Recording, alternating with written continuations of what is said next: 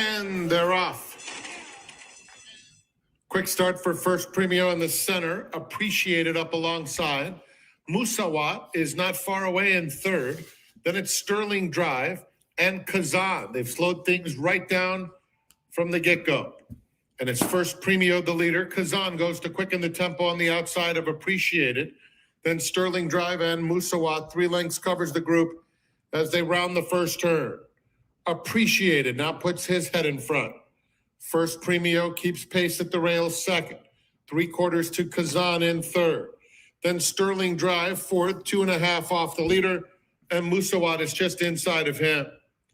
Down the backstretch they go, and it's Appreciated dictating the turns, letting it out a notch and leading by 1.5 lengths. First Premio is down on the inside of Kazan. They're followed by Sterling Drive fourth, but just 2 off the lead. Musawat's at the back, heading to the 3/8. It's Appreciated, a length. Kazan second. First Premio joined on the outside by Musawat. Musawat making an early 3-wide bid after them. And Sterling Drive is at the back of the field. They're 1/4 mile from home, and it's a wide open scramble now. Musawat on the outside, Appreciated. First Premio trying to find room between horses. Kazan, 2 back to Sterling Drive. First Premio, can he get through? It's such a narrow opening. It's Appreciated. Kazan, First Premio, a driving finish, and Appreciated fends them all off. Tight photo between Kazan and First Premio.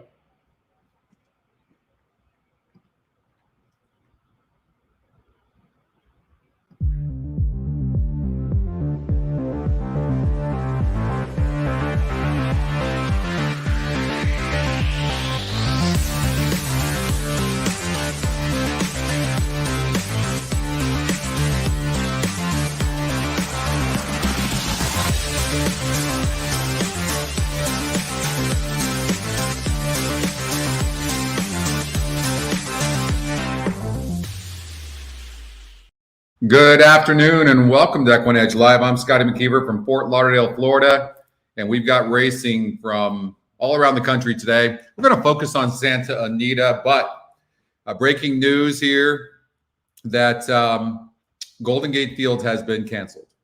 Golden Gate Field has been canceled. So that's okay. We're going to make it work. We've got plenty of racing. We've got Woodbine, Belmont, Keeneland, of course, has got another race.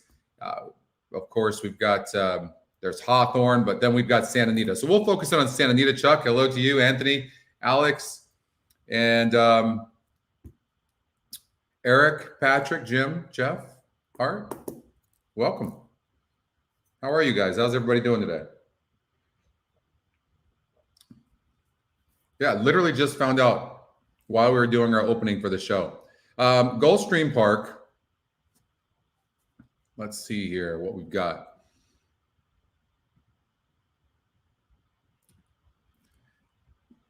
Hola, everybody. Good afternoon. Hello. GSR, no, really, the pace of the race might be the 8 horse here. I think this race is between the 8 and the 2. I'm with you. Let's get some winners over at Gulfstream Park. We can't show the races, or we're not supposed to anyways. We could get us shut down. We don't want that. Mike, what's going on? Marv?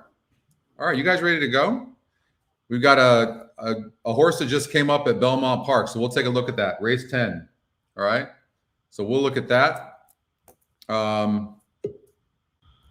Yeah, I mean, Rispoli. Oh, my goodness, right? Rispoli. And he went on that rail like that when he had the best horse by far, and yeah, that was a little scary. Actually, that could have been bad, but let's see here. So we've got, I think it's a 2-8 exacta box, and then if you want to do a trifecta, maybe 2-8 with 2-8 with 3-6, something like that. That's what I'm going to do.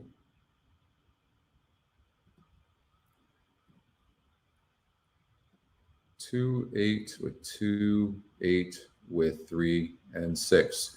And you could do a superfecta as well. Something like 2-8. See here, I doubt I'm going to get this in, but we'll see. We'll try. 2-8, 2-8 with 3-6 with 3-6. All right.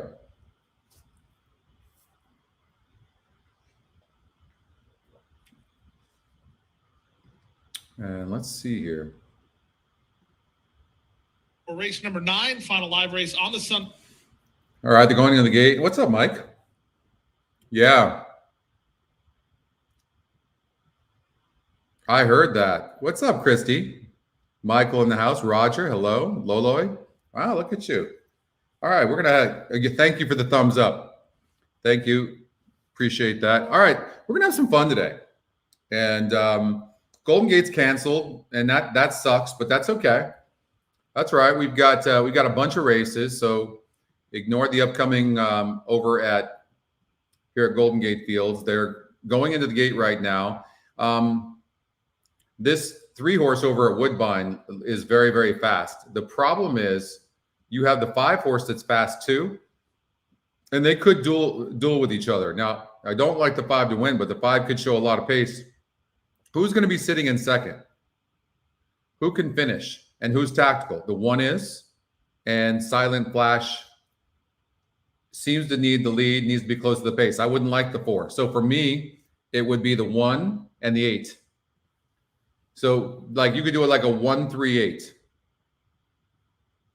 1-3-8, something like that. Style makes the race. 1-3-8 exacta box over at Woodbine. That's what I would do. Hey, Lex, Bill, Catherine, Mike. Hey, Mike. Let's have some fun today. Oscar in the house. ¿Cómo estás? Aldo. I don't think I've seen you in a while, Aldo. Roger up north right now. Crazy weather up there. Not supposed to be showing this, but we said 2-8, right? Mile with the advantage. Dominican Ice by a neck. Logico is second. Rod to Rod is third. Blind Eye fourth. Down to Business is next. Red Road calls it an afternoon. Then Cassidy's Gold in one more day as they run for home. Jeffrey Sanchez and Dominican Ice trying to turn away this big favorite. Logico and Rod to Rod, they're both trying to get to it. 8 sure seemed like he had a lot of horse, but all of a sudden now kind of petering out a little bit. 9 needs to stop. 12 and 1. Dominican Ice. Come on, 9, stop. With the inside position. Wow, this 9 is not stopping. Everything else is happening the way we would hope it would happen. Come on, 2-8, 2-8, and look at the 9. That's unbelievable. 30 to 1. Rod on the outside. Rod to Rod puts his best foot forward late, and Rod to Rod gets the win. They're 6-5 favorite. 8-9, very close for third between the 1 and the 2. Maybe the 1 got up on the inside, but yeah. What's up, Clint? So we're going to find some opportunities, just like we did yesterday. Look, did you guys see? I think I lost every bet, but maybe 1 or 2. I was down a couple $1,000, and in one bet won $6,800. Right? So, and I say that because like you want to make sure that my bets were consistent throughout the entire time. So you want to make sure that you just make sure you space your bets out right. Know that you're going to hit a certain amount, and when you do hit, you're going to hit good. And we took a key horse who was what, 3 to 5, 4 to 5 on the outside and said, we can beat this horse, keyed that horse in the 3rd spot and the 2nd spot. And look what happened. Right? So just something to consider, Woodbine, race number 9. And don't forget, I'm on the staging site. So you're seeing the pace numbers here and you're seeing the new win percentages. So if they look different than what you have, they are. And this new win percentage is a point higher than the current one you guys are using. And you guys will have this either next week, this coming week, or the following week. You'll have it before Breeders' Cup, though. What's up, Jeff? I like 1, 3, and 8. I don't know. The 5's pretty fast. If the 5 lets the 3 go, which I don't think will happen, then But as far as the horses that are tactical that can win this race, it would be the 3 and the 8, or the 1 and the 8. Excuse me.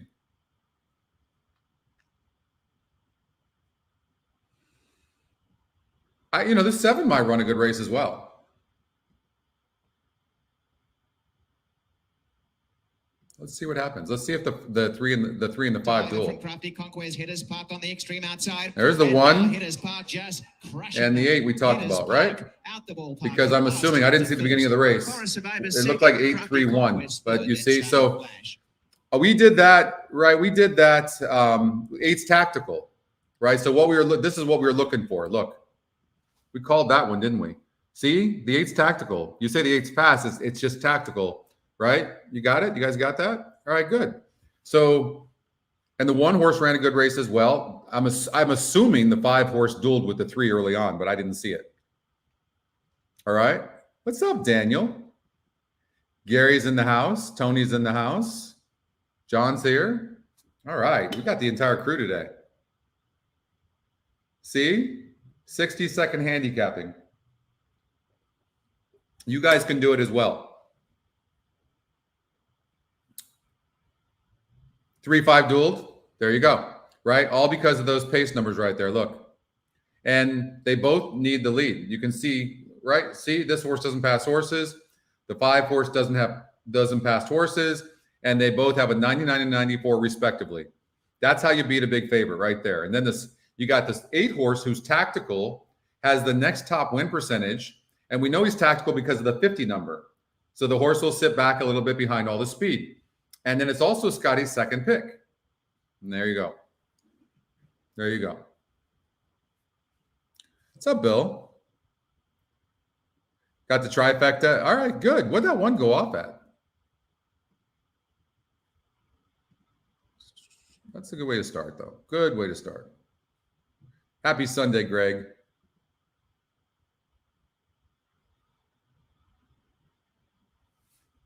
Huh, I know.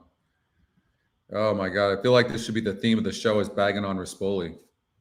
It's terrible. I actually really feel bad. It's not personal, but that guy gets more favorites in trouble than about any jockey I've seen.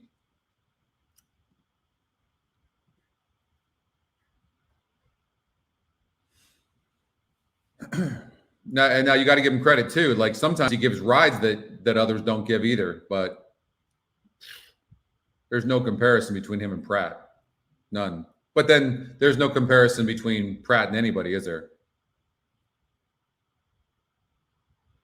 Yeah, we talked about the 8 horse, and then the 1 horse went off at 7-1, and we almost got that exacta box there, right? 8-3-1. Look at that. Look what we called. We said 1, 3, and 8. Trifecta for 20 cents. That's actually a nice trifecta. What is that? $57, something like that. Wow. Nice exacta to the favorite. $14.65. Hey, Ken. Calvin Burrell, Scott. I am with you. I've got stories about Calvin Burrell, and they're not good. He has won, how many Kentucky Derbies? 2 or, well, he's won at least 2. I know that. Has he won 3?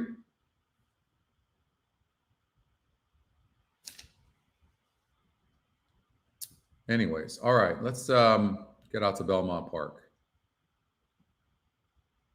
Again, we're going to be covering Santa Anita is the theme of this show. But unfortunately, the golden hour is done because Golden Gate's been taken, been canceled. The card has been canceled. So, but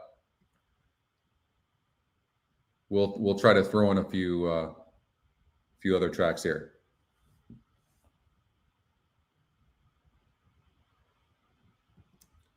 That's awesome. Nice, Alex. But no, you did it. Honestly.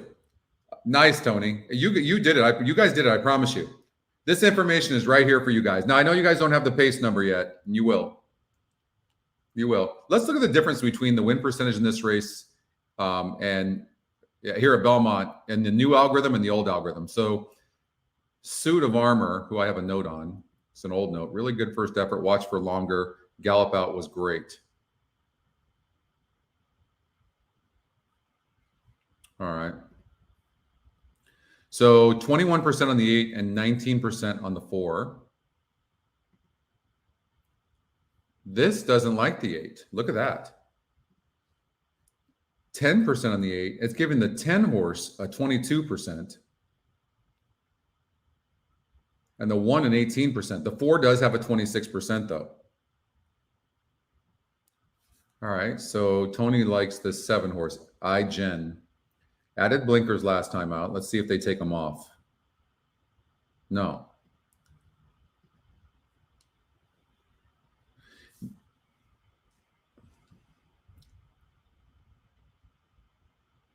All right, what's the story here?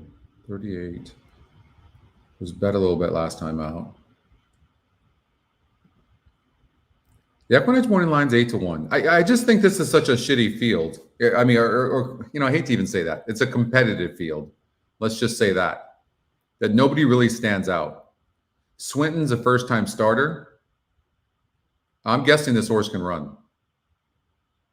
Workouts are fantastic. They are very, very. These are good workouts. I'll tell you that right now. This horse can run, and in a crappy field, this horse could take him gate to wire.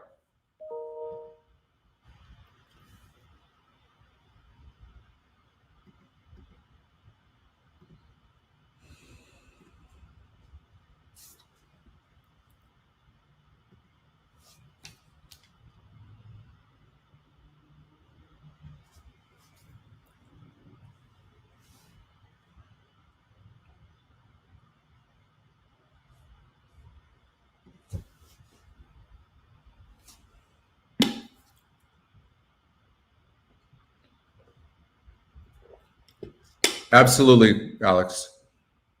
We will do that.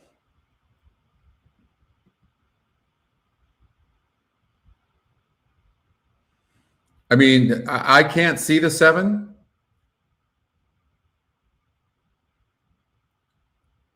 If the pace number is correct on this first-time starter and the win percentage, it looks like the 1 could be tough. Flipping fun. In a crappy race like this too, 0 for 21.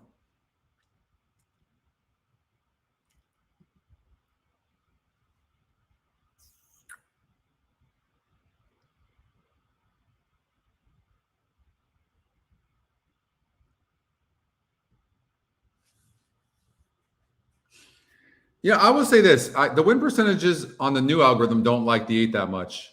But I kind of like the Scotty long shot a little bit. And the reason is, look at the 64. It's tactical. And it's only had 10 races and been in the money in 4 of them. So I don't think this horse is that bad. And it's dropping big time in class. And it got 3rd against 10 other horses last time out. I don't know why. And this is a better algorithm for sure, but it's not perfect. So I'm going to say the 8 can run.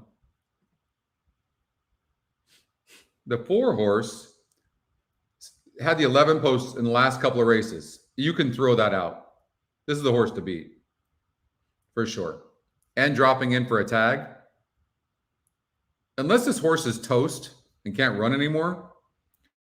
And I don't think that's the case because the horse actually has a workout after that last race. I like the 4. I don't love the 10. The 1 might be able to run.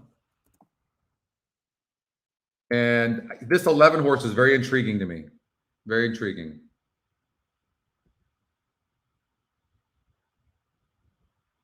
Has some speed, getting easier here.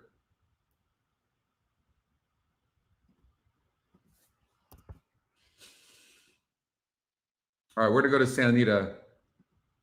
So you guys are on your own as far as what you're going to bet. But I like the 1, 4, 8, 11.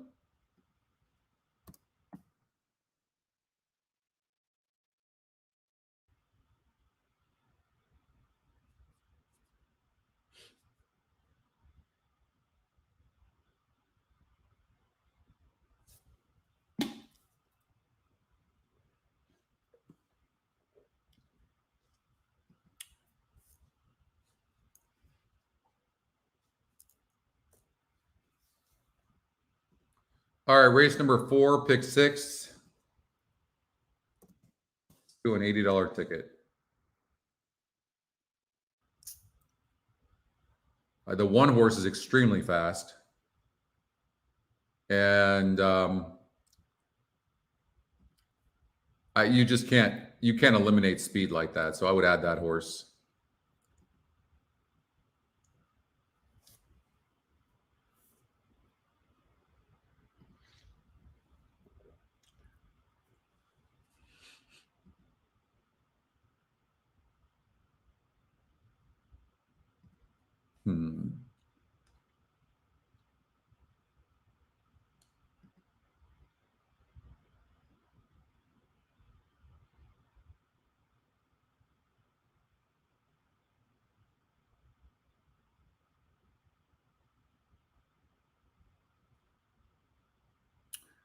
So Nick Alexander, can't ignore any Cowbred. And this horse is actually very well bred. In a race that doesn't seem to have very many strong horses. I mean, this horse has been burning money right here. So in a race like this, I would think that a first-time starter, especially with that post position, has got to be looked at. So I would definitely include the 7.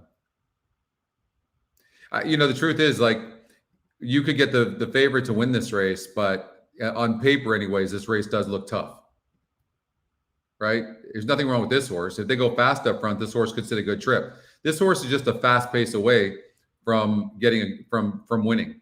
That's all. You can see it's a 39. It has no speed whatsoever. It's a real tough one. You might want to just hope. Well, let's see if there's any singles. Let's see if there's any singles. Speed. Hey, Eric.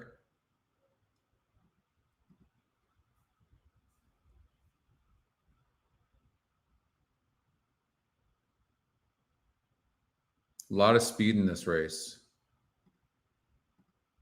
A lot of speed.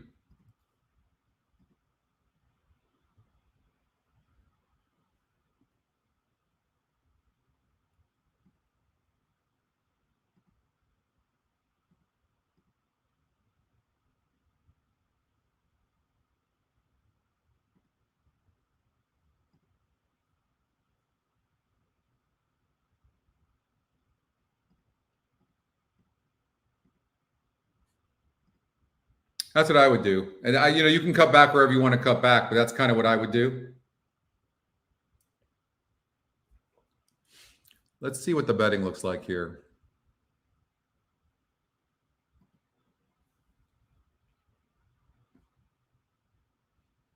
Like, there's no really big long shot.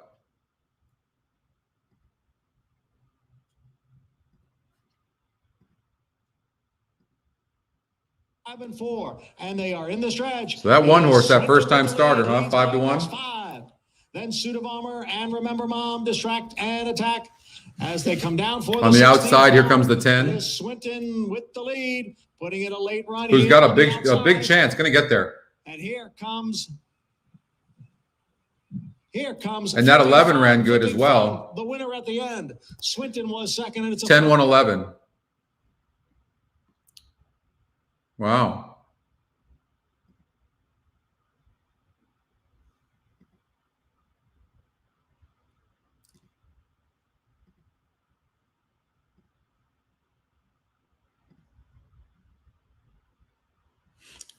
So that 10 ended up getting up. And we were all over that. We were all over that 1 and the 11. Look at that 11 horse. 55-1. God, that so stinks that 10 ran like that. Ugh.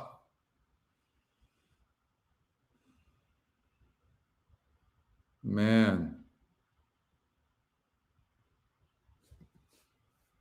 Right there, weren't we?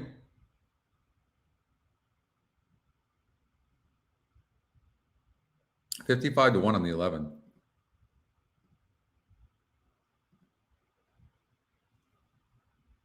All right, last race over at Keeneland, and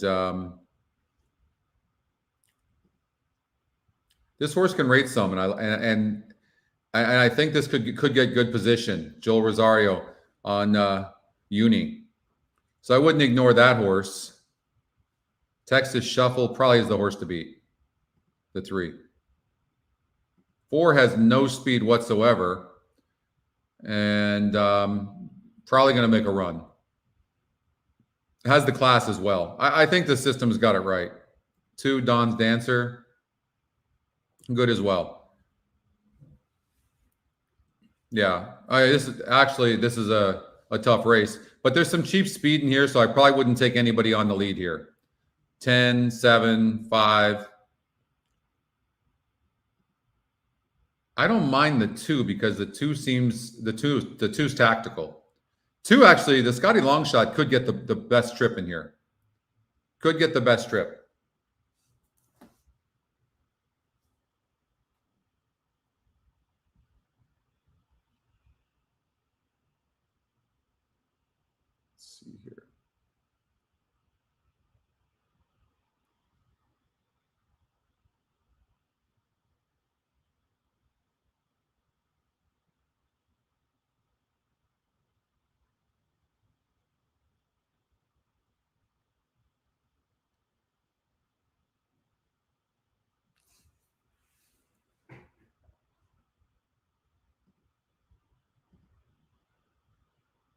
7 minutes before the 4th race over at Santa Anita.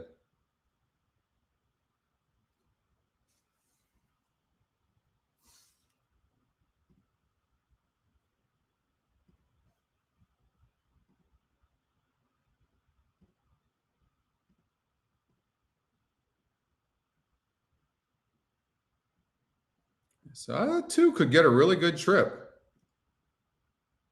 You guys are watching it right now, right? Texas Shuffle needs room. Also, Don's Dancer needing room The toward 3 the as outside. well. Joy of painting the leader. Texas Shuffle. Don's Dancer on the outside. Here comes Don's Dancer. A final run. Late run from Sue from far back and also from Gladys toward the rail. But Don's Dancer wins it. 2-5-1. Mitchell Scotty Longshot wins the race. You guys bet that?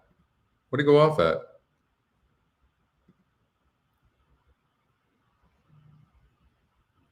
I know, Mike. I just doing it for I just a little tease, Mike. A little tease. Mike's giving me a hard time for showing that. I'm not supposed to do that. I know.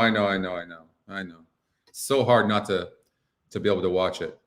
Hawthorne race number 4. You might want to watch the 1 and the 3. Okay, but we're gonna get out to Santa Anita. I love you, Mike. He's just keeping me honest.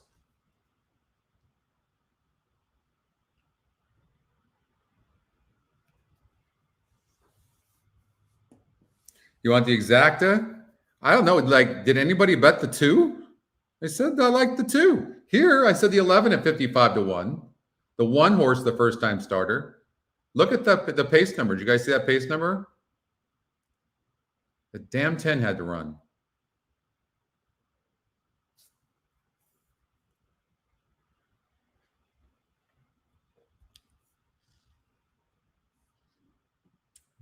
What did that 2 go off at? Not one of you said anything about betting the 2.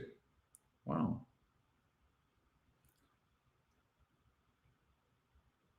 Ended up going off at 7-1.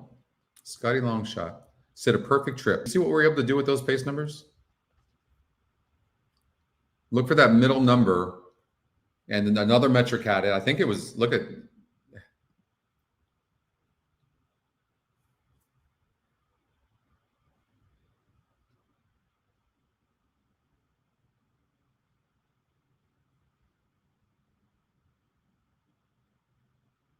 We did a big 6 for Santa Anita. Yep. Did we finish it? I don't know. I did. Oh, wrong one. 100. Well, you could cut back on it, but I was spreading. Let's see what I'm going to do. No, I'll tell you what I'm going to do. I'm going to cut this back. I'm going to show you how I'm going to do it. Remember how I'm always telling you that 80% of races are won by the underlay from the morning line. 12-1 on the 1 horse. What? This is not what I did. Didn't I lock these things? Oh, no. Wrong one. Hold on. All right. So we're going to get rid of the 1. Okay. Even though he's the fastest horse in the race. We're going to get rid of the 1. Big time overlay.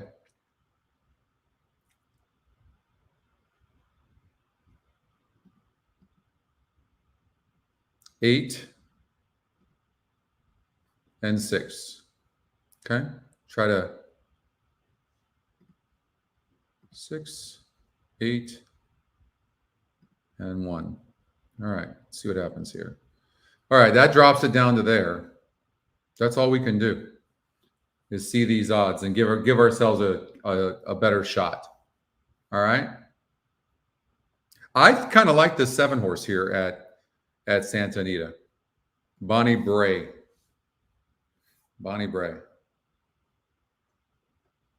Nick Alexander horse. Got to watch out for Nick Alexander.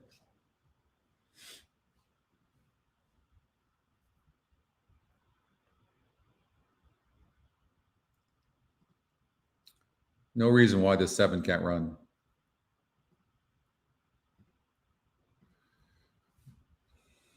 Getting bet to 3-1 as well. Top GSR. System says the horse isn't very fast, but none of these are very fast. So the horse is at least tactical within this field. Warren's Queen Bee. Horse was right in contention and then lost ground last time out. Okay. So it's got a shot, but it's certainly, not one that you're going to love. Here's a first-time starter with some very interesting works. No doubt. Flavian Pratt jumps aboard.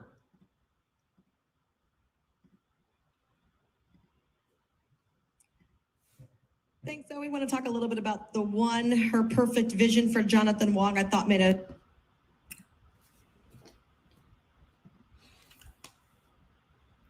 Two horse is getting bet. First time starter for Richard Baltus.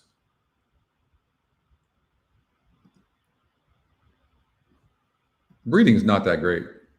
Really, the best breeding in this race is on the 7 horse. 4 horses, all people can see. So they're betting that, but that's not a good reason to bet a horse, right? That's what happens to people. Edgardo likes Hernandez. See? Edgardo, I don't know. I'm gonna say that the 4 can't win. I'm gonna say one of these is gonna step up and beat this horse. And you could be right, Edgardo. I don't want to throw you off, but I'm just saying, like, this horse has burned money, and it's all people can see because you have a couple of first-time starters.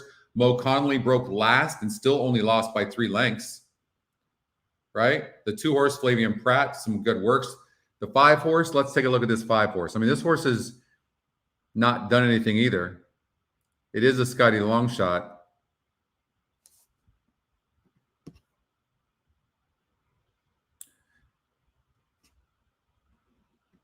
I mean, I feel like we know who this horse is, right? 18-1 on the 5. Cindy thinks the 1 is nicely bred. It's the fastest horse in the race, and it could go gate to wire. It could, no doubt.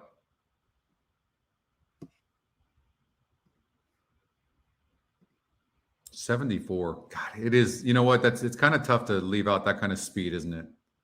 It is. Big time overlay though, but you know what? With that kind of speed, I'm gonna get rid of the 4 though. I'm gonna try to beat the 4, and I'm not gonna get rid of the 5 because it's also 6-1 in the EquinEdge morning line.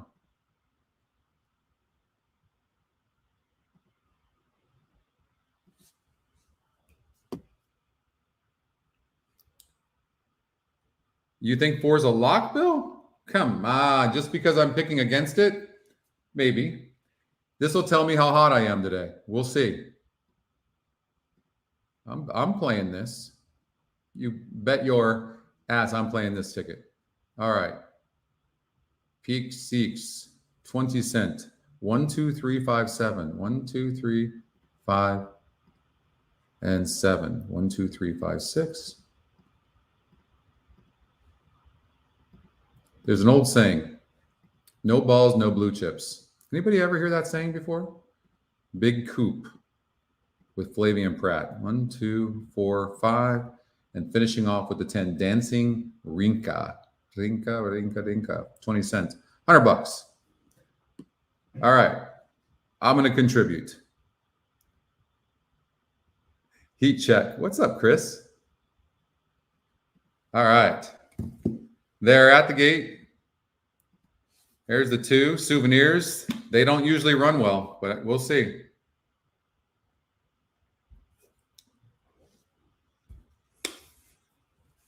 There's the 4.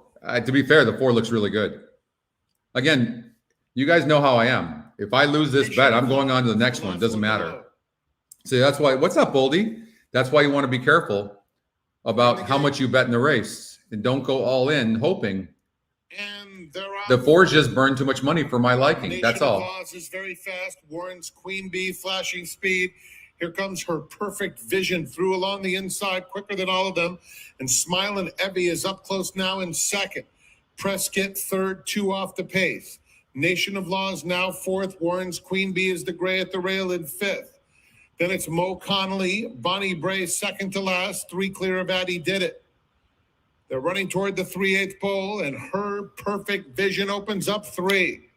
Smiling Evie second by 2. Warren's Queen Bee advancing along the rail in third. Then comes Prescott in fourth, 7 lengths off this loose leader, followed by Mo Connolly. Bonnie Bray trying to mount a bit of a bid too. Don't log out. Don't log out. Don't log out. Now go. Perfect Vision drifting out and getting weary.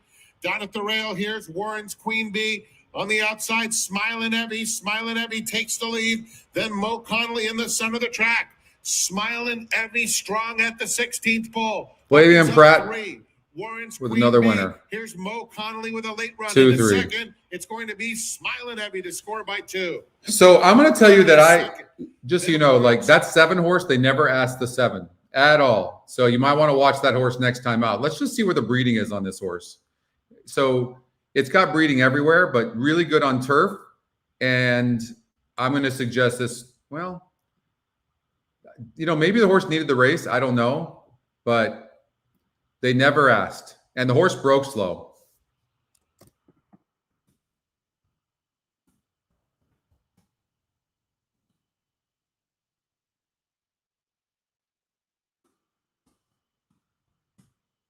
All right, did it on her own. All right. That's good. Woodbine race number 10. Woodbine race number 10. We missed Golden Gate Fields. All right. Well, if you hadn't heard, Golden Gate Fields has been canceled, so there's no golden hour today, but we still got racing, and we'll be focused around Santa Anita. We've got a pick 5 coming up next at Santa Anita. So we'll do the late pick 5. There's completely, there's 6 more races or 5 more races, and they're competitive races. So we'll hit up those and play a pick 5. I'll play with you. But we're gonna go to Woodbine right now.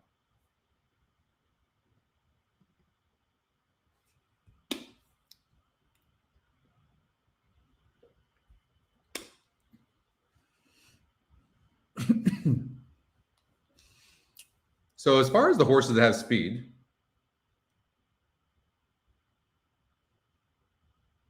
clearly the 8 horse is the fastest horse in the race. Now the 5 horse has some speed, but the 8 is fast. But it could go gate to wire. The top win percentage is only 22%, and the horse draws the 12 hole. So it's 40%. And let's see. Let's take a look at this horse and see what it has. See, a lot of times, look at this horse has actually been bet, but burned money. And the reason is a lot of horses need the lead. This horse is finally going to get the lead. And the GSR actually goes up to a 58. This horse is going to be scary on the lead. I believe that. Now, how fast this horse goes, I don't know. It looks like this horse can rate some, so I don't think the jockey is going to necessarily just send this horse in duel because he's looking at the PPs and he's saying that the horse can rate. If the 8 isn't good, the 5 is going to be sitting in the first position. Okay? That's what's going to happen. See how fast we can do that? How cool is that? Like the pace numbers just make the handicapping that much easier. Absolutist is the 2 horse who has broken slow. And the system is saying this horse has some speed and been going longer, now cuts back. This is a really tough one. If this horse runs good and wins, you're going to get paid. You're going to get paid.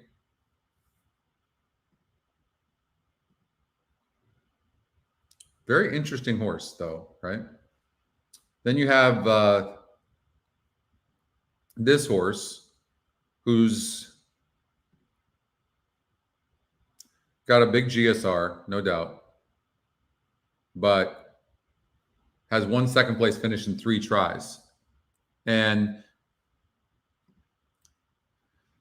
here's the problem. When you have a horse like, I'm telling you, horses don't come from very far back to win here. They don't. So I'm good. The 3 could, no, these horses could get in the money. But as far as a win goes, I don't see it. I don't see it. Magic Spin, Scotty's second pick.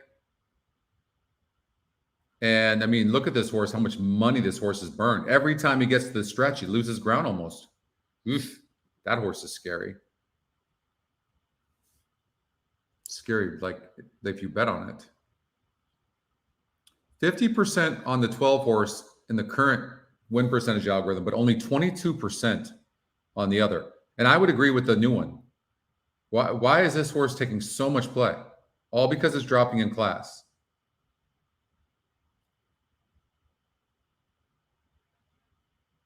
I don't know. We'll see what happens, but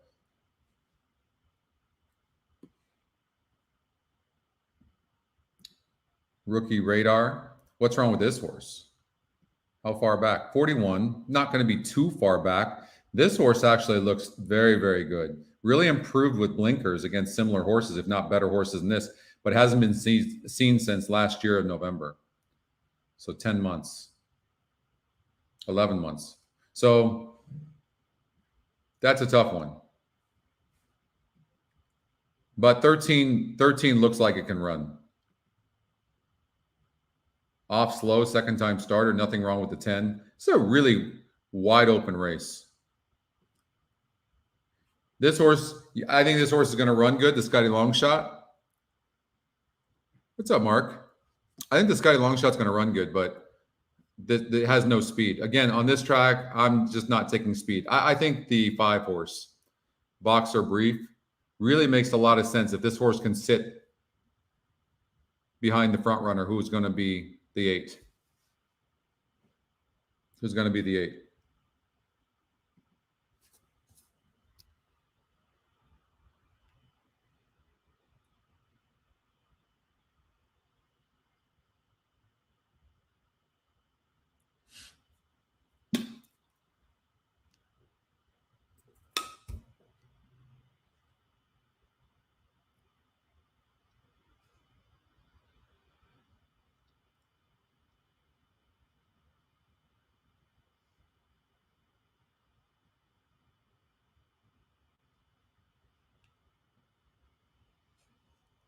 I'm pulling up. I want to be able to watch this on my phone. Oh, what's up, Mark? I wish there was more races. This is the last race, right? Or is there? Yeah, it's the last race tonight.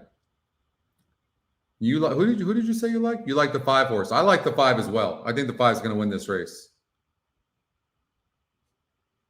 I don't know why I can't get this on my phone.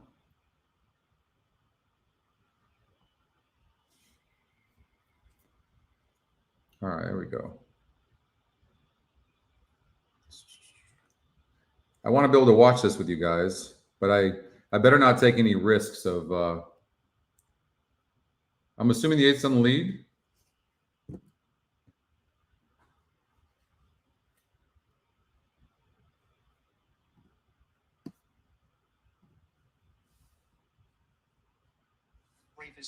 The 5's sitting a good trip.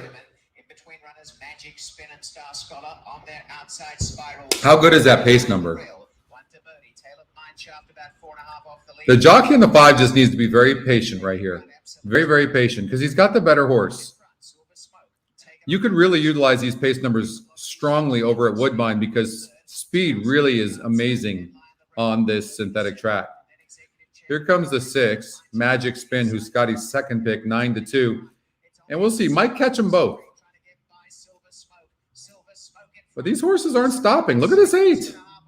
Here comes the 3. Wow. Who's the 3? Oh, Ben Leon. We talked about that horse with no speed. Those horses don't win, though. And here comes the big favorite, the 12, who's going to have to settle. No, going to get it. Going to get up. 12-8-6-3. So the class prevailed there with the 12 horse, but all out there. And the speed of the 8, right? Talked about that. The fastest horse in the race. 20-1 in the morning line. What do you go off at? You know what my only worry was of the 5, right? This is my worry with the 5. Look at this horse. He loses ground or loses position. One of the two every time. You guys see that? 7 to 8. 1 length in front, loses by a length and 3/4. Barely in front, loses by a 1/4 length. You see this? Like every time. And that's and we knew he wasn't getting the lead. So when the horse didn't get the lead, I thought, okay. And so you have to put money burner here. Like you have to. So you remember that. I think needs lead for best. right? So that's the way you want to look at that. You got that try. That's a nice try. So you have to watch for that. But 8 horse. Look at we can find some good horses. I'm looking forward to the BCBC with these pace numbers. I'm looking forward to it. Betting Breeders' Cup as well. I hope it reveals some stuff.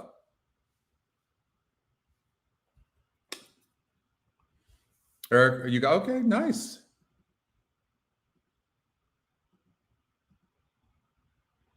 And then there's Mark. Oh. All right. 17 minutes before Santa Anita. What do we have coming up? Hawthorne, race number 5.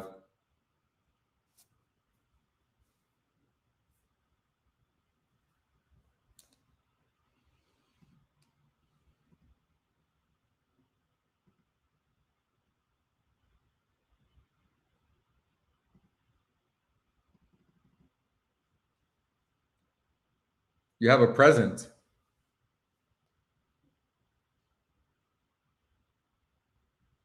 Five in the 9th at Santa Anita. Cool. Let's see here.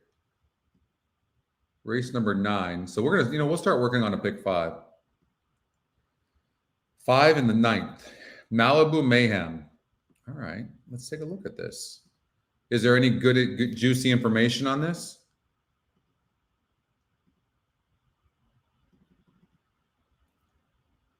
So 5 is a first-time starter. Love. That's the best information is on first-time starters. The workouts are good. This workout right here is really good. 8 of 53, then 8 of 39, right? Then they're just cruising here and cruising here. Jose Valdivia Jr., Richard Baltas, and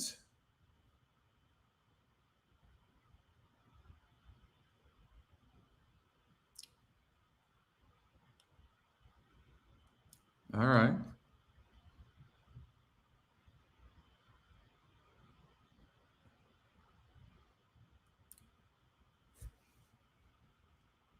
A lot of these first-time starters, they break bad on the turf, but, I don't think, maybe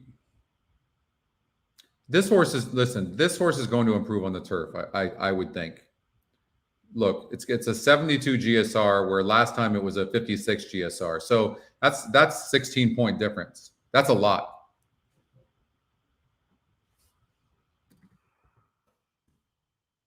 How come every single horse that I like on the turf with spoilies on? Have you guys noticed that?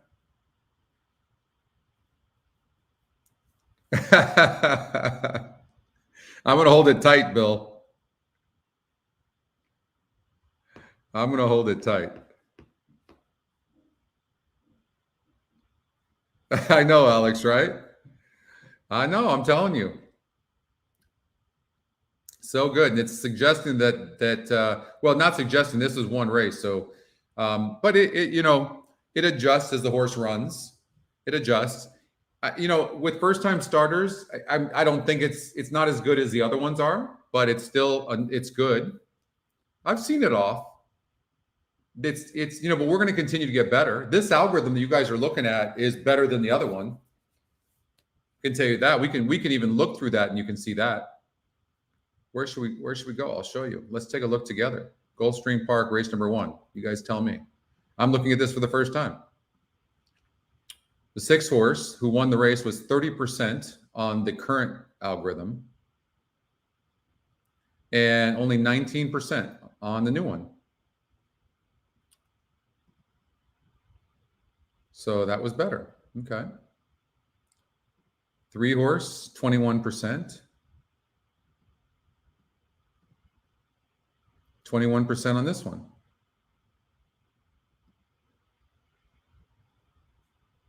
Okay, let's see here. So nothing there. The 1 horse here, 36%.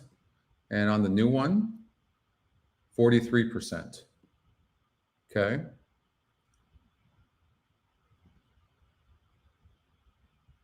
Look at Laurel. All right, I'll look at Laurel.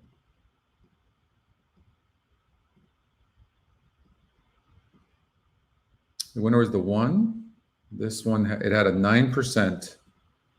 This one, Blood Proof, had so the current algorithm was better there. The 5 horse had a 12% Percher, and the new algorithm had 13%. So no difference there. The 3 horse had 39% here, and the 3 horse here had 27%. So better on the new one. The 10 horse had 16%, and the 10 horse here had 11%. So the new one is doing pretty good. 2 horse, 31% in race 5, and 26% here. 13% on the 4, and 17% on this 4 here. So that was better here. 10 horse, 8%. Race number 6, 9% here. So about the same there. 11 Vergara, 32%.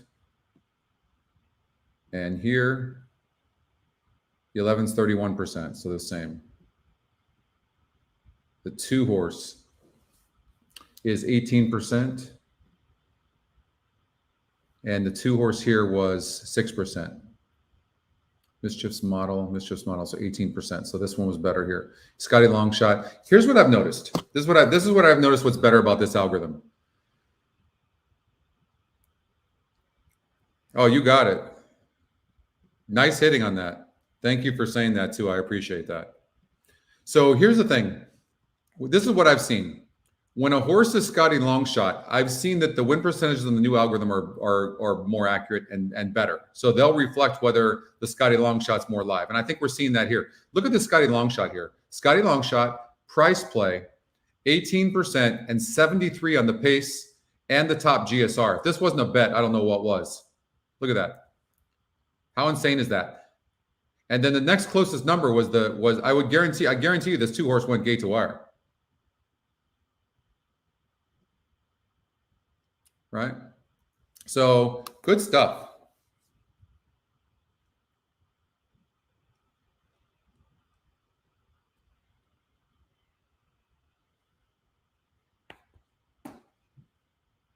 Anyways, the new algorithm is better. Also, the other part of that the new win percentages are good is some of the lower numbers. It's raising some of the lower numbers on horses that are winning. And in this case, the 2 horse would be a prime example of that. This 3 horse one, it's 28%. 28%. And I did not see this race, but I'm just looking at the pace numbers, and I'm guessing there was a crap load of speed. Look, 55, 56. This guy's got a 50, 64, 51. So a lot of pace. And so then you take a horse like the 3 horse, who's 28%, top Scotty pick, top GSR, and it only has a 4 pace, but the setup was perfect. And you can see, look at no pace, this horse, and they've got a good setup. That's how the horse won. Pace makes the race. So when you take this pace number and you put it in combination with everything, it's fantastic. So, but these new win percentages are 1 point better. So it's not dramatic, but they're more accurate. We're definitely going to do a pick 5 over at Santa Anita. Can the 6 horse go gate to wire at Santa Anita in this race? I'm assuming you're talking about, Patrick. And the answer is it could. But 2's fast. 4's fast. Although I don't like the 4, but the 4 has speed. But look at the 4. The 4 can rate a little bit actually too, but it doesn't. Well, no, the reason I didn't like the 4 is because look at the SORs. And this is a 66 SOR group, and that horse has been facing way easier horses and losing. Cutting back in distance here to 6 furlongs.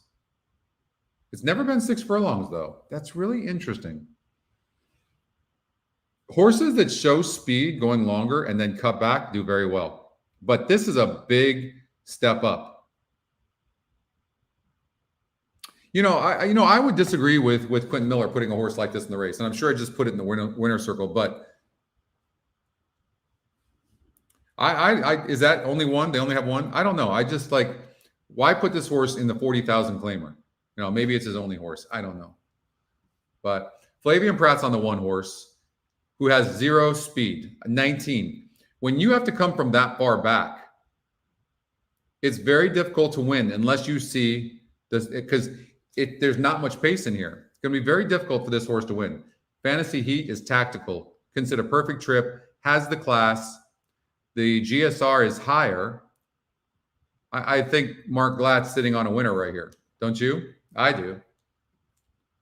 6 horse seems to need the lead, and there's other speed in here. I don't.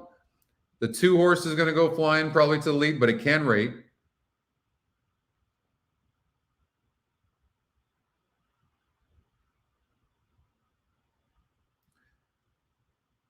I would imagine Juan Hernandez is going to be aggressive from the inside. I think it has to be. I really do. The 4 horse needs going to be going forward, going fast. And the thing about the 5 is, you know what I like about the 5? Sits a perfect position no matter what happens. Who's the jockey? Abel Cedillo can choose what he wants to do. I think the horse is a single. And I think he comes up, and I think the 1 gets up maybe for second or third. Like I would key the 1 in the first spot in a tournament, and then I put the 1 horse. I would do a 5-1 exacta, and then I would do a 5 with 1 trifecta. That's how I would play it. That's how I will play it. But I think the 5 horse holds all the cards. More I'm looking at it.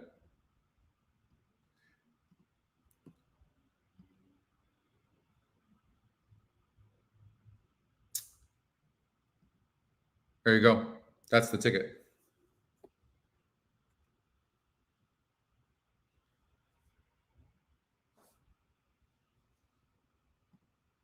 Six minutes before the race, 5 horses. Oh, it's even money right now. That stinks.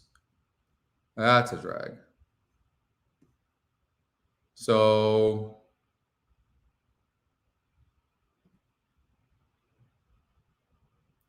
pick 5.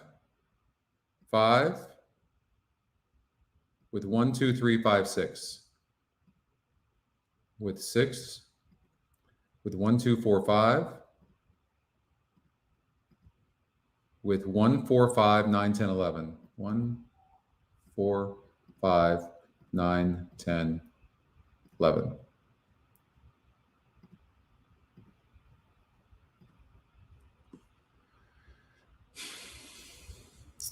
All right.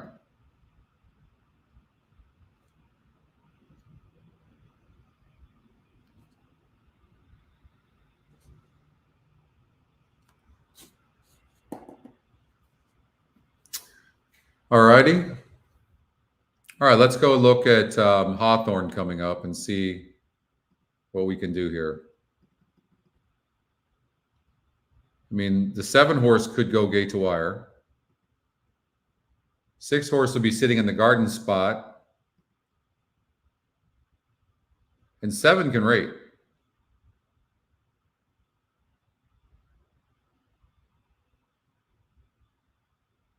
Arguably, 8.5 furlongs might be this horse's best distance. Look at this. It's 15 to 1 in the morning line. Well, no, it's been adjusted. I think this horse makes a lot of sense. Richie's got game. It's a nice horse. Maybe this horse isn't the same horse it was. I don't know. It did face better last time out. Throw that out. But then it won 2 races on turf. Do we really know? Well, I was going to say on dirt. I don't know. This is an interesting horse. How is this horse 12 to 1 in the morning? No. Again, it's adjusted, isn't it?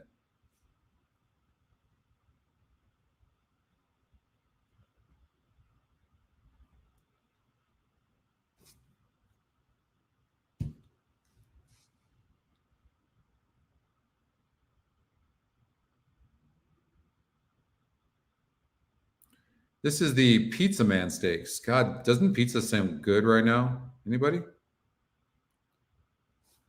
I think the 7 could go gate to wire. 6 is going to be sitting in second and get a good trip. For me, I would try to beat the 9.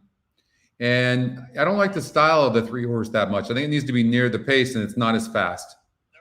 So we'll see what happens. Between horses, read the clip notes out for the lead. Landmark Deal came away well. I work persevere. Hustles up third. On the outside, Richie's got Pizza's all mushroom and pepperoni. Yep. As they make the way around the first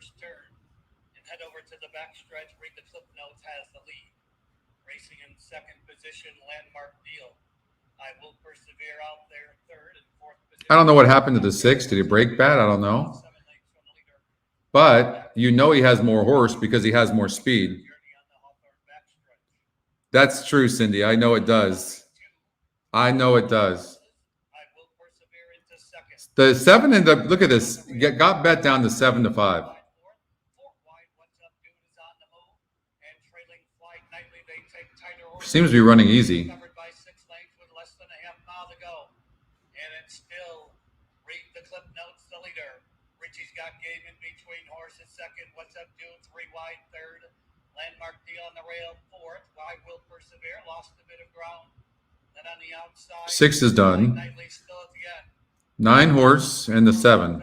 This is the races between these two horses. Richie's got game moving up on the outside. 9 seems to have the advantage. It does have the advantage. Richie's got game. Comes off the turn to take the lead. Toward the inside. And gonna win. Oh, 7's coming back. Wow. Come on, 7. Come back. Look at this guy. Gonna get the win. How is that, huh? Gate to wire. How's that pace number? 6 broke bad.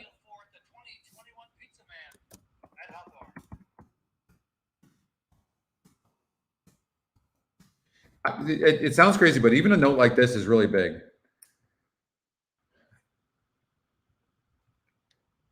When you have a horse that's styled to be near the pace, same with the 3, and that doesn't happen, the form is not going to show you what you need to know. Only the note's going to show you that the horse ran away from its style. That's what happened here. Look. This horse is going to run better always when it's kind of, maybe 2, 3, 4 lengths. But if this horse was 10 lengths back, so went away from its style for whatever reason, maybe it was the slop, whatever. But you can catch a price next time out. I'm getting better with watching video. I wasn't always great. Video can throw you off as well. All right, Santa Anita race number 5. So let's look at a vertical here real quickly, but we know that we like the 5.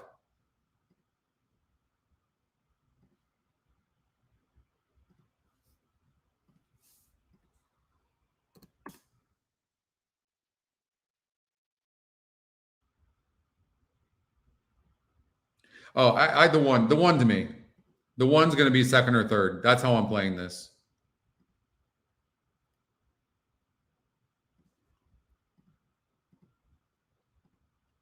And then I'm doing a trifecta with the 1 in the 3rd spot. In today's featured 5th race, 5 all with 1. 7 read the clip notes, finished first. That's how I'm doing it. Got game second. 10 I Will Persevere third. And number 1 Landmark Deal fourth. 7. All right. Frank Marimani was going to have the call of race number 5, loading into the gate, even money on the 5. Current pick 5 pools, 412,000. That'll probably get up to about 500,000 or over by the time they get loaded into the gate. Because in the last minute, about 50% of the pool, 40% probably. Last 2 minutes. I think it was 2 minutes or 3 minutes is where 50% of the pool. Look, it just in that like 10 seconds, 15 seconds, 50 grand was put in there. Fantasy Heat going in. But the 5 is going to be maybe a length or 2 off of the front runners without even trying. Trickle in. With no trying at all. Whereas the 1's going to be in last. They're in the gate and they're off. Trickle in on the outside. Storming Lady has speed too. These two vying for the early lead. And now Rose Princess splits them and moves up to take second. Fantasy Heat is 4th, already 5 lengths off the lead. Then Invincibella. Now the 5 didn't break good it's at all. In, speeding down the backstretch with a 3-length lead. And the jockey on the 4, whoever that is, I guess he didn't get the memo that the horse runs on the lead. Fantasy Heat, 5 or so off the pace. And the 4 does not look comfortable. I mean, he is really going fast. Less than 3/8 to travel. Trickle in to catch, has a 2-length lead. And the 1 does not have a good spot on the rail. Storming Lady getting a little bit closer now, just looking for a way to get through.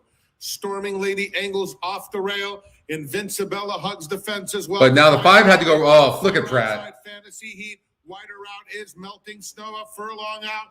And the new leader is Storming Lady. He's so good, though. Invincibella takes off But in the center of the course at the yeah, rail. the 5, you got a terrible Storming trip. Lady with a perfect trip to victory. Storming Lady wins by 3, 2. 6, 1. Trickle in second, Invincibella third, then Melting Snow.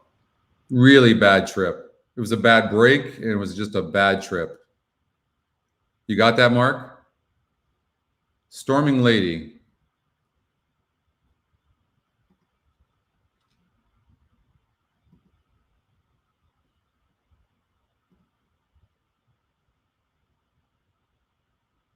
Jessica Pfeiffer.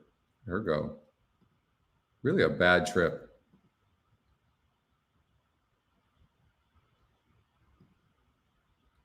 Three, 1, yeah.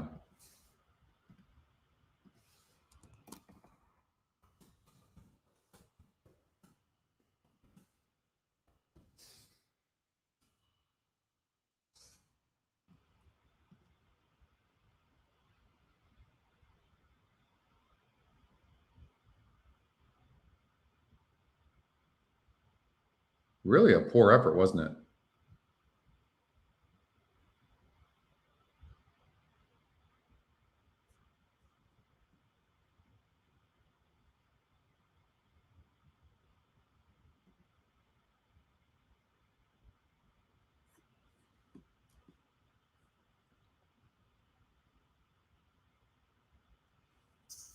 All right.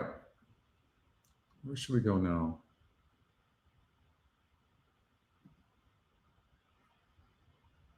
You're alive?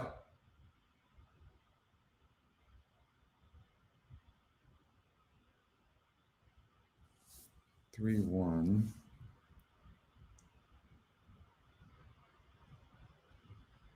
That was, let's see.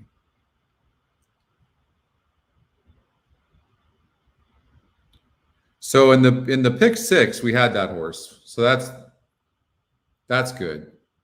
Let's take a look at that.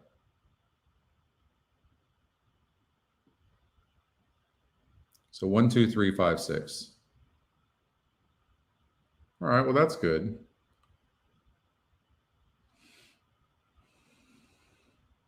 And we're spread out.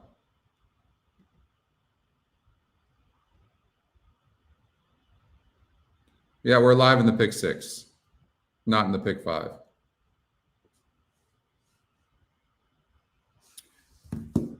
All right.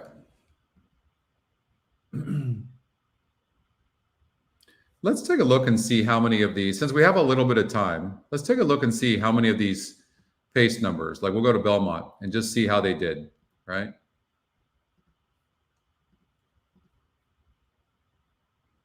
So, all right, so the 8-horse Selena one paid $21.60, and it was the, let's see, 57, the highest pace number.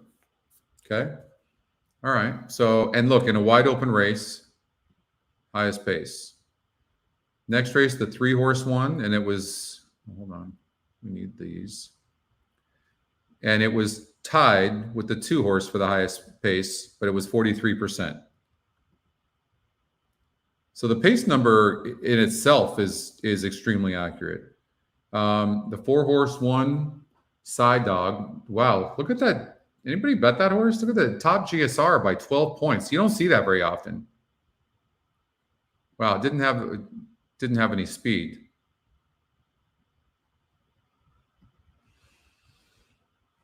The 1-horse Miles D, 79 on the GSR, and this horse, I'm assuming, came from behind.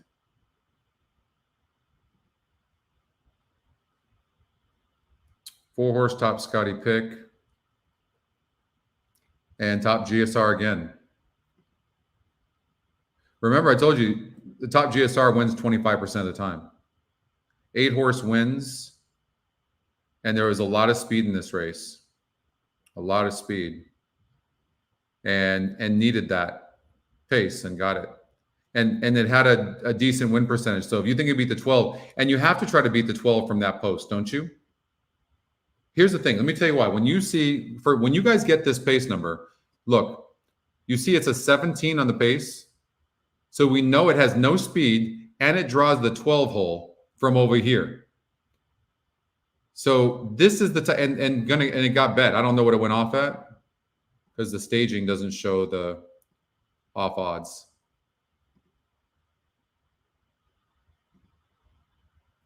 Three to 1. Lukewarm was your favorite. Like this, these are the types of horses you try to beat. 55% horse, top Scotty pick. Won the race.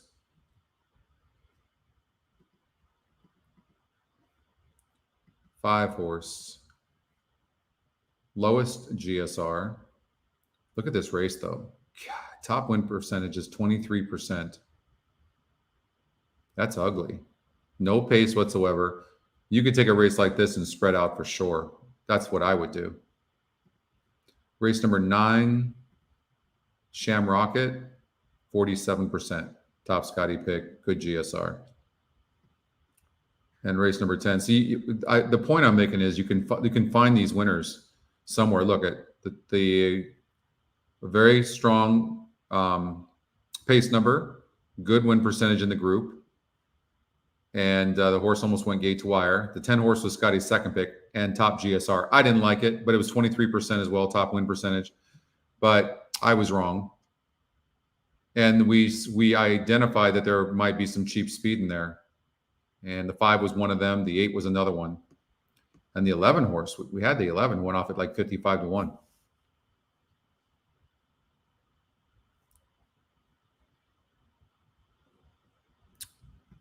So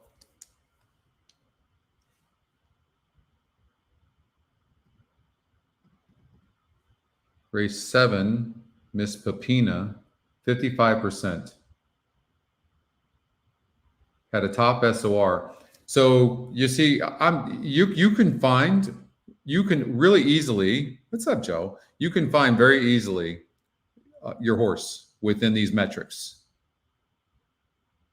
Right? So now it's just a matter of just figuring out how to bet. That's all it is.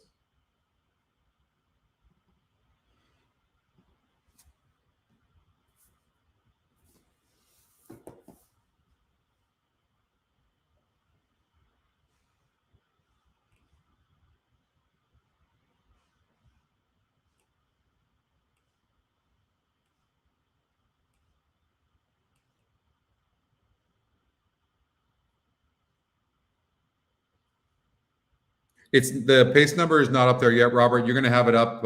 You'll have it either the end of this week or the before Breeders' Cup, but it will for sure be in the next week and a half, maybe 2 at the longest, but for sure before Breeders' Cup. But I've tested enough of it to know. Now it's just a matter of the team getting it on the what we call production, what you see. So that's coming. Watch race number 7. I can't do that. I will, but I can't for copyright reasons. The 8 had to come late.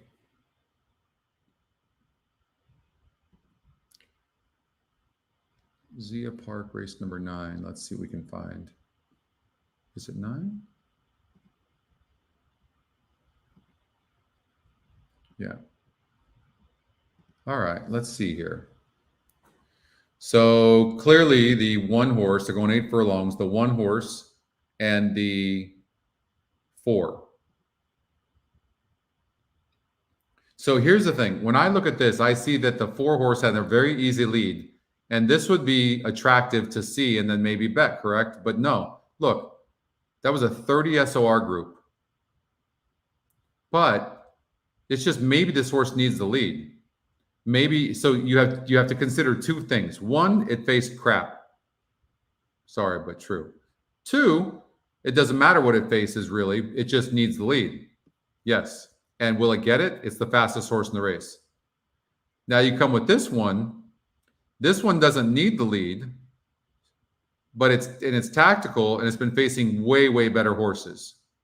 So this horse will be sitting right off of the 4 for sure.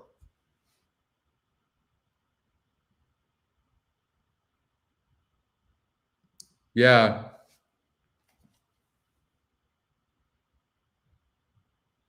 As a matter of fact, that popcorn sounds really good. I'm going to go pop some, as a matter of fact, right now. Popcorn and wine, since we have a second. But yeah, Oldie, I every time I looked at I work on the win percentages with John, I think of you.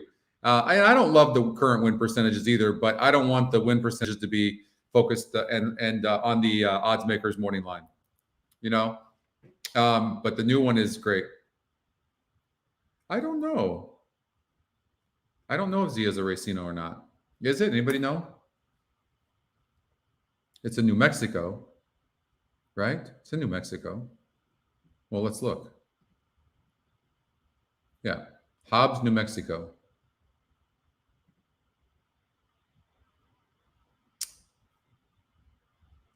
First call. It's the pace number is accurate within 67% of the time. By the way, that's including first-time starters.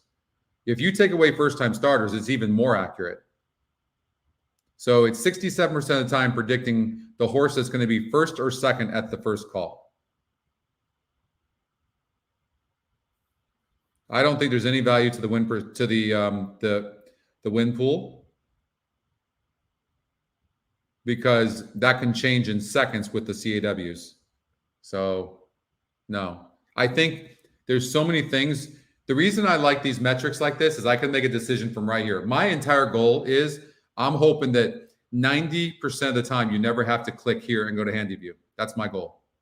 That's the team's goal. That everything you have is right here in Race View, so you can make a call. When you start looking at statistics, he's 0 for 37 with first-time starters, or you know what I mean? When you start doing stuff like that, we've seen that it just gets, there's too much information and it gets confusing. I think so. I like the Big Five.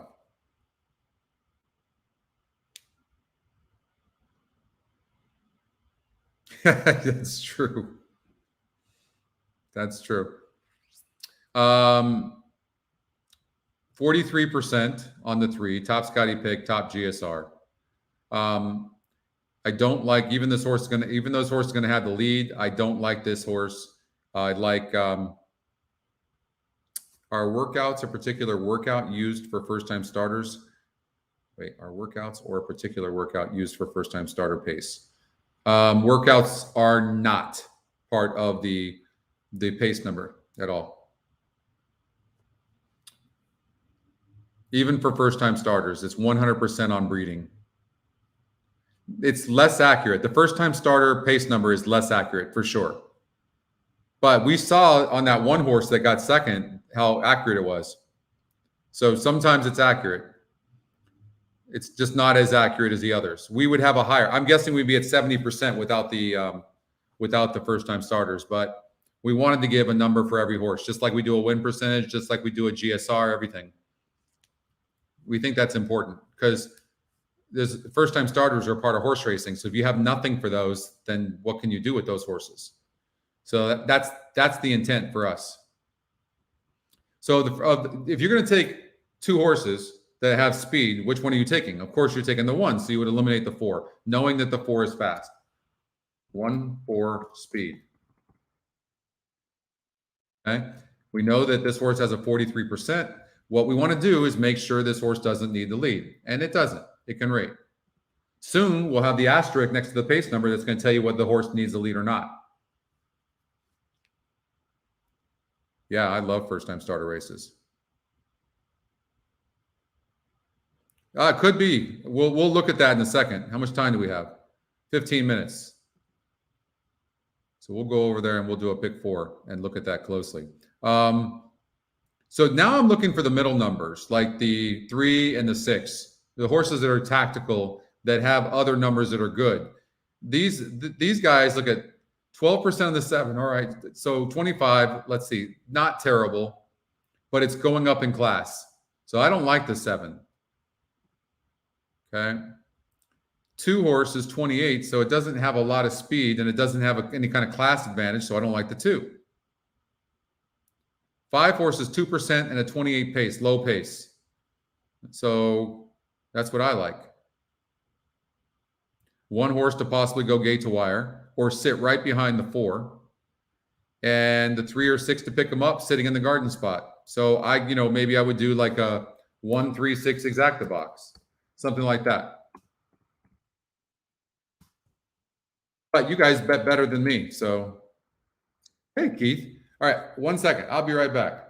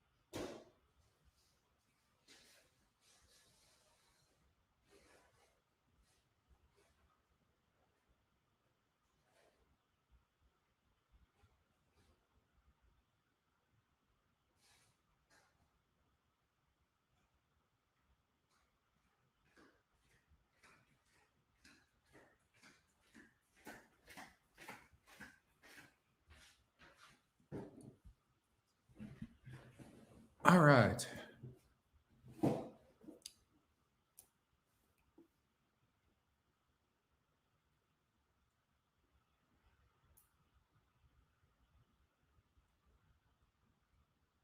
So let's see if this 4 and 1 go to the lead. And we'll get straight to Santa Anita after this.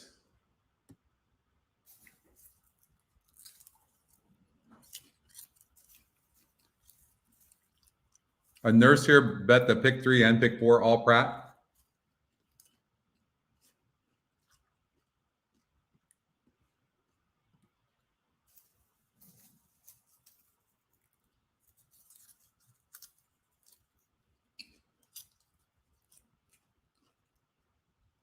I want to play this.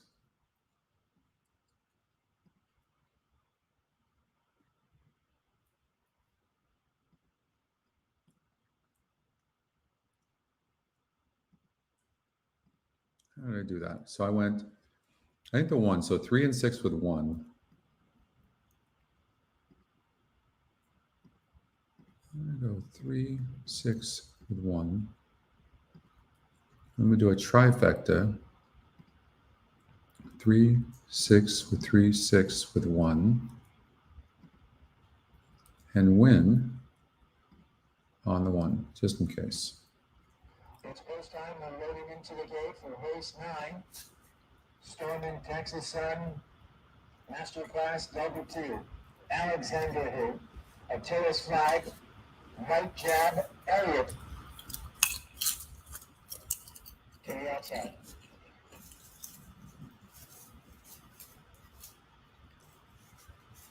Ready? Is there any Doug O'Neill horses?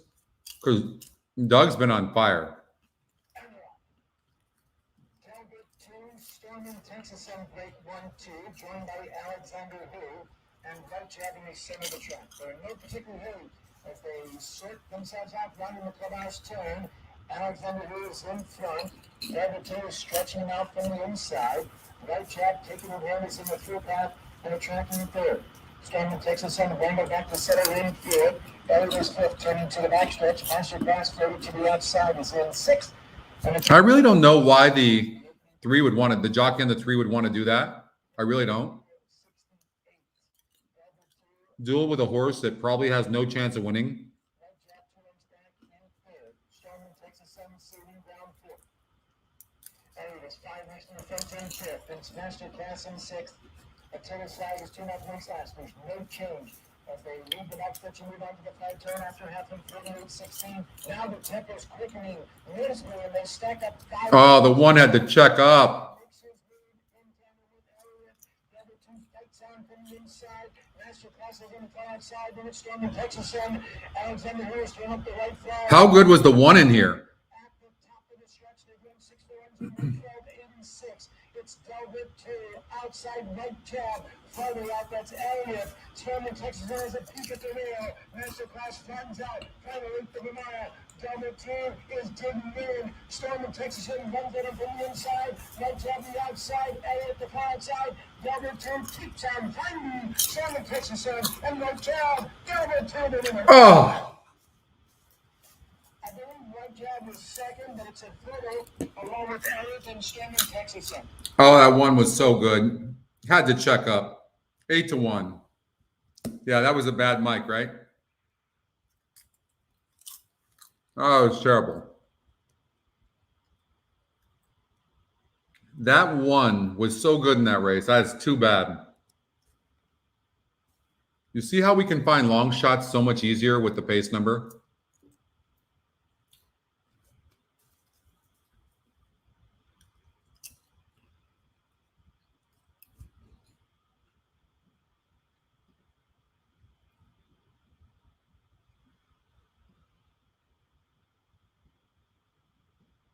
So we're going to play a pick 4 here.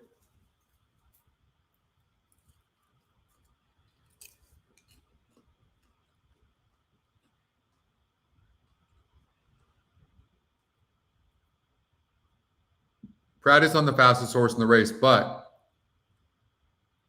the 3's fast.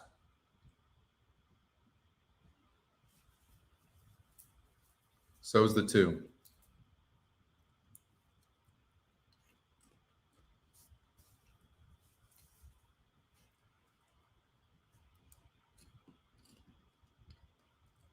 Let's look at them.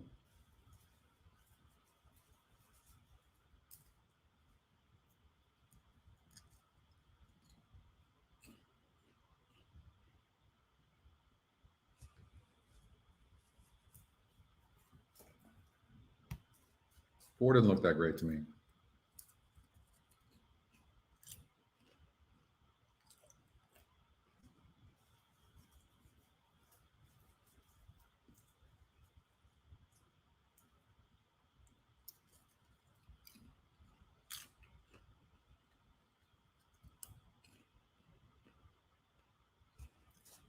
All right.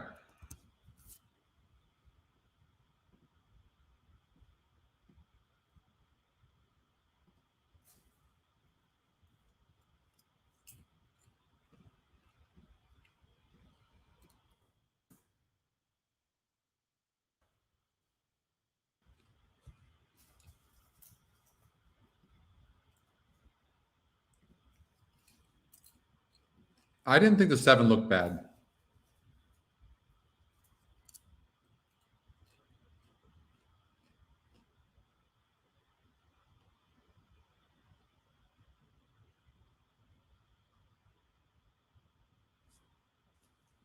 You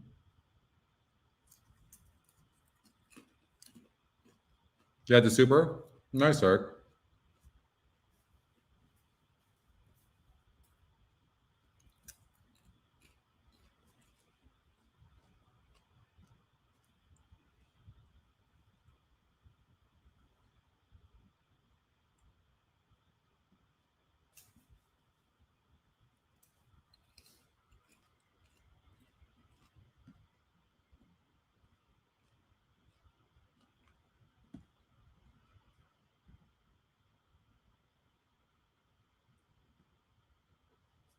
This is a wide open race.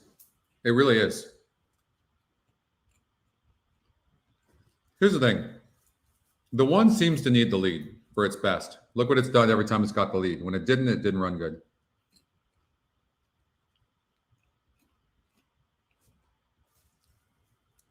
There's other speed in here. The 3 is fast. Is Abel Cedillo going to just let the 1 go?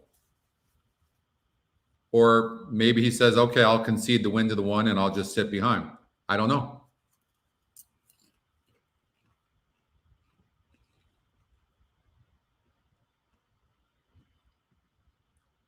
Two's fast. The reason I don't know is because both the 2 and the 3 can rate some.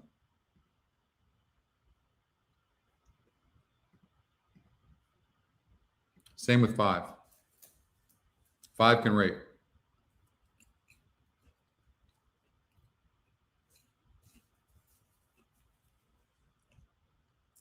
Oh.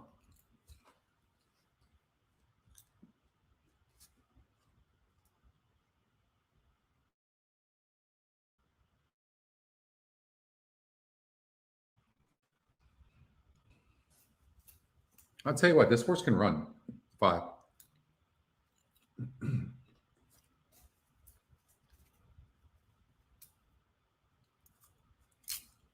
It's such a tough call.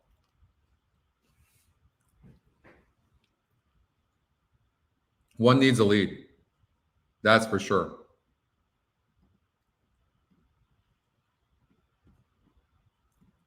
One needs a lead from the inside. If you think the 1 can clear. We'll begin the late pick 4 right here, $300,000 plus in that current pool. And Michelle, you? If you think the 3 can, or the 1 can clear.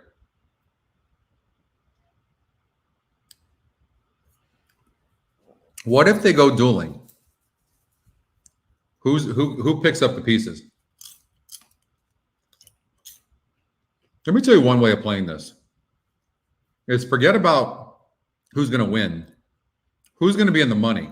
Who's going to pick up for 3rd or 2nd? I think it could be the Scotty long shot. Because the horse has a decent win percentage and it has by far the lowest pace. That means all the other horses are going to be close to the pace, but the 7, right?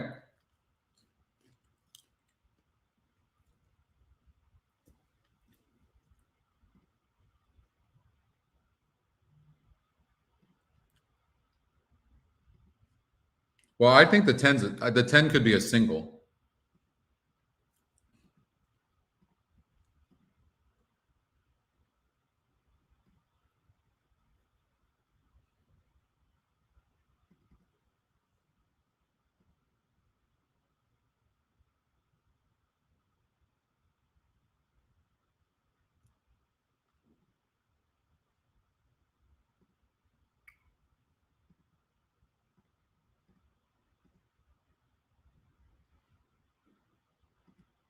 Ten could be a single.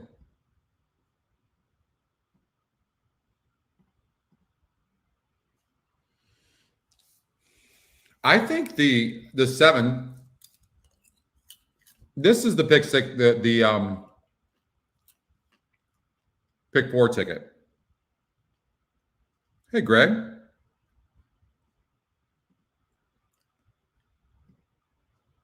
O'Neill's got the 2.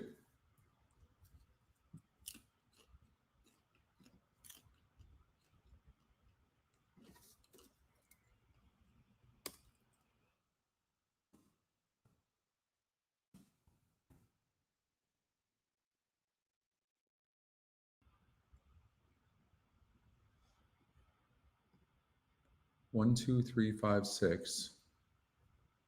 Watch how I'm going to play this.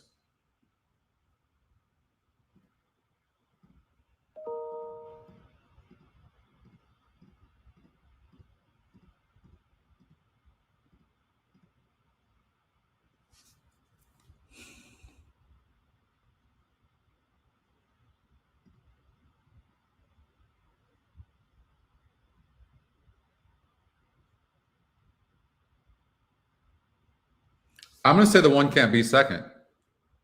He's either going to win or he's going to fade.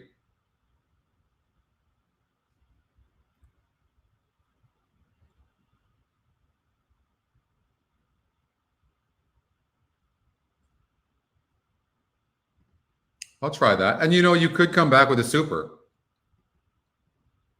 1, 2, 3, 5, 6. 1, 2, 3, 5, 6. 1, 2, 3, 5, 6, 7. Could do that for like that. Something like that. So I'm keying the 7 horse for 3rd and 4th.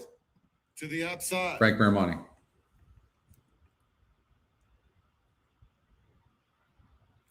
And they're off. Sensemaker is very One fast did not away from clear. the gate. So is One did not clear. Who comes to challenge on the inside and see to success. They'd be smart not to let him clear. Leader. Ascot Storm coming through along the rail. So the pace is hot and heavy in the early stages. Joe Don Looney will settle in 4th, 4 off the pace. Sensemaker, who broke on top, is right next to him. A gap of 3 to Crash Corrigan and another 2 lengths back to the Beat. Around the far turn they go. Half right, Ascot Storm. Cedix is getting a perfect trip on the outside, taking 2nd.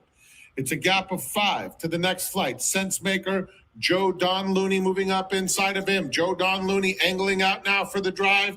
And following him is Crash Corrigan. Those 2 closers trying to get involved late.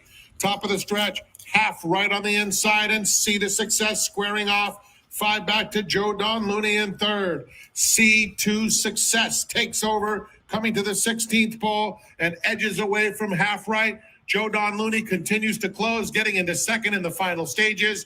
C to Success and Ricky Gonzalez by almost 4. 2nd to Joe Don Looney. Crash Corrigan was a fast finishing 3rd, just in front of half right, and then the Beat.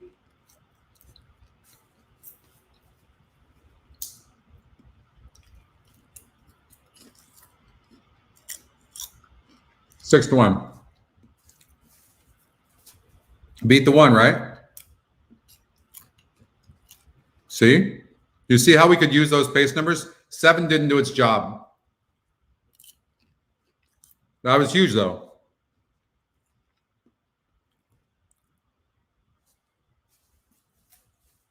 That was huge. Number 5, C to Success was 1st. 2, Joe Don Looney 2nd. 5 to 1. 6, Crash Corrigan 3rd. Unfortunately, the 7 got 5th. But the idea was there that the 1 needed the lead from the inside, especially. And then when it broke slow, you knew, oh, man. Right? And who had the lead when the 1 broke bad? The 76. You see that?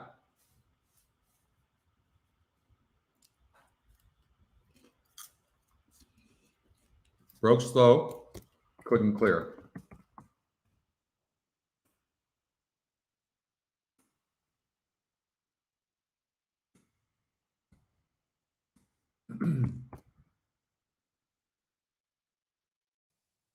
The reason I want to put that note on that horse is because when it comes back next time, it has a high pace number and there's nobody else close, we know to bet this horse.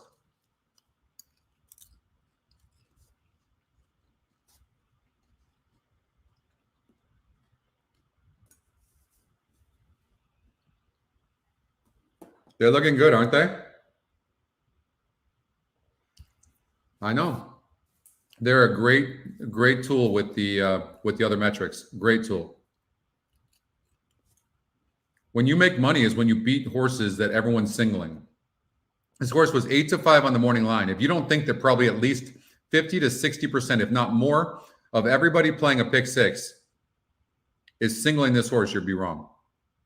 That's where you make money. That was huge beating that horse.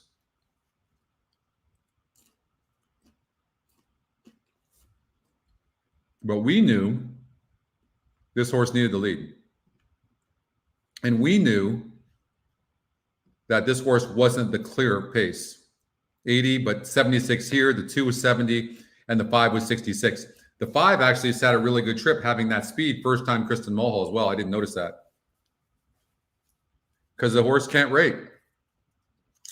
And he had the rail. That's how you make money in these horizontal bets, and in any bets for that matter, but in horizontals beating favorites.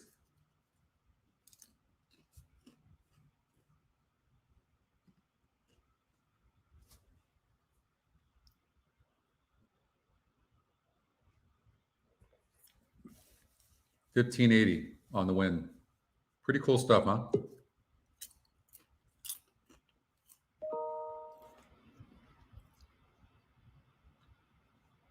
Zia Park, race number 7, the 1. Race number 7, race number 10. Whew. The 1 horse, 16-1, Scotty Longshot.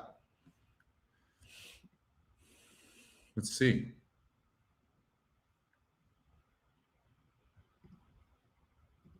Can this horse win?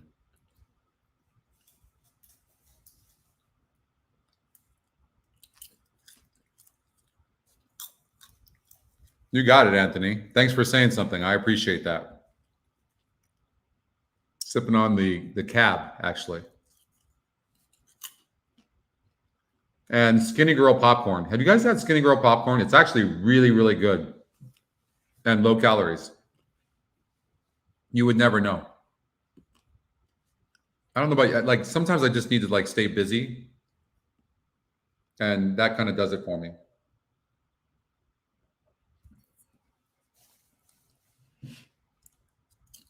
All right. The 1 horse, Waylay, has some speed. Again, we need to know who needs the lead. We don't have that algorithm yet, but we're building it. So you see all the speed in here, 77, 67, 66, 62. There's some speed in here. Now what I'd love to know is who needs the lead. But because we don't have that, we have to look to see. This horse is on the rail and needs the lead. Well, that's not true. Look at 4 back. That horse actually came from behind. Rail, though, with 11 horses is not a good place to be. But our long shot algorithm it popped up. It popped up. So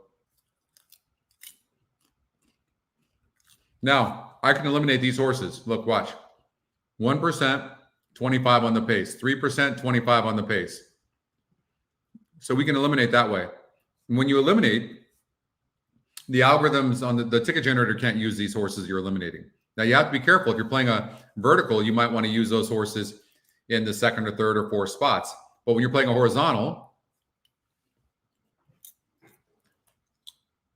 the Redenbacher, you're going way back, way higher, triple the calories this has.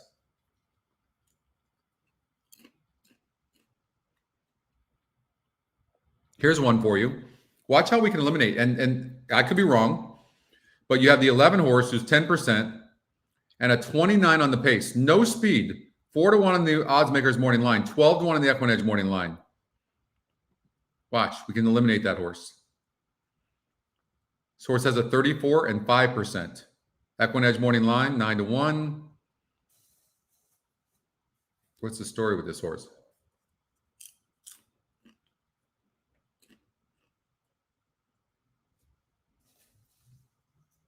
No speed.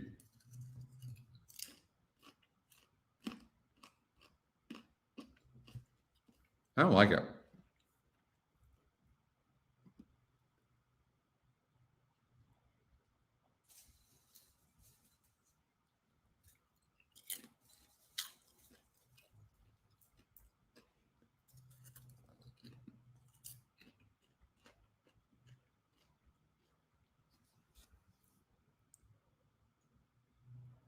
You know, I haven't paid attention to Mulhall. I know she's a good trainer and she can improve horses. That I know.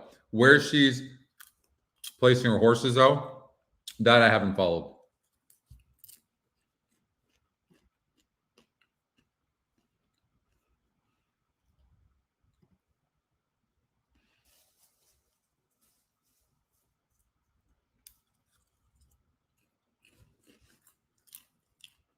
The only reason I'm not eliminating this 1 horse is because I know it's tactical. Throughout the last race, it's tactical.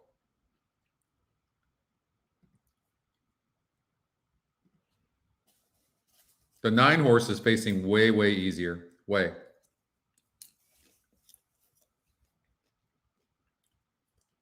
Oh, I would agree with that.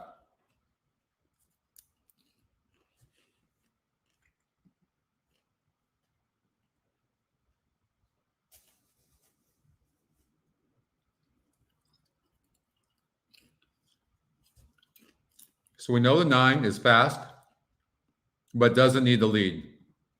That makes this horse extremely tough. 3-2 on the EquinEdge morning line, 5-1 on the odds makers morning line. I imagine this horse is the favorite, right? Yeah. 41% there, 39% here. So two different algorithms are saying this horse is the player. I would agree. I think the 9's a single. Now, the 6 arguably is the fastest horse in the race. I think the algorithm's got it right.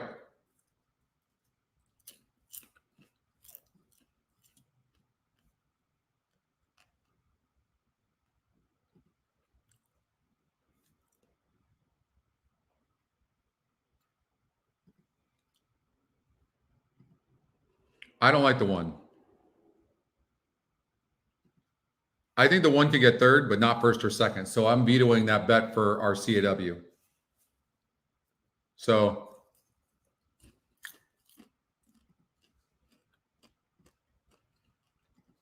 I would maybe key a horse like the 1 in the 3rd spot. I think this race is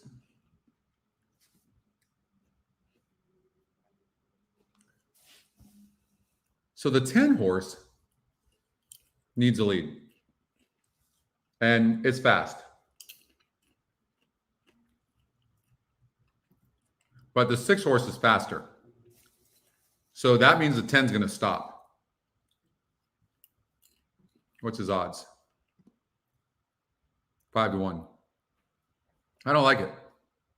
Get rid of that horse. Kick it. Who can come from behind and be in the 3rd spot? That's what we want to see.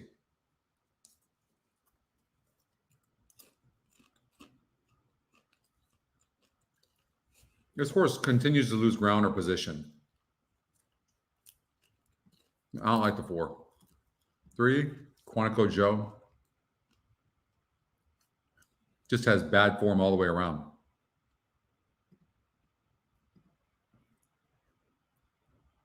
This horse needs the lead and will be part of the pace and stop. I think it's these 3. Look at this is a process of elimination. That's how good the algorithms are. And I'm coming to the same conclusion as the algorithm. Isn't that crazy?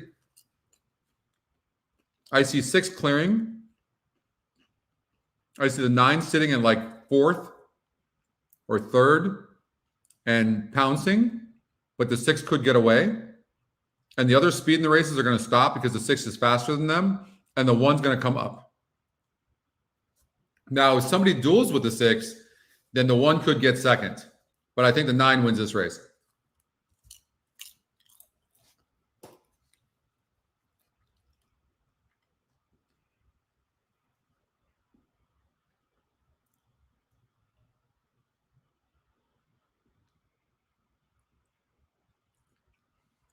Now that's some handicapping, right? Let's go. Let's do it.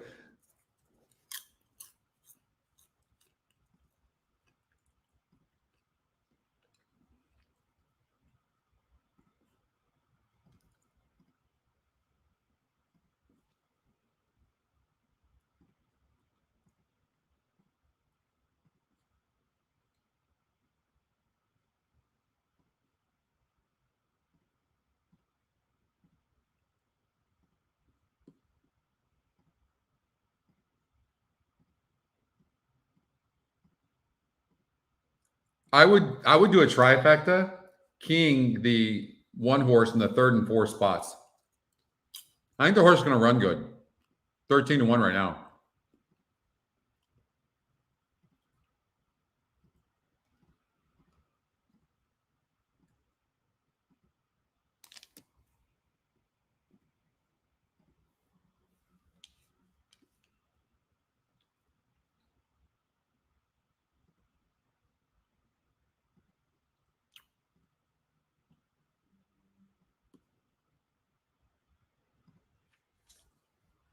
All right, they're at the gate. We're obviously, we've got Santa Anita coming up in 14 minutes from now. We had a horse pop up at Hawthorne. We'll check that out. 6 horses, 63% to win. And even money right now.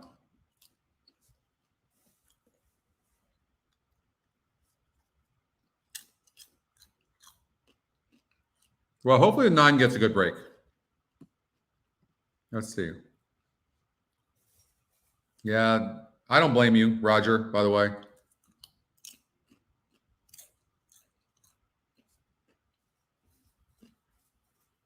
I don't blame you. To be honest with you, not the pools. The pools a little bit. The biggest reason why I don't play a lot of the small tracks all the time is because of the jockeys. Honestly. You definitely can't go crazy and bet a lot of money on those. You can't do it.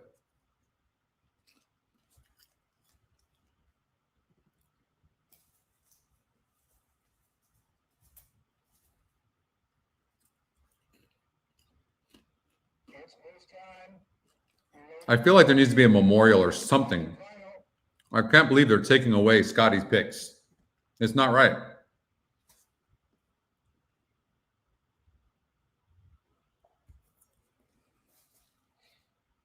This Behringer cab is not bad. I think my stepfather David turned me on to it. It's not bad.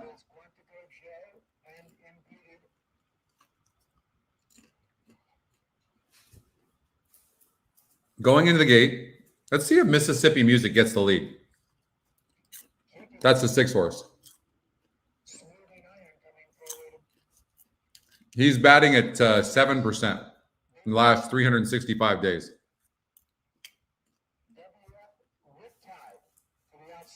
Big field. That's why speed is very dangerous in these big fields, because on this track, these horses that come from behind have to go wide. You need tactical speed. The 9 horse has that. It's the reason I like the 9. Not to mention he's 39%.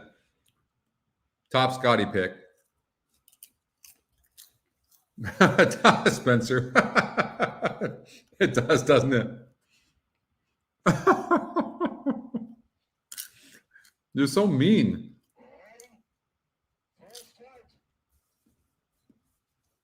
They need to spring for a...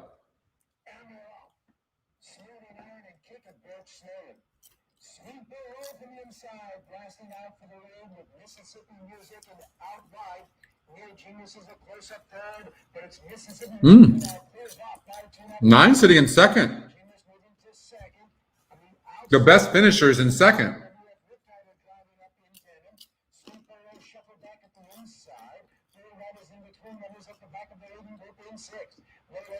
Back in 7th and angling out for running room. Quantico Joe's next in line, kicking his wide in 9th. Improvers on the far side in turn. Smoothing iron from CMO 22-14. They come to the top of the stretch. Mississippi Music says, come and get me if you want to win it. He has a 4 or 5 rank lead.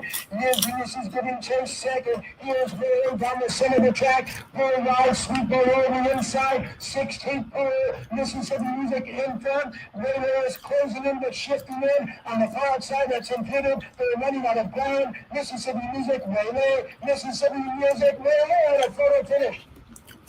Railway made it very close in the end. I think Mississippi Music held on. 6-1. How do you like that handicapping? Come on now.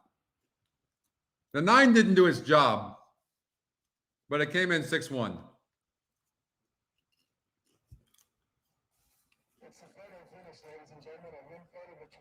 That's so good.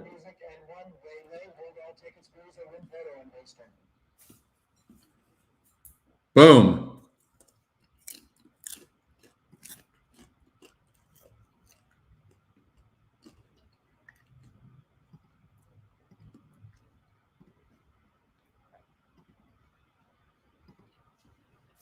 One ended up. Come on. Come on. This is one gets down and gets back. Thank you, Charlie.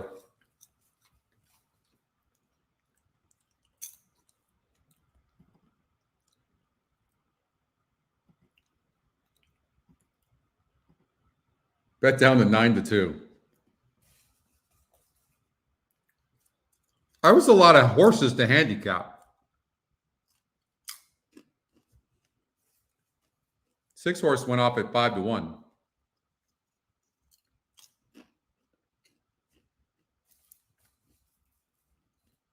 Nice, Tony.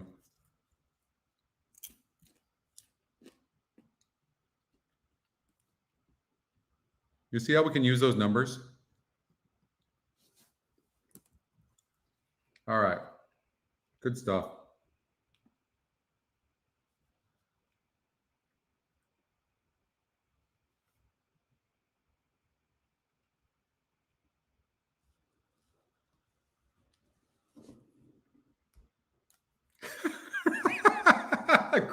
Look, Chris, I'm out of scotch in my defense.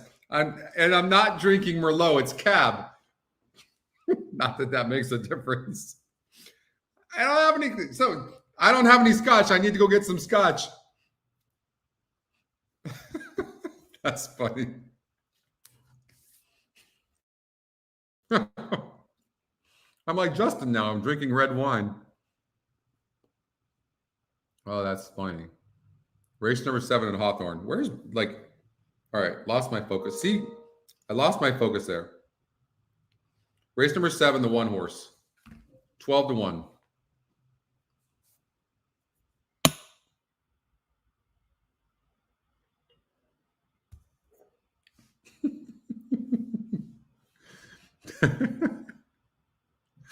That's funny shit. Nice, Chris. You made me laugh. Once in a while, you guys are funny. I'm funnier, but you guys are funny. Thanks, Art.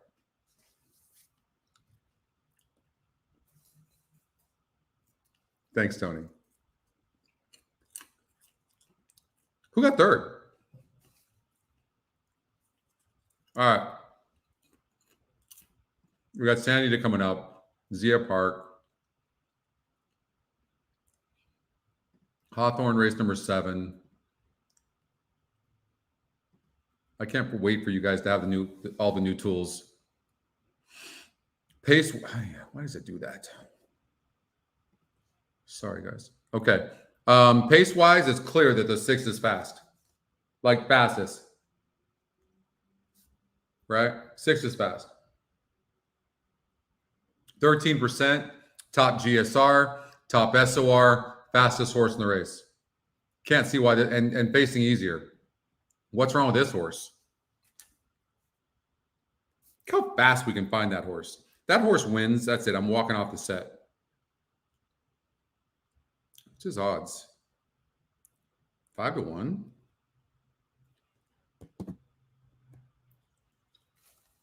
We need the 6. Yep. $219 try, Art? Is that what you're saying? This 6 could go gate to wire here at Hawthorne. But our CAW bet the 1 to come in 1st or 2nd.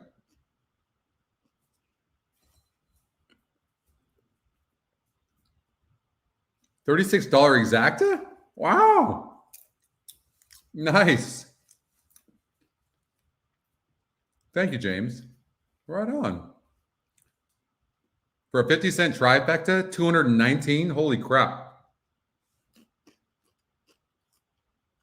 Got the 6 on the lead. You guys like these pace numbers or no? You better be nice to me. Moving up on the outside, Varsity Fly Girl still further out. Cave Creek now splitting horses up the backstretch as they continue their journey. Princess Time moving up on the outside in 7th position. Princess Renee. A 3-length gap to Aaron's Enthusiasm and trailing the field as they move around the turn. Ronan, they've got less than a half mile to go as they splashed away around the final turn. So this 6 is not doing well. So I put a note on the 6. Had an easy lead on the drop in class and just stopped. Probably has a breathing problem.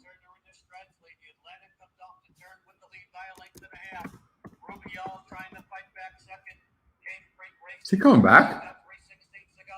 It's Lady Atlantic, the leader on the inside. Ruby Y'all racing second. Now closing ground. Here comes Princess Renee. And on the far outside, Rodin's coming on late. Aaron's Enthusiasm splitting horses. It's still Lady Atlantic on the outside. Here comes Princess Renee. Close. Renee, Lady Atlantic, and Princess Renee in a very tight photo. Aaron's Enthusiasm was third, and it's very tight for 4th.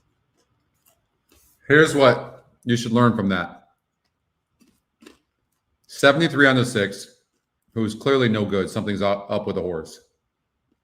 But look at the second number. That's the 5.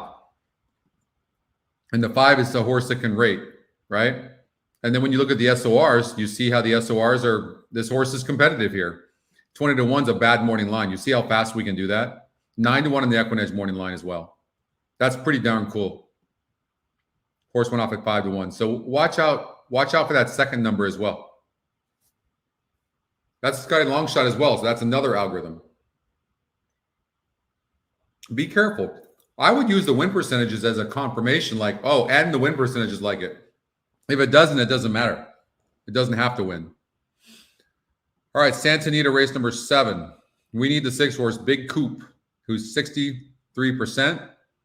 And on the new algorithm, it is 53%. Today's 7th race, number 5, Lady Atlantic, finished first, 4, Princess Renee second.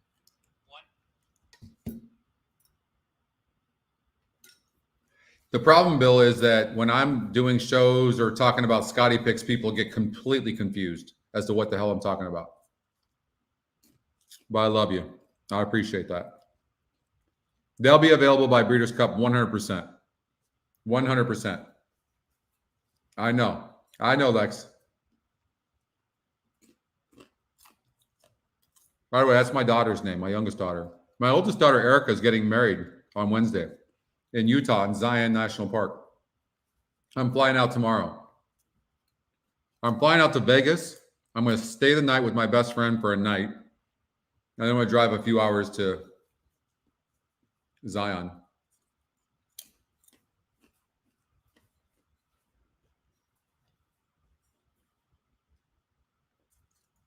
You know, with all the tools, I feel like my handicapping is getting good right now. We'll see what happens, but I feel like maybe I could give them a go in the BCBC.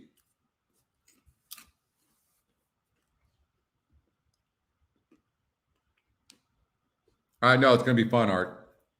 Yeah, Danny. Good memory, Bill. Thank you, Keith. Now, if I don't tell you guys, you know, people that know me know, if it wasn't for EquinEdge, I wouldn't even have a Twitter. And if it wasn't for you guys, I wouldn't do this. You guys are what make this for me. I know it's probably helped EquinEdge over, but it's not about that for me. Joe, you became my best friend.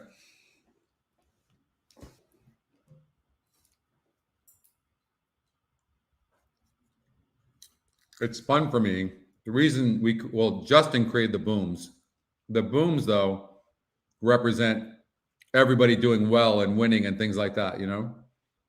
And so when you guys are winning, it just makes me really happy. You know, because we had the opportunity to just use these algorithms and not focus on a website, but actually just focus on the algorithms for betting. But I desperately thought we could change the game and we would create an energy. And that was, it's happening. Am I being too mushy? I am, huh? All right, we need the 6-horse. You guys want an exacta?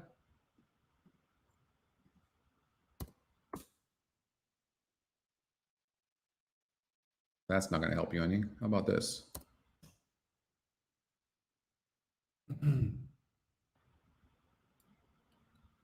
I would imagine the 2-horse, Scotty Longshot, would be tough because it's tactical, but it's moving up in class.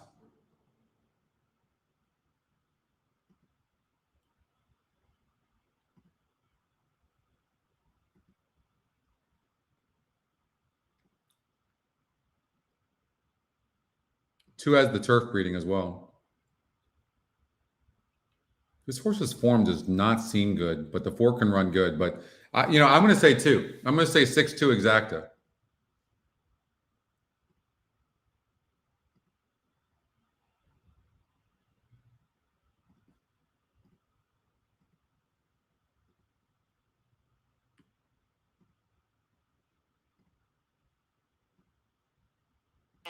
And taking third. Laker Mamba headstrong takes command into the first turn. Cindy's picks. With Big Cooper, That's true. No, the Scotty Longshot should be called Cindy Longshot. Behind horses, about 3 or 4 lengths off the speed. Bender. Yeah, it's so beautiful. Rail, and a gap of 6. Thank you, Jeff. Yeah. Onto the backstretch they go. And yeah. Laker Mamba leads 3 parts of a length. Big Coop keeps him on his second. 2 more to Algeria, comfortable third. At the rail, it's Bender, Me Be Bubba T, and a long way to Achilles. 4.5 furlongs to go. Laker Mamba to catch. Leads by a length. Big Coop on the outside of him in second. Me Be Bubba T, Black Silks. Down at the rail, Bender, Algeria just outside of that pair. And another 5 back to Achilles. Around the turn they go. And the 6 is really moving beautifully. On even terms now. Really beautifully. Big Coop on the outside puts his head in front and quickly Wow. puts a length now on Laker Mamba in second. Bender's had a ground-saving journey trying to angle out for the drive, and Me Be Bubba T. They're in the final furlong, and Big Coop strides away by 3. Bender takes second. Laker Come on, 2. Get up for second. Me Be Bubba T, but Big Coop reached the best. Big Coop outclasses them. 6-2. Bender second. Laker Mamba and Me 6-2. Be Bubba T. Bubba T. 6-2. Wait, didn't I bet it? Oh, that's right. Oh my God, I tried to get it in, but I didn't. I was late. That sucks. God, that's such a drag. Ah! Nice, nice, nice, nice. Ice cold. Exacta. Dave Weaver style. Nice. Giddy up. Gosh darn it, I'm so bummed out. I tried to put that $500 exacta 6-2 in there, but I was too late. I was talking to you guys. You guys were talking too much. 6-2-4-5 running time, which is hand time. You guys saw it. 35.40. 6-2. Easy. Easy money. Easy money. 25. $25 ice cold. Okay. What's the exacta paying? God, kill me right now. Kill me. I don't even want to know. The pace figures, Patrick, you'll have either next week or the week after for sure, but before Breeders' Cup for sure. Before Breeders' Cup.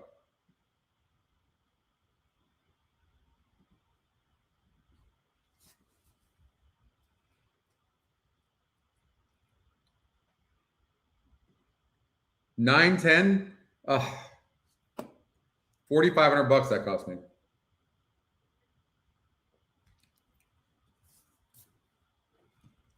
I know I messed that up, Jeff. Gosh darn it. That's all right. I'm having fun with you guys. All right. Normally we'd be doing the Golden Hour, which is what the show's about, but Golden Gate Fields, if you hadn't heard, has been canceled because of inclement weather. $9 for a buck. Gosh, that stinks. Whatever, like my memory is so bad. I thought I had bet it for some reason. I'm like, yeah, it's going to be 9 and change. Watch, $9.10. All right, well, that's good. You guys got that. Hopefully, that's a nice trifecta as well. 100 or $20 for a buck. That's not bad. Oh, look at that too. That's the Scotty long shot or Scotty top pick over the Scotty long shot over the Scotty second pick. I'm going to keep on saying Scotty. Mike, I don't care. I'm going to keep saying Scotty until it's not there. It's going to be weird for people not to see the Scotty picture there, Mike. Like you guys blame Mike for this, okay? That's not fair. Chris, Mike, they wanted me gone.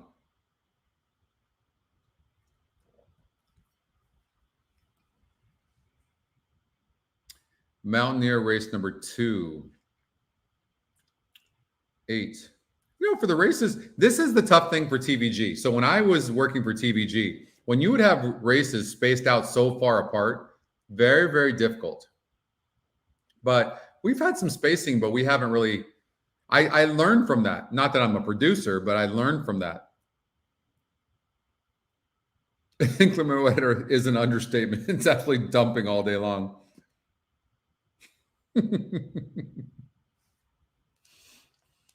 But you know, keeping everybody going and stuff like that is a difficult thing to do. What happened? Race number 1, Moonlink won. I'm curious. It was 14%, but let's see what the pace was at Mountaineer race number 1. So two's coming up. Race number 1. Let's see. The 8-horse had, wow, the lowest number.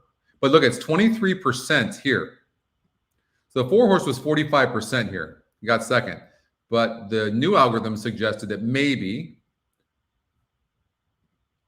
that the 4-horse wasn't as good. Number 6, Big Coupe. All right, let's look here. Big gelding by Lakerville out of Margot Machance. Why would you be standing next to Dave Weaver? I know what, because that horse. Why would Dave Weaver be in the winner's circle?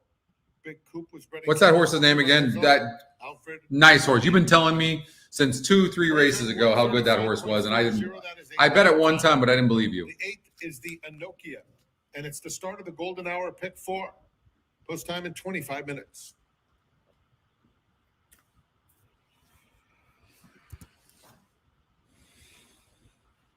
All right. Mountaineer. So was there a lot of pace in this race? Let's see here. Race number 1, 64 on the 6-horse, who needed the lead.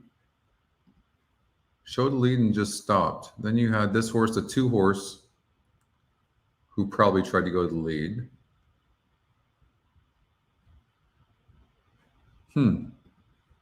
8. 23%. Look at that. 14% here, but 23% here. So you see how more accurate. Remember I was saying at some of the low numbers that the new algorithm's better? Look, that's a prime example. If you see 14%, you're thinking, I don't know. But you see 23%, it's close to the 34%. You're like, okay. And maybe you see the difference mentally. That's why this new algorithm is so much better than the old one. That's why. And then you have the pace numbers with it. Then you got be able to click here. So many good things going on. So many good things.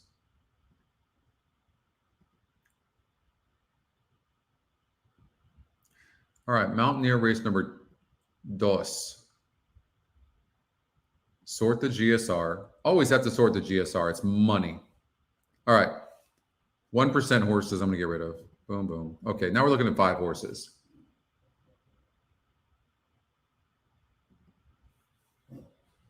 Thank you so much. So the 5-horse always closes, and you can see it's a 25, so it doesn't have much speed. So maybe the Scotty Longshot is a horse that can get in the money. Fits on class, but it needs some pace. There's not a lot of pace in here. Are you in charge of the Flavian fan club, Alex? What's going on here? Talk to me.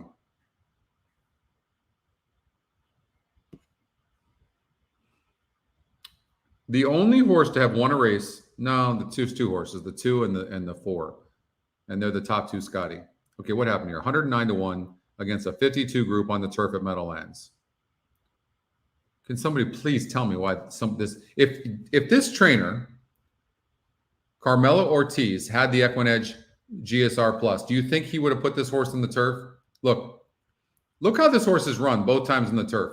Lost by 30, lost by 16. Look at that. You see that? Look at the GSR, 51.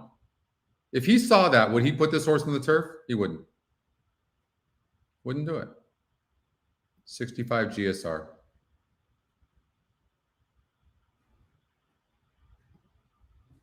These metrics are so money. So much. I'm just a fan too, honestly. You know, and these algorithms take a mind of their own. Somebody asked me the other day, is like, Scotty, what's this algorithm looking at, the win percentage algorithm? I said, I have no idea. These things, honestly, you've probably read or heard some of these, but they take on a mind of their own.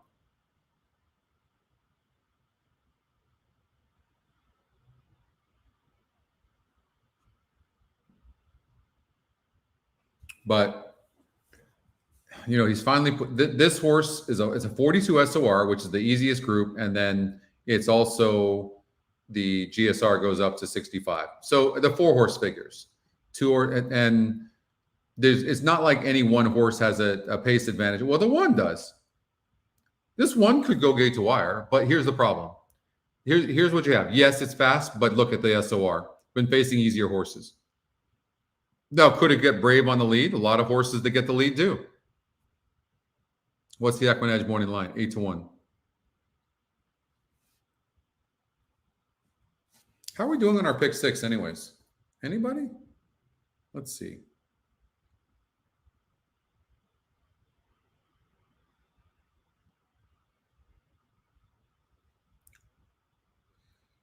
We have 1, 2, 4, 5. Wow. Okay.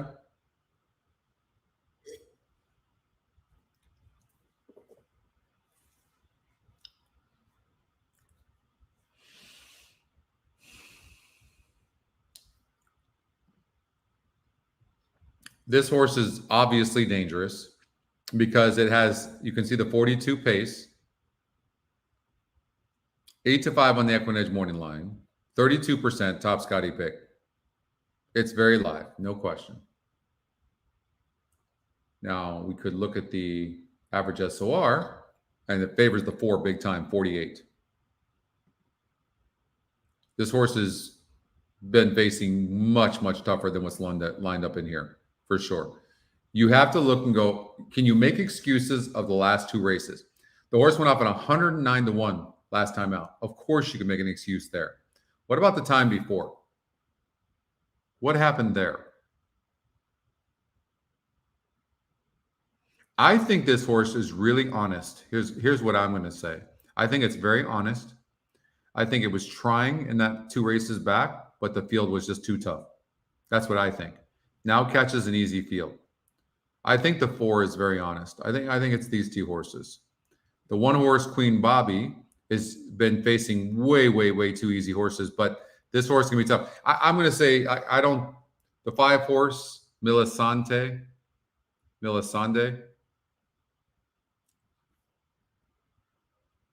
looks okay. 2 is going to win, Patrick says. 2 is going to win. Like bam. Like Emerald Agassi. Bam. 2 is going to win. Like no hesitation. The only thing you were missing right there, Patrick, is an exclamation point. That was it. That was it. 2 minutes. 2 minutos to Mountaineer Park, race number 2.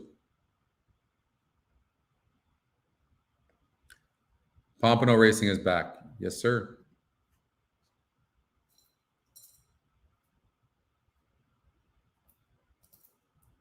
We didn't really have to sweat our single, did we? The first single, did we?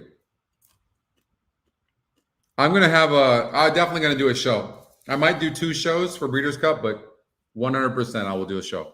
I'll be in Del Mar doing simulcast. And I'll be doing shows every day that Del Mar's running as well, like I was doing in the summer. Yeah, that's brutal, isn't it, Spencer?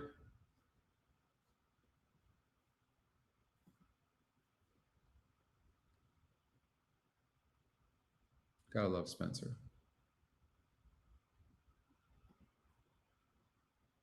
Let's see what these odds are.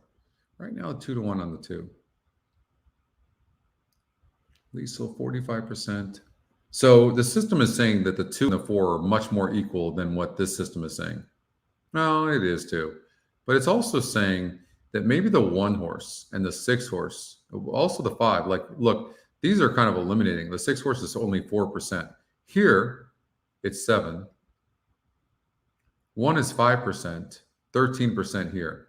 And I think it's significant. I think this is the new win percentage algorithm is more accurate. That I know. $24 exacta box? No. Absolutely not.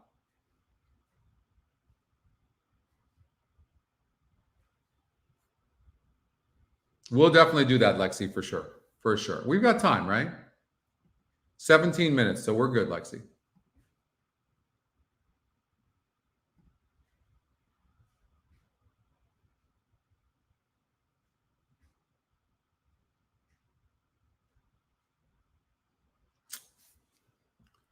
$2 for exacta box is going to pay you like $2.70 probably. It's my guess. It's not going to pay you much. I think what you have to figure out is who's going to be third so you can get a trifecta that's going to pay $7 for $1.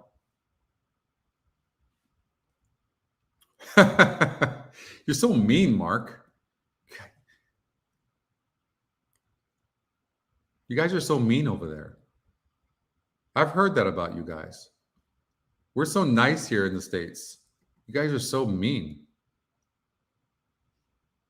You like the 5, Keith? Okay, let's see. The Scotty long shot 5. Queen Bobby is... I'm leaning towards Queen Bobby coming in third, the 1. This is where I'm going. I cannot believe I couldn't get that bet in time. That really is a drag. That's such a drag. Grr. Sorry, Mark. Why are you guys so hateful?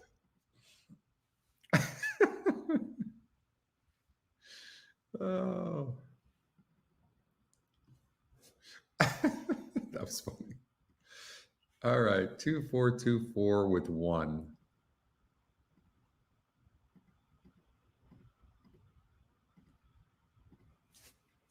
All right, let's see what happens here.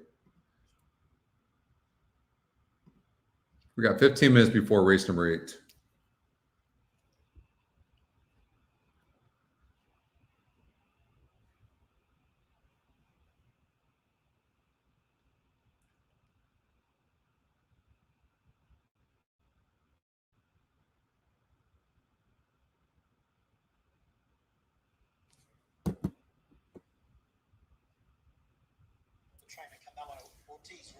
Peter Berry has this call, and I'm watching on my phone, so I'm watching with you guys. We'll see what happens here. Who's the speed of the race? It looks like maybe it's the 1 horse. We'll see what happens. The 4 is tactical, though, and so is the 2. But 1 horse from the inside should get the lead. They're off at racing.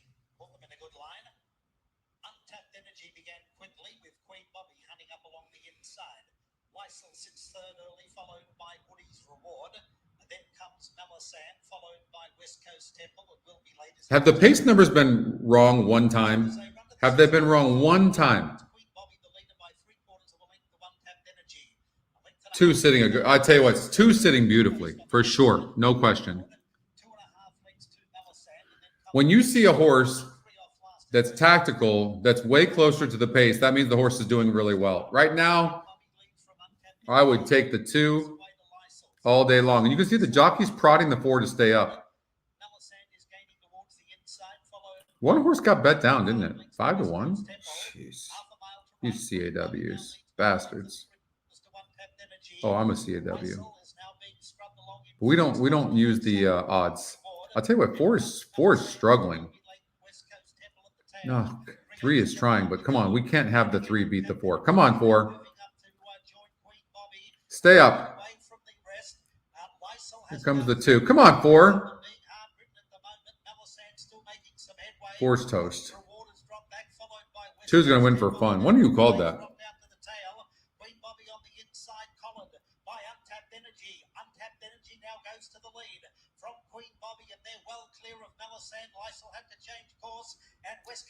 Look at the 4 to come back for 3rd. Come on. No, he's not even trying. 2-1, right? We called that 1 horse was the speed of the race, right? How's that? 2-1. 2-1-6. 2-1-6. I don't think we had the exacta, but we did have a try. I played a little bit, didn't I? What did I do? Of course, I got that bet in. 2-4-2-4 with 1. Comfortable win to number 2, Untapped Energy, written by Guillermo Rodriguez. The consecutive win for Untapped Energy, who finished unfavored at 9-5. 2 horse gets the win. You see, like, look at this. Like, we're right there every race, right? It just, you see, what I want you guys to see with EquinEdge is that it really comes down to the betting. We have the horses almost every single race right there in seconds. It really comes down to the betting. Like, I was pretty aggressive there. I went 2-4-2-4 with 1. I didn't have to do that. Right? The numbers do not reflect the sloppy conditions, Joe. They don't. Now, you can come over here and you can look at the GSR Plus and you can look at the wet. You can do that. You can look at the tab. So you can do that. I don't. But 6 horse is a price play. So not really a surprise. All right, 11 minutes before race number 8 at Santa Anita Park. Guys, having fun so far? We have 1, 2, 4, 5. 1, 2, 4, 5. All right.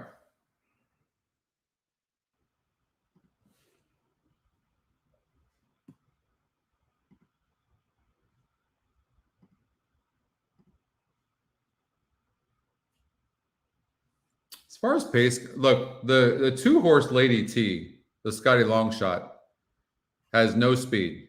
We know that. Now, will they duel? I don't know what I clicked on there. Let's see.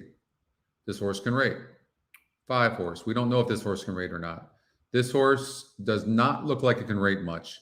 So the 1 has to have the lead, and it's the fastest horse in the race. It looks like based on the pace. But the 5 and the 4 are very fast as well, but don't necessarily need the lead. So the 1 would not be some horse I would just fall in love with, but it could go gate to wire for sure, and it's got the top GSR.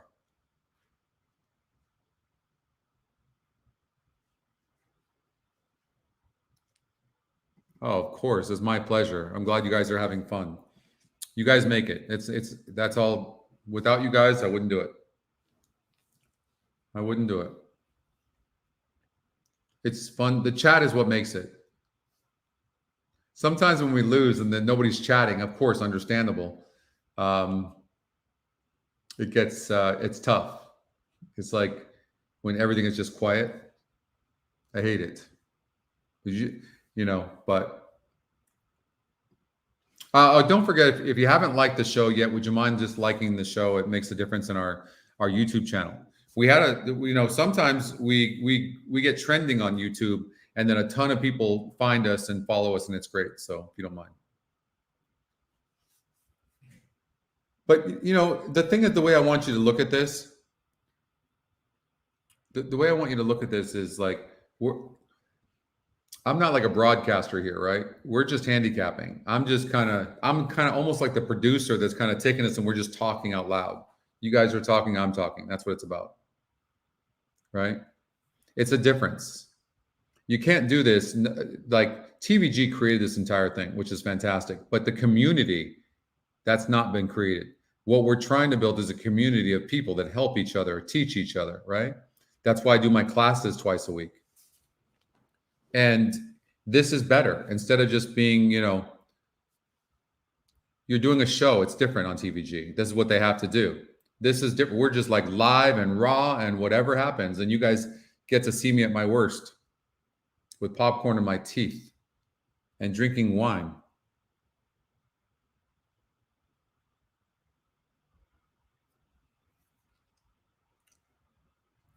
The 1 is interesting, but it doesn't have to win, because look, it's an 83, but the 5 and the 4 are 74s. The only problem is I could see the 1 getting away. Flavian Pratt, Bob Baffert, because the 5, well, I don't know if the 5 needs a lead or not. Only Simon Callahan knows, and Juan Hernandez. Does he send and duel with the 1? If he does, they're both done, and who wins? The 4. 4 sits a perfect trip. That's Bob Baffert as well, by the way. And this horse can win either way. The 1 doesn't have to win this race.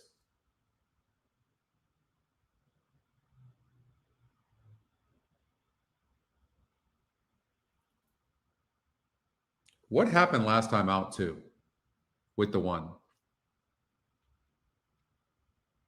I think this is the type of horse that needs a lead as well, or it needs to be right there. And it's going to be, but it is on the inside. I don't know what Juan Hernandez is going to do. If they give the 1 an easy lead, the 1 will probably be gone. But the 4 can run. But I don't think the 4 is not dueling with the 1. But maybe the 5 is. And this horse is not fast enough. I don't like the 2. The more I look at, if I had my druthers, I would have not used the 2 here. I don't like the 2. I like the I don't know how good the 5 is off that race. Leslie likes the 5. All of these horses, we just had a horse come in for Mountaineer race number 3. So we'll check that out. See, it makes a lot of sense to me. I don't think the 2. If I could take out the 2, Joe, I probably would, because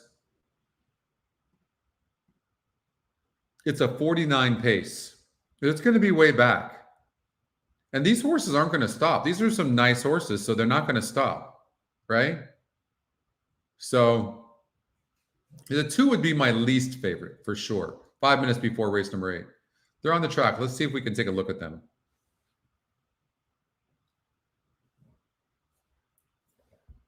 Bear with me. I'm going to make some coffee.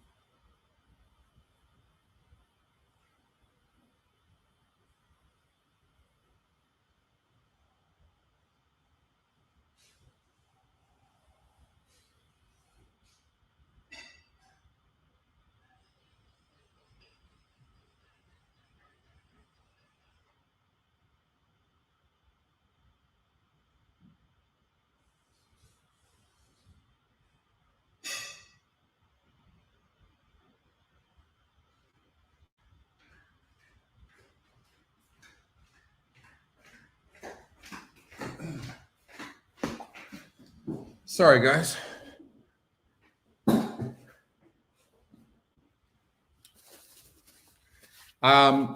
For me, I like the 4 horse. The 2 is getting a lot of action, but Mover. Or the 2 looks amazing, but the 2 is going to be really far back. Is it this good? It's a hard read. For me, I like the 4, but it doesn't look like we really have to worry about that, right? For those of us that have the pick 6. Because we got the 1, 2, 4, 5. We're hoping to beat the 1. We beat the 1. That's going to be good. But, the 4 horse really sits a nice trip. And that was a tough maiden group as well. A 54 on the SOR when the mean is 50 is pretty good. Now, the 1 horse is legitimate, no doubt. I don't know what happened in the debutante, but she looks like the real deal. But I don't know. That was a pretty poor effort as the big favorite, right? If they let her clear, though, she couldn't clear. So maybe that's it. Was on the inside and couldn't clear against some nice horses. Are they going to let her clear here? I don't know. If she does, she's gone. Probably. They're in the gate. Let's see what happens. Let's beat this 1. They're in the gate. And they're off. She's About a Mover is going straight to the front. Wow. Benedict Canyon comes away in second. Ida at the rail. 1 does not get the lead. Who bobbled is now 4th. Please, 5 go gate to wire. And Lady T kept well off the rail, trails. She's About a Mover clears and leads by a length. Ida in hot pursuit heading to the half mile. 2 more Benedict Canyon in Thank third. you, Catherine. Cadillac Margarita losing ground. Lady T moves up outside of her. They head to the 3/8 pole, and She's About a Mover and Ida are right together now. Ida on the outside makes her move and is on even terms with She's About a Mover. She's About a Mover trying to fight her off. From the back of the field, Lady T is starting to roll. Inside of her, it's Benedict Canyon. Ida takes command at the top of the stretch. She's About a Mover in second. And Lady Whoa, T look at this, too. Come on, in 2. the center. There's a furlong left. Oh, look at Pratt. He's just sitting. 3-length lead. Lady T clearly into second. And then it'll be a battle for third. Ida just cruising through the stretch. That was really impressive. And didn't get the lead Lady T from the rail. That was ultra impressive. Wow.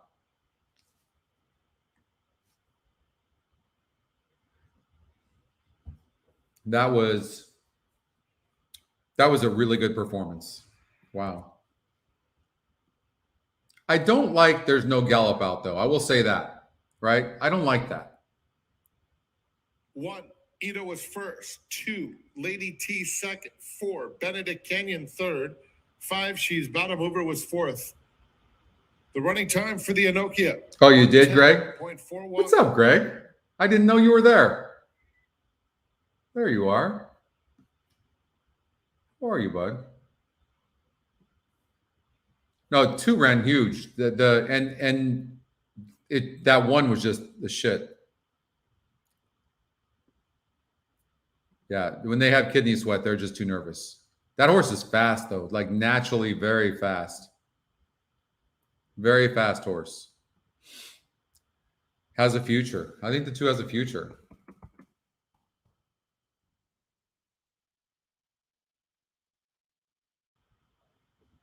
Yeah. That's actually a thought.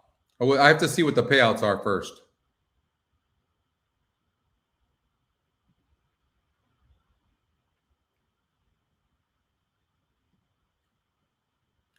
Scotty Longshot was the 2, the exact at $2.80. God, that was ugly. Or at Mountaineer race number 3, we had a horse pop up in one of the algorithms. Well, Hawthorne too. Did Hawthorne go off yet? Hawthorne race number 8, the 4. Did I give you guys that? I might not have. If I didn't, I'm sorry.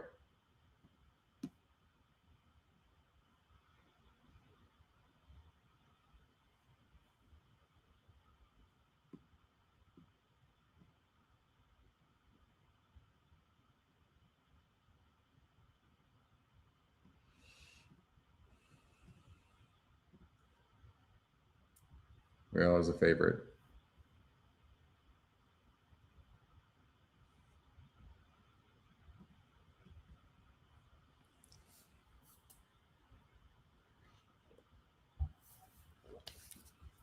All right, Mountaineer race number 3, the 2.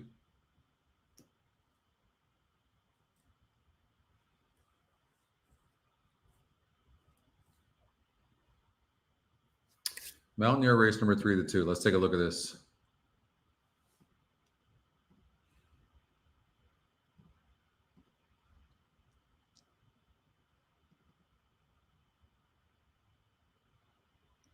Yeah, for sure, Patrick.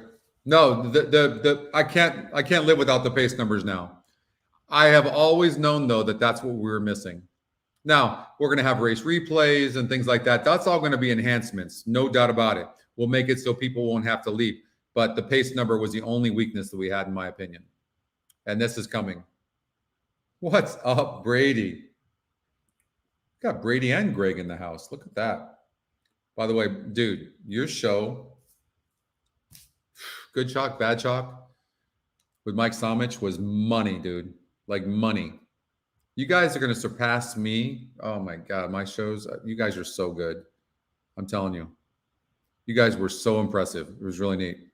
I can't wait for you guys to all see the pace numbers. But Mike Somich, I know, is very big on pace numbers. And I know whose pace numbers he uses. And I think that he's gonna freak out when he sees how good this pace number is. I really do. Are you playing in the BCBC, Brady?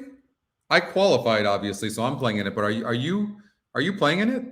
I think you said you signed up for it, didn't you?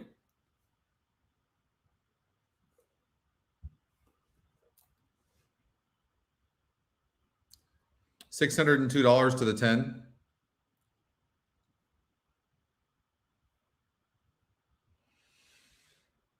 For the pick 6, 602. That's not terrible. How many times did I do it?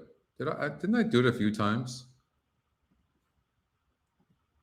Let's see here. Pick 6, pick 6. Where is that? Right here. I only did it once for $100. Oh, well, I mean, that's okay.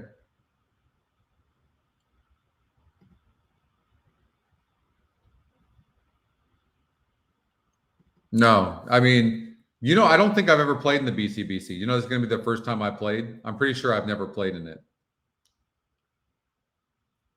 I don't know why. What's up, Brian? Yeah. Thank you for saying that. Thank you for coming on and saying that. I can't wait to share them with you guys, because being a handicapper that I am, I know how needed these, with all the other metrics we have, I know how needed the pace number is. It's sick. It's so sick. I bet a race today and I won it with like this. It was a bunch of numbers that were the same. And then the horse had like had one of the top numbers, and it had like a 7. And I'm like, I'm all over this horse because it's the only closer and it won for fun. So there's different ways of utilizing all these metrics together, even on low numbers. And you guys are going to really like when the asterisk is here telling you which horses need the lead. You guys are going to like that a lot. I think everybody's doing pretty good today. It's good. Mountaineer race number 3, the 2 horse popped up. And let's take a look at the 2. The 2 has some tactical speed.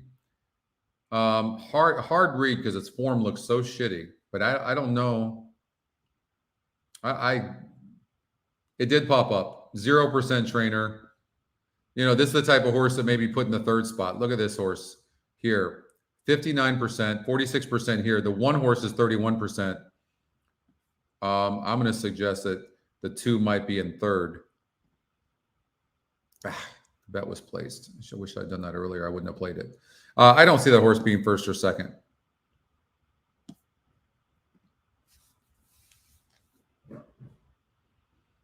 So when you see my emails, when you see this, we're testing a new rebate program. It's a CAW, and it does automatic bets. And we started with $5,000, and it's 210 profit in 2 weeks.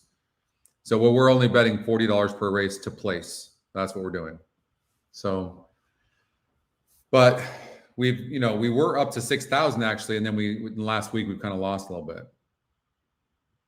So we're working on that to see. But it's been very accurate. But I've noticed that a lot of these horses have been getting thirds of late, and some big prices too.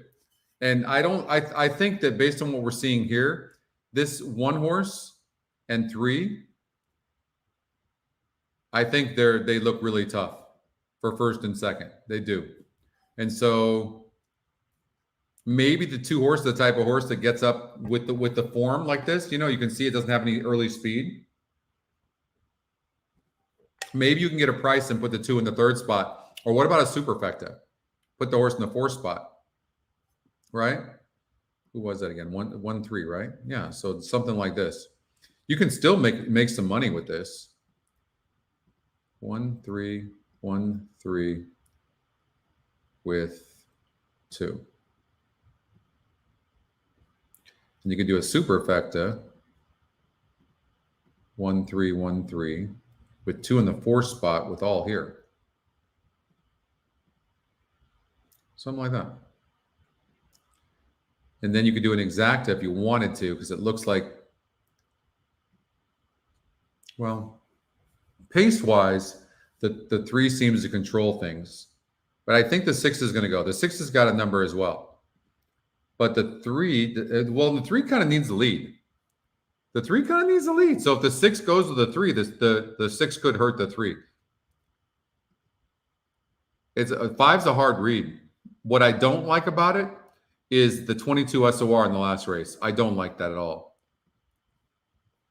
So you got 2 droppers here, but if the 6 duels with the 3, this 1 could win this race fairly easily. 1 could be a bet. I'm going to put a couple $100 to win just for fun on the 1. Hoping that the 6 duels with the 3.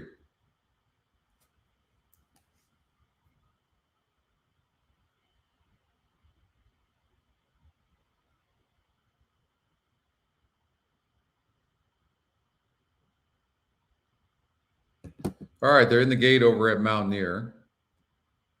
We got one more race over at Santa Anita. And they're all set. They're off and racing.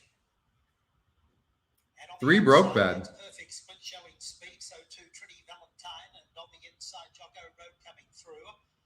The 2's. Holy crap.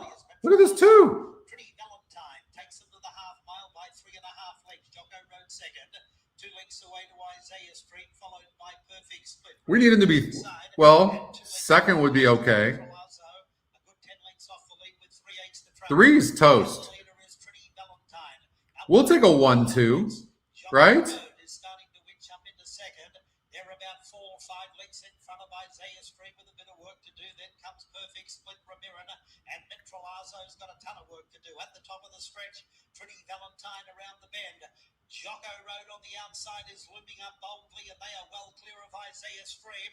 Isaiah Stream is starting to motor now, though. Come on, 2. Hold on for 3rd. Isaiah Stream goes to second outside Trinity Valentine. Come on, 2. Hold on for 3rd.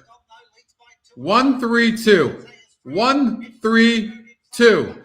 1-3-2. Bam. God, this game is really, really easy. I missed your post. I missed that. I'm trying to find it, but it's not there. Boom. The number 1 Jocko Road, Jose Leon. Money. Offers the second choice at 9-5. Defeating the 4-5 favorite, number 3. Isaiah Stream, Adrian Florence. Third was number 2. 1-3-2. Marco Kamaki at 11-1. Fourth, number 6, Perfect Split. You know, Gary, I haven't done that, but I swear that's something I'm very interested in. I am. It would make a lot of damn sense. I need to go propose that to the Stronach guys. I really do. I really do. That would make a lot of sense to take in that money. It would, make all the sense in the world. I'm going to bring that up.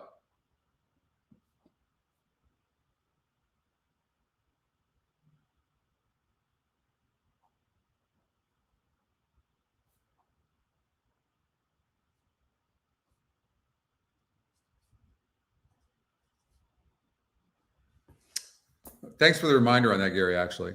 Okay, Mark saying for the first time, UK showing 7 races both days of Breeders' Cup. Can't wait. I'm getting goosebumps. Yeah, I didn't know that. That's awesome. I can't believe it's taken this long. Honestly, these people are crazy. It would be great for everybody, right? Because maybe EquinEdge could make a point or something like that off that, you're right, and everybody makes out. They make out, everybody makes out. I love the idea. I think they're doing this with a couple of groups, by the way, where somebody came in and headed that off and took the bets. So I have to see how that's done, but I'm going to talk to them tomorrow. I think it's a good idea.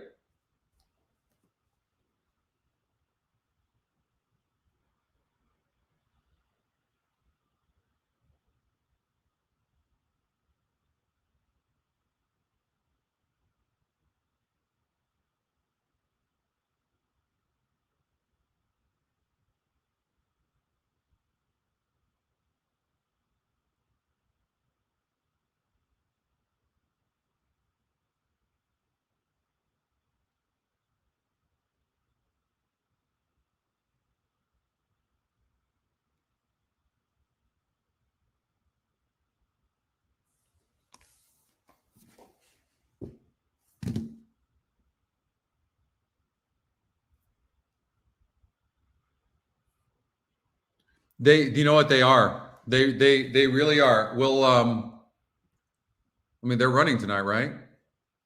So let's look at last night and see how they. Well, no, I can't look at last night. I don't think. But we'll look. I'll tell you what. We'll look at tonight. Okay. We'll look at tonight.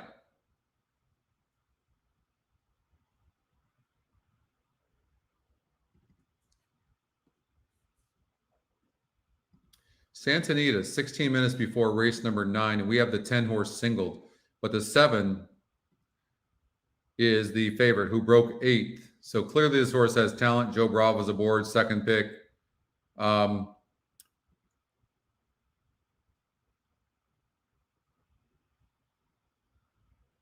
see what happens.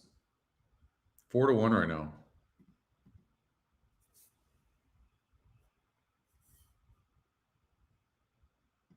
I didn't keep it in the 3rd spot. I think I did. Yeah. No? Yeah, I did. 1-3 with 1-3 with 2. $50 trifecta paid me $820. And I bet to win on the 1. I had the 2, even if he came in 4th.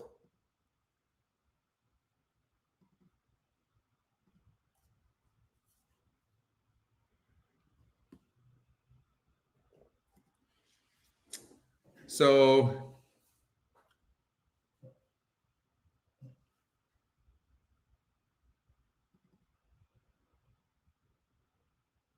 no, but I got the trifecta, Greg. I got the try.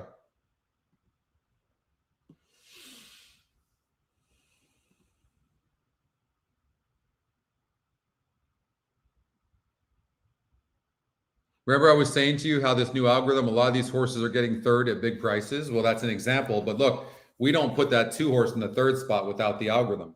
So I'm going to utilize that algorithm when it pops up in the tournaments. Hopefully the BCBC as well. We got another horse that just popped up at Mountaineer, race number 4. I'll make you wait for that.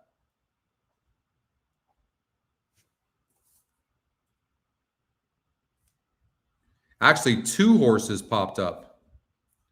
2 horses popped up in race number 4 at Mountaineer for the 2 of them. All right. So no, rebates are big. They're big. There's a way of doing it where you get rebates. This 1.5% is a joke. That's just on the win, but you can get like exactas and trifectas. The rebates are actually really good. In some cases, I'm getting up to 16%, 17% on trifectas. Same on exactas. So It's actually one of the reasons I moved to Florida. One of the reasons I moved to Florida. 13 minutes before race number 9 at Santa Anita Park. So now I'm loving being in Florida. All right, one more race here at Santa Anita Park. And then I will go over I'll stay with you guys until Mountaineer race number 4, and then I'm out. But I will go over Los Alamitos tonight with you guys for maybe 10, 15 minutes, okay? Yeah, no, exactly. You want the rebates, trust me. I'm going to see if I can pull that off. I'm going to see what I can do. It would be good for EquinEdge as well.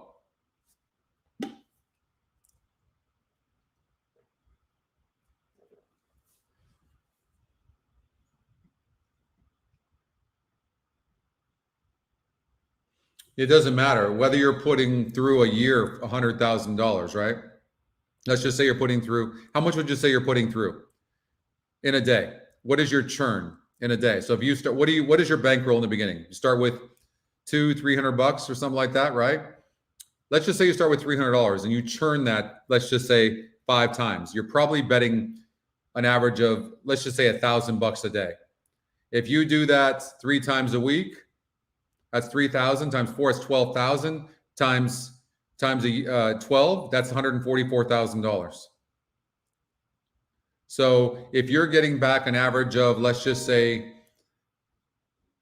8 points on $144,000, what is that, like $12,000, something like that, $13,000 in rebate money?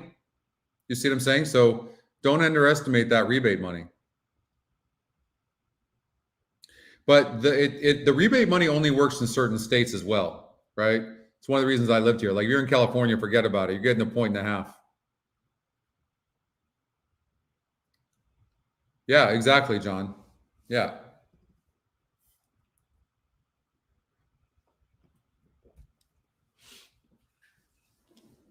Exactly. 2 is going first time on turf. Kid Corleone. It's a first-time starter. Of course it's first time on turf, Kathy. Doug O'Neill. It's got a good GSR. It's bred for the turf. It can run on turf or dirt. And it's a sprinter. And you can clearly see the top 4 distances are sprinting. And it's 12-1 on the morning line. And it is 8-1 on the EquinEdge morning line.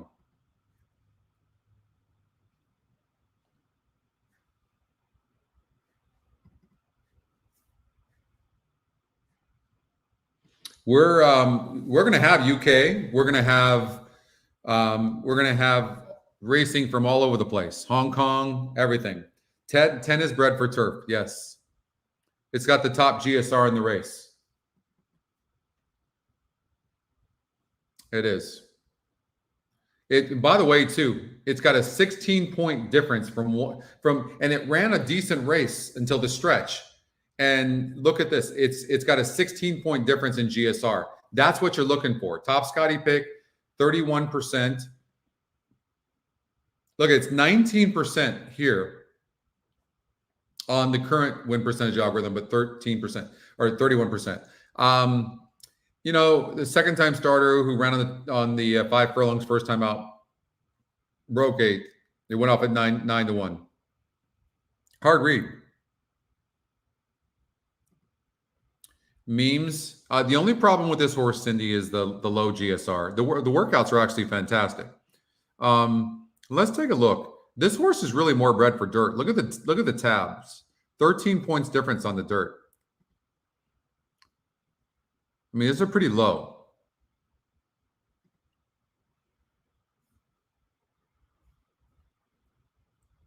This horse, Memes, I would watch this horse for dirt. Watch for dirt.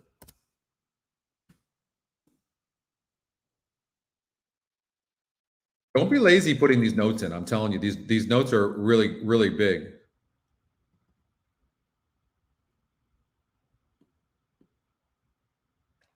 Really, rebates, honestly, Gary, are big no matter what. They're big. It doesn't matter if you play once, twice a week. It doesn't matter. Rebates are big if you get a good rebate.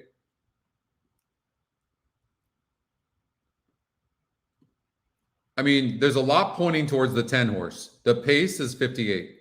The win percentage is 31 on the new algorithm.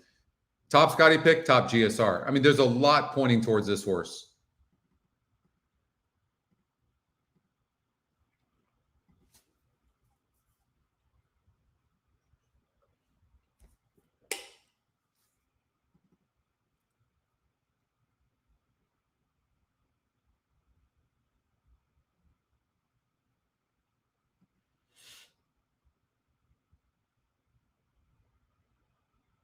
The GSR, this pace, first of all, the pace algorithm is the best pace algorithm in horse racing. For sure. Tell you right now. I know this for sure. It's not only that, it's not even close. So that's a big advantage for everybody. The GSR is the best breeding tool in all of horse racing. I don't think anybody using EquinEdge, would you guys argue that point? Right? So now we're focusing on all the other algorithms to even make them even more accurate, right? We have this win percentage is a 1 point better algorithm. Now we'll put that up on production here next week, the week after, and then we'll go on to another one and try to build it. So we're just going to keep on bettering these algorithms. Yeah, I know, Lexi. It just seems like the theme, doesn't it? I'm sure he's going to find a way to mess this up. God, I feel terrible being so mean, but it's just like ridiculous. It's like every single race we keep on Rispoli, he loses. But, I mean, he sure gets a lot of good mounts, doesn't he? He sure does.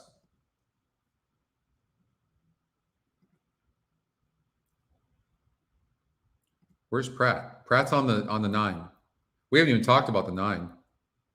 O'Neill, first-time starter, the 2. The 9's a first-time starter as well. You're not putting Pratt, and Pratt's not, first of all, you don't think here's what I'm going to tell you. And this sucks for us in the Pick 6, but there's no way why isn't Pratt on this horse? On the 10. Like, you don't think that the connections would have wanted Pratt? Well, Peter Urton, he does use Umberto. But you don't think every trainer wanted Pratt on his horse, and he takes this 9. I'm guessing this 9 can run. Has to be able to run. And look at the turf tab. And it's look at this horse can do anything. It's likely, this is a very nice horse, nice bred horse. So, I mean, I think you're looking at Pratt and Rispoli here. The 2 horse, first time starter, very difficult to win first time out against horses with like the 10. You got Pratt. I'm guessing the top 2 horses are 9 and 10. I'm guessing that's the case.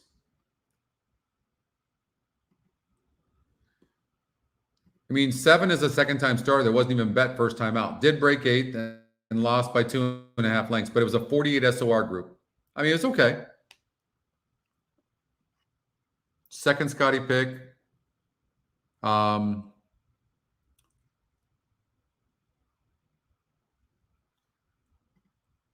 Does he have a contract with Qatar?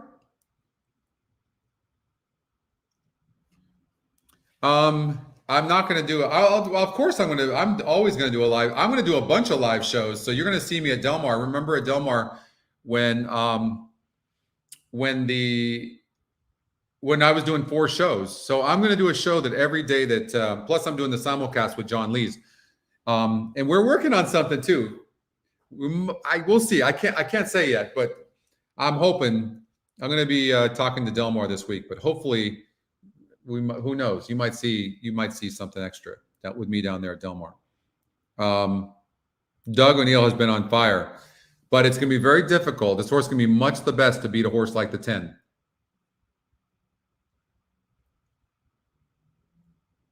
But Doug's on fire. Kidney sweat? Oh, God, that's just horrible. I was hoping that wasn't the case. How would I do that? How do I eliminate these horses every time?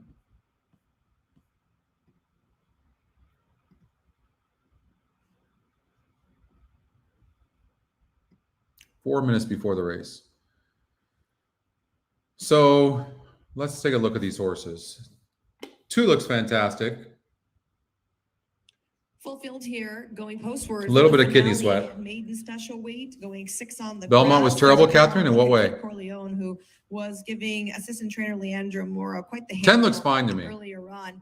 When the first 4 horses 2 has a came little bit on of the kidney track sweat for as the well. pony, you could tell, at least for the first The 10 2 does have top early starters, speed. They Yes. were completely looking around. They were not acting like consummate professionals. They were like little kids in a candy store. Look at this. I got to go this way. Oh my goodness, what's going on? Who's this horse next to me?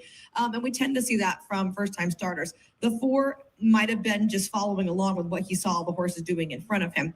I actually think the 4 was worthy of a look in here because I love the pedigree for him trying the grass today. He did have a good 6 furlong effort 2 starts back at Del Mar. And in his debut race, he ran up against a horse that would end up winning a grade 1. There's a lot of kidney sweat on the 4. Mile, maybe too far. I also love the turn back in distance for him.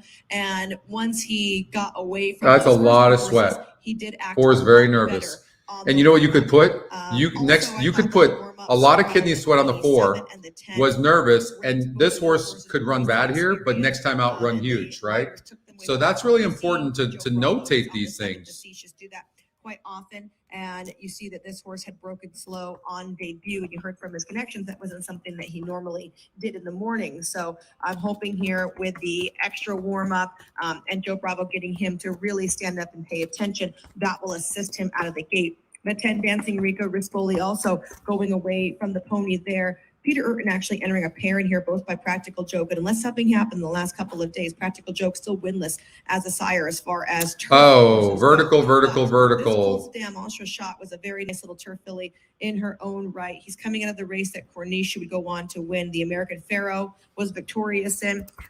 So there's definitely some turf influence here, and it couldn't have looked any better on the warm-up. There's another look at him right there, still without the pony. So what happens on the backside is a lot of the riders go away from the pony, give the horse a warm-up, and then I will tell you, join the the pony. 9 is dead on the So board it's right not now. good to stay away from the pony So the maybe whole the time. 9 is the horse that's going to do All over the better place a little bit, just next very time out. excited, and you have Rispoli with Pratt's his legs aboard. out of the irons. That's to give them a little bit of squeeze. It not only gives So, some to me, stability on there, but it's it the also 7 or gives the 10. horse a little I'm bit of going to take the reassurance favorites when in you feel here. that pressure around their bellies that, hey, someone's here and they're supporting you. You can see he is getting really lathered, though, not hot out here at all. So I like the that is 7-10. dismaying me a little bit. I would like to see him.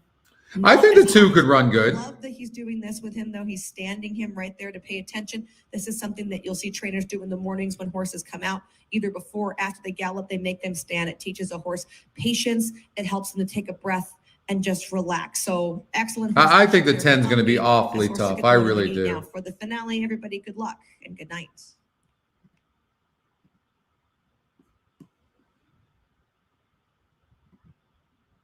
It's post time. Thank you, Michelle. They are moving into the gate. Souvenirs on the 7. I haven't seen very many horses win that are going into the gate leaving souvenirs. I like the 10. Here's Wall Street Trader, one of many firsters in here. 2 might run good. I'm not doing an exacta. 9 might run in the money, but I think the 10 is really the horse to beat. Come on. Let's get this 10 home.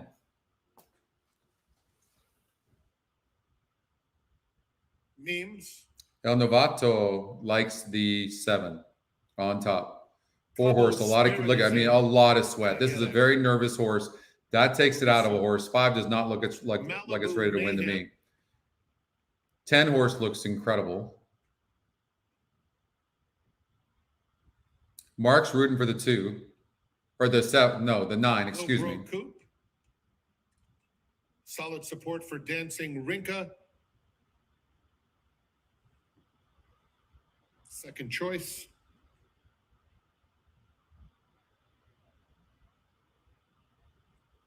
The last one will be El Potente.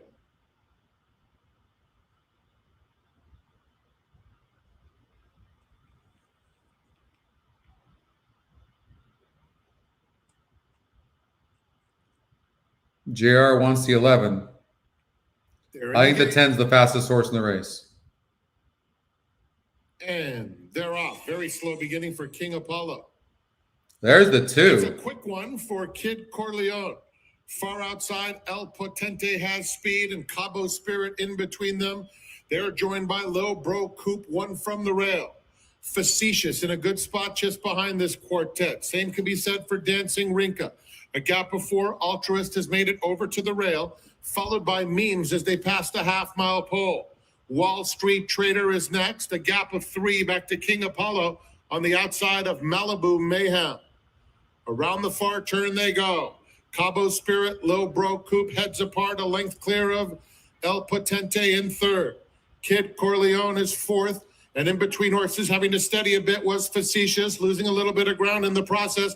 Wall Street Trader will be wide, trying to rally just behind Dancing. 10 went 10 wide. Why, I don't know. It's not going to matter because he's going to win anyways. Altruist from out of nowhere, and Altruist handwritten right up. Oh, the 11 was live. Wow.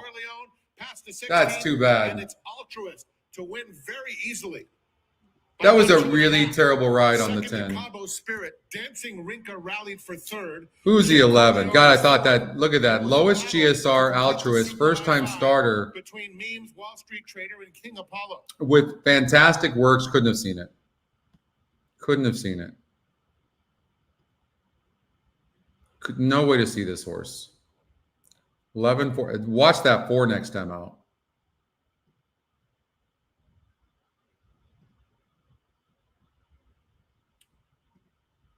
Umberto. God.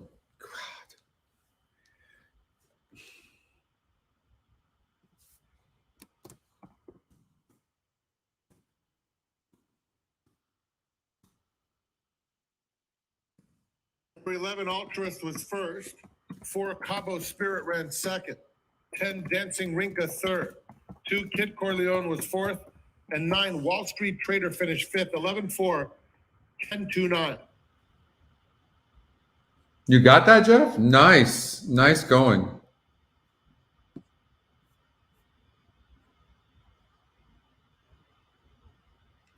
So Mountaineer race number 4, the 5 and the 6, and then we'll go to Los Al. No, the 10 got a brutal ride. I mean, the dude, why he gets so many mounts, I have no idea. Terrible ride.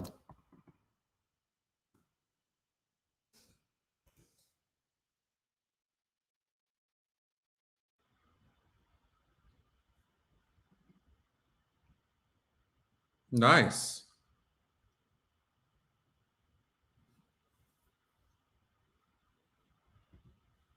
Nice hit, JR.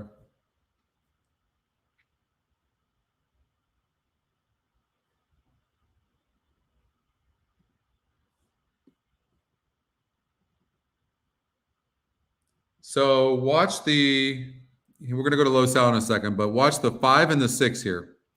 5 and the 6. Maybe do an exacta box. They're the 2 favorites. Mountaineer race 4.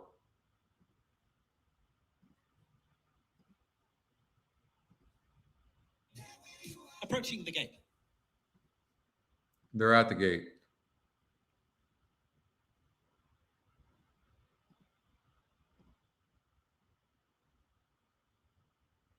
Six is fast. So I'm going to do a 6-5 because it doesn't look like anybody can go with the 6. The 7's kind of fast, but I think the 6 is the fastest.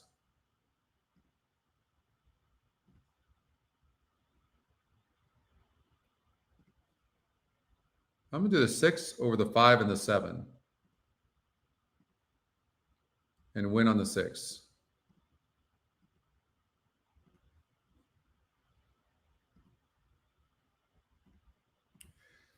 Um, 30-1. There's just no way to see the 11, especially from that post. There's no way. I think that. Okay, sounds good, Cindy. Thank you. Yeah, no, he did. I got to stop singling that guy. Honestly, I have to stop. It's mind-boggling how many horses of his that I like. Mind-boggling.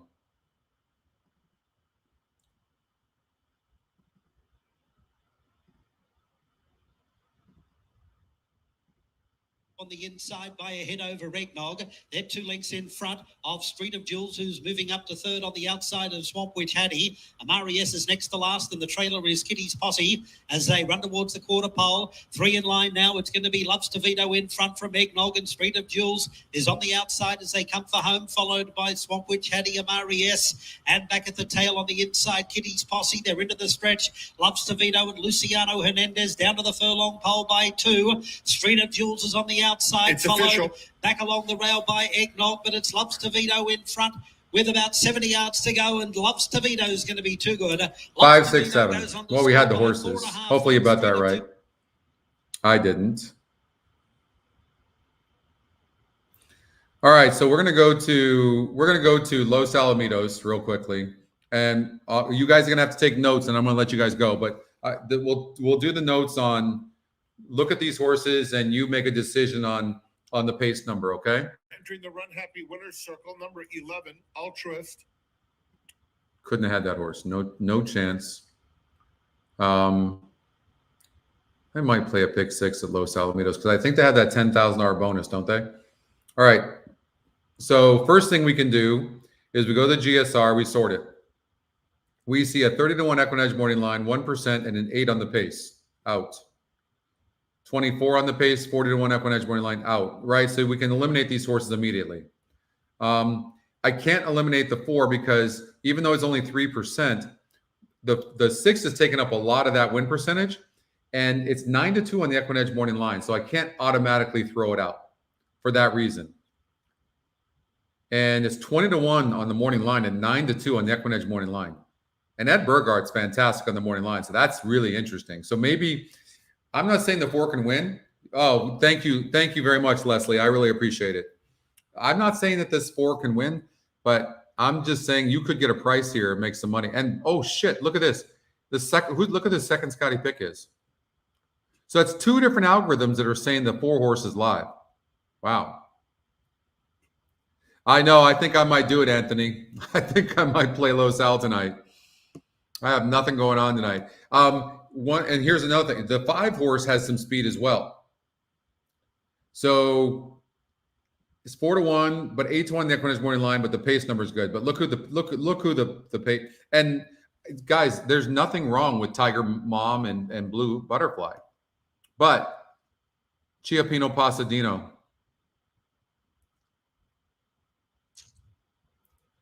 Jesus Uranga is a good trainer and a good guy. Yeah, I know. No, I can't. How long have we been on? Since 3.5 hours, not that long.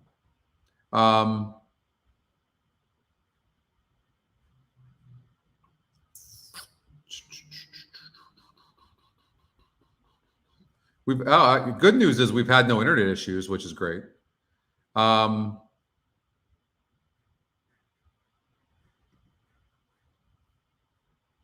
Anyways, you can see, look at the pace numbers. That's the thing. Maybe take a picture of it. Okay. Yeah, I saw that 2.5, Joe.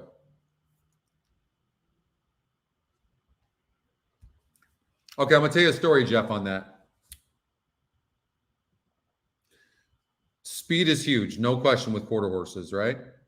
So when I was doing the quarters with Jose, we had a situation where there was a horse that had a 50% number and it had never been 110 yards. And many of you have heard this story, but I think it's poignant as to why I don't like time. We should play through Los Al. I know. God, you guys are killing me. Anyways, I said, Jose, there was 4 horses in the race that were so fast. I mean, fast. They had won at 110 yards. I said, this horse is 50% to win on the EquinEdge win percentage numbers and is clearly the class of the race, but it's never been shorter than 330 yards. I said, and I said, what do you think? I said, what's more important, the class or the pace? Because the other horses were cheaper. The SORs were lower. He goes, I'm not even using the 7. I'm like, what? He goes, I'm not even using the 7. I said, okay. I said, I got a buck or I have lunch that the 7 horse wins this race. He goes, okay. And he didn't even use it. The 7 not only broke 3/4 of a length slow last, 3/4 of a length last in a 110-yard race, won the race by 3/4 of a length. True story. So yes, pace is important, but you want to have, the horse needs to have a decent number as well. It can't just be like a 4% number and have a high pace number. Be careful for that. Okay? Otherwise, why you don't need any other tools. Okay? But time is irrelevant. Time really is irrelevant.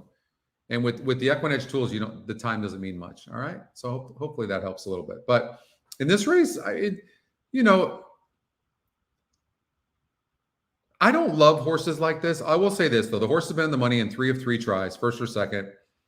And it fits here. But it's also, it breaks good, a very good breaker. Hard read.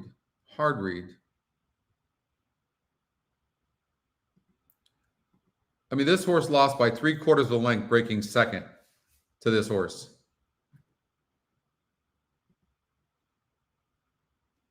This horse is very fast, but not the best breaker in the world, but seems that this one has some class.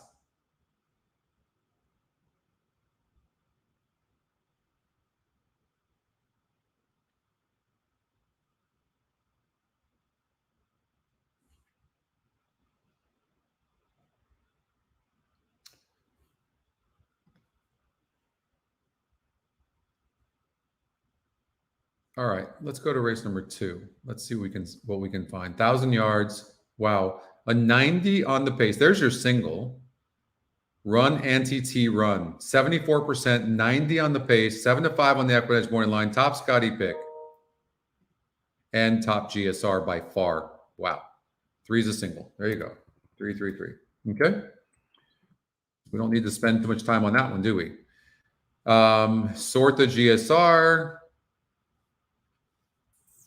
Wide open on the win percentages. Wide open, but the 4 horse has an 89 on the pace, top Scotty pick, but the 3 horse is very fast as well. So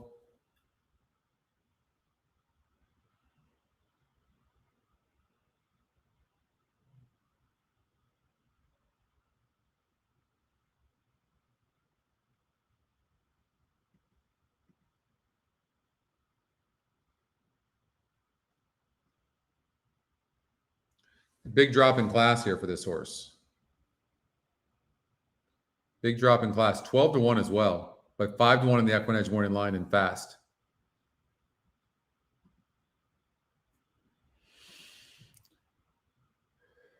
The two horse can rate some. And I will say this, it's a Scotty long shot, and this horse has speed, no doubt. A lot of times horses like this need one race around the hook at night. But this horse is fast and it's somewhat tactical. So it's going to save ground. And you can see it's going to sit right behind the 4 horse and the 3. And if the 4 and 3 duel for whatever reason, that horse picks up the pieces. So the 2 is very light. 7 horse just faced too tough a competition last time out. Throw that race out. Time before that was against a tougher group than this. And the horse is tactical and should get a really good trip from the outside, sitting behind the 2, 4, and the 2, 3, and 4. So I like the 7 as well.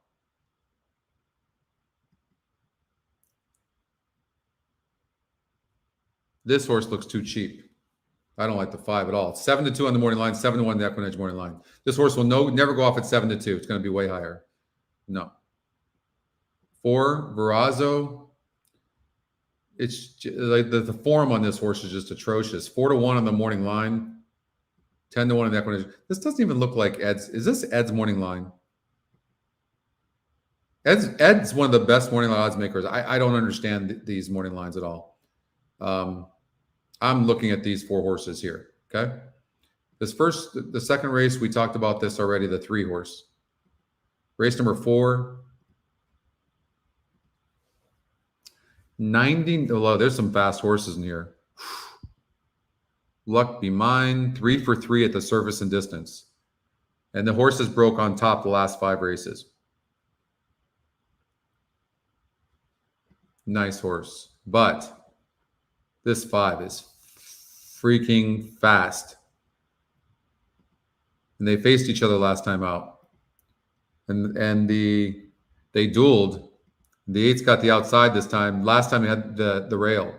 5 is fast. If 8's got to be, this horse seems like it can rate some and has that outside post. Yeah, I think, hey, Doug, I think the 8's fast. So this is the algorithm that Bill affectionately calls Janae. What is that amount, Bill? So this horse has got a 1%, 50 to 1 EquinEdge morning line, and not fast. The one horse 5%, not fast, 15 to 1 EquinEdge morning line. That's out. All agree, right? That was the first round of cuts. Okay, now we'll go to race number 5. Low, 4, get rid of that. 2%, 52, 15 to 1, not a Scotty long shot, $24 for that ticket that Bill's saying that the algorithm chose.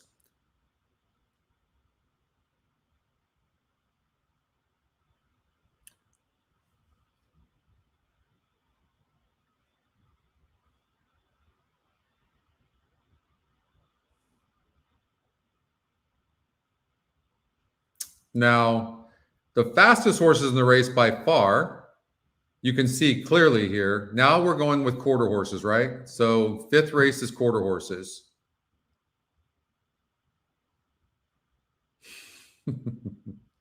It's clear. I mean, maybe this is a 2-horse race, right? Maybe it's a 2-horse race, just on base numbers alone. And then you look, and they're also the top 2 Scotty picks, top 2 win percentages, top pace. They look tough. One of those 2 horses is probably going to win the race a lot of the time. The only way you would play another horse in this situation is if they were lightly raced and you saw improvement coming. Now, could that happen with the 3-horse, the Scotty Longshot? It could. Second off of a very long layoff, got a 3rd place finish, had every right to get tired. I mean, and it went 15.68. It could improve. So if you wanted to, and remember, I'm always telling you second-time starters. This horse has been off since July of last year. So these are situations where you could get a long shot. I don't see it here.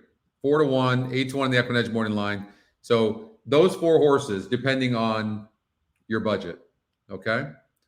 Get rid of that horse here. Sort, 53 on the pace. The SOR 26, I'm going to get rid of the 2. Now, this is an interesting horse. I don't know what happened here, but it's 15%, second Scotty pick, 5 to 2 on the EquinEdge morning line, top GSR. Now, what's the story with this horse? Like, 3 to 1 in the morning line. Why is the pace? I mean, this horse has no speed. It doesn't. Look at this. No speed.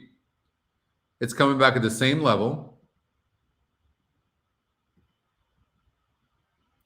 1 looks good, by the way. Baby Gronk. Very good. So this is interesting. So this horse can rate some. Okay. This horse can rate, but also is fast. But 4 is going to be on the lead. Clearly going to be on the lead. That being said, this is a 56 group, and that horse has been racing against 50s. So this is a tougher group than what the 4 has been facing, but the 4 is the fastest horse in the race. Now, the 5 is fast and can rate some, and so is the 1, but the 1 can rate. So the 4 is going to be on the lead. The 5 horse is going to be sitting right off of the 4, maybe pounce on the 4, and then the 1 horse sits behind them and then runs away. That's the way I envision the race. 3-horse Zimba Warrior, no idea. The horse is going to come from behind.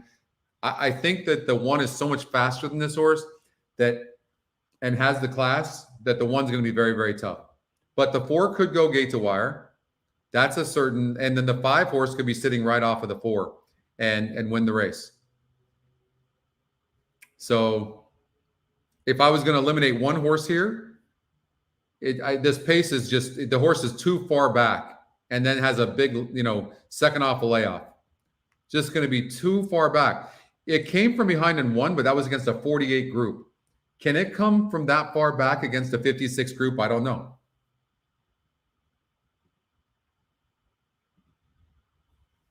I would say no. So I'm going to eliminate that horse. No speed, 2%, 15-1 EquinEdge morning line. It is a Scotty long shot.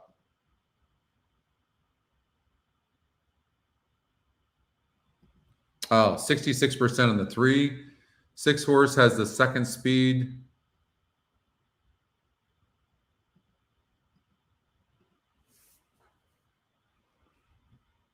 Hmm.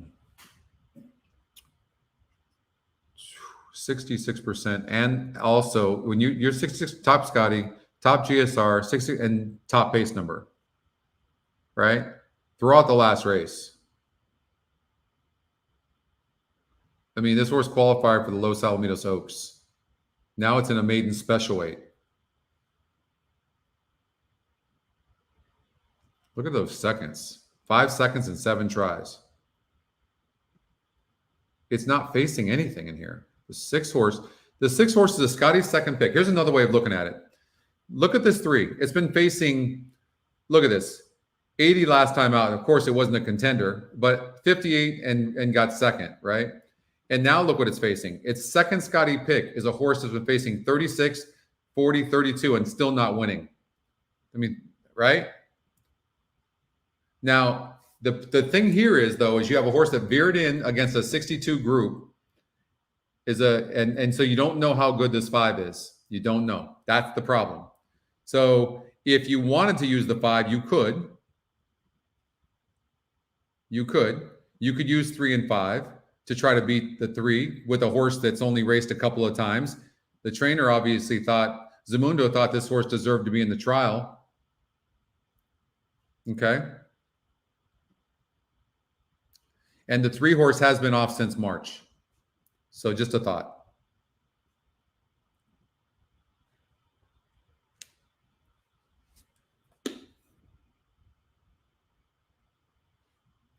Six horse, 47%, top Scotty pick, 83 on the pace. 8-5 on the EquinEdge morning line, low GSR. I worry about horses like this. Look at this. Good connections, everything, but look at the money this horse has burned. Been in the money in all 6 tries, but look at this. That's, a little scary. But here's the thing.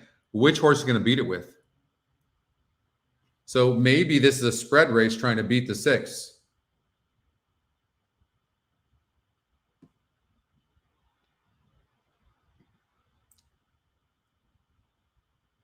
Lightly raced the 1. Look at the EquinEdge morning line. It doesn't like the 2. Now, what you want to do with a horse like this is it lightly raced and maybe you don't, maybe the system missed it because maybe it's had some issues and it didn't catch it. So right now we know it's got a low pace. It's 12-1 the EquinEdge morning line. Okay. Now I want to look at it and see. And we know who this horse is. Why is this horse supposed to all of a sudden run here? I don't see it. Oh, also, it's not in the top 2 Scotty. And look, it lost against a 46 group. This is a 60 group. I don't like the 2. So we'll eliminate that horse. Now you're tough here. One of these pace numbers can possibly beat this 6 horse who keeps on burning money. All right. Race number 9. 10 points highest GSR is the 6 horse. The pace numbers are all very similar. The 5 has the fastest over the 2, but they're very close.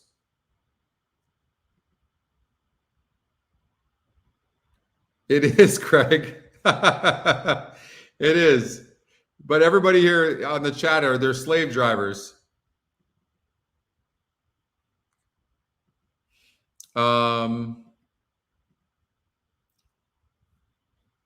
This is a wide. This is an absolute grab bag. Absolute grab bag. I'm not eliminating one horse there.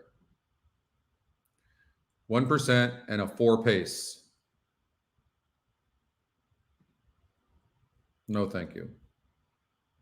The only thing I will say, look at Jerry's 52%, 99 on the pace. Won 7 races, holy crap, of 8, and was second in the other one. 3-2 on the EquinEdge morning line. Jerry. And look at this, has broke first in 7 of the last 8, and wow. This horse has won 4 straight races. But this horse is just solid.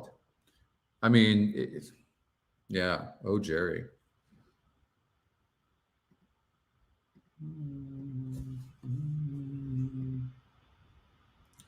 Mountaineer race number 5.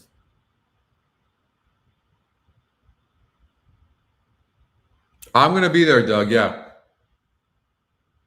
You haven't cracked the whip yet? Feels like you've cracked the whip. Mountaineer race number 5.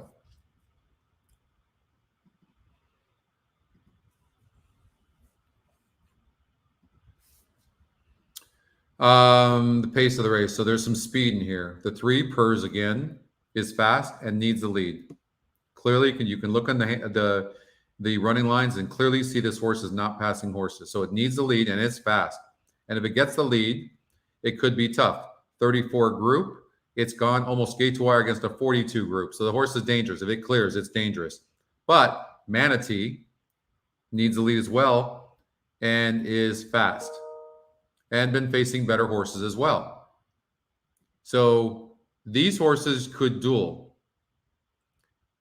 Then you take the 6, who's got a low win percentage and can be sitting behind these horses, but this horse needs the lead. This is a perfect example of, now this would have an asterisk next to the 68, and then you'd see the 89 and 88 and you'd go, I'm throwing the 6 out. Boom. Because the algorithms don't look at pace yet.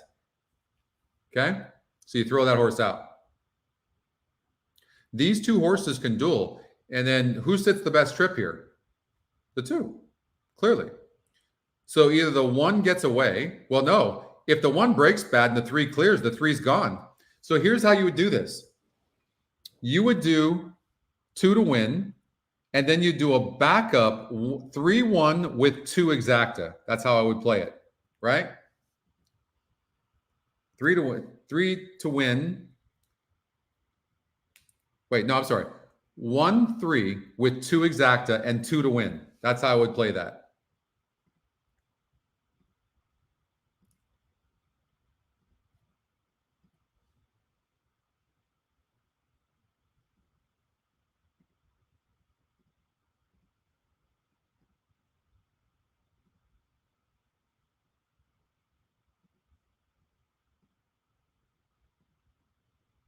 Now, if you're trying to beat the favorite, the 1 horse, the 3 offers up that opportunity for sure. About to load for race 5, 4,000. For sure. Because the 1 needs the lead and has drawn the rail, and the 3 needs a lead. So you have to figure that the jockey and look at the jockey and trainer combination on the 3, a new trainer, they're 43%. They've won 3 of 7 races. So that's what it looks like to me. And you could throw a trifecta in there, you know.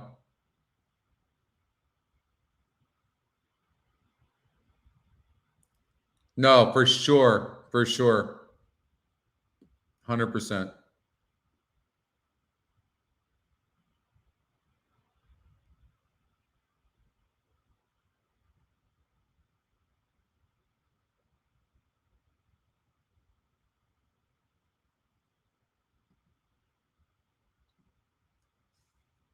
Taking back out the start was Parade Grand. Anita 2 began well. Pers again is showing some speed. And I'm shocked that 2 horse got the lead. Smooth current. Zaman is in that group. The 1 is toast. Big Daddy's flying high. And then comes Sly Wildcat as they head to the 6.5 furlong marker. And the leader is Pers again. The only thing I'm not liking right now is this 6 horse putting pressure on the 2. That I don't like. But I don't think I saw that the 1 can race. I don't think I saw that. 4 or 5 lengths to Big Daddy's Flying High, and then comes Sly Wildcat, and Parade Grand is about 8 lengths away at the tail. They're midway along the back stretch, and the leader is Purrs Again, just on 1 length over Manatee. 3/4 to the outside is Cake and Eat It 2, and they get away by 2.5 lengths over Big Daddy's Flying High. To the outside, next is Zaman, followed by Sly Wildcat. Purrs Again, about to be joined by Cake and Eat It 2. Manatee being pushed along now in 3rd spot, followed by Big Daddy's Flying High, 5 lengths off the lead as they run to the quarter pole, and Cake and Eat It 2 takes over, goes 2 lengths clear off Purrs Again, followed by Manatee. Back behind them, Big Daddy's Flying High, and then comes Sly Wildcat. Parade Grand's made. The jockey on the 3 went too fast, right? So we're going to win this, but the jockey on the 3 went way too fast. Out by about 5. Parade Grand on the outside now, getting into seconds. 2's all over the place, but it doesn't matter. That horse is everywhere.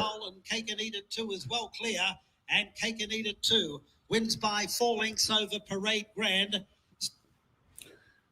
So, I mean, it was just like we called it, right? 1 broke bad and then rushed up, but the 3 was in the lead. 3 was faster on pace, right? So you see, I mean, it was perfect. And then it comes down to just betting it right. And we did. We would have loved to see a 3-1 exacta, but it didn't happen. But at least we put a couple $100 on the 2 horse and we got our money.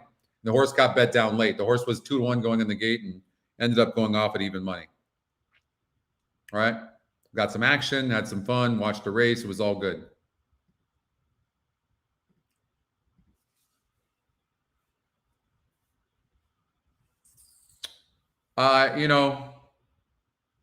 Even money. Yeah, exactly. We covered. So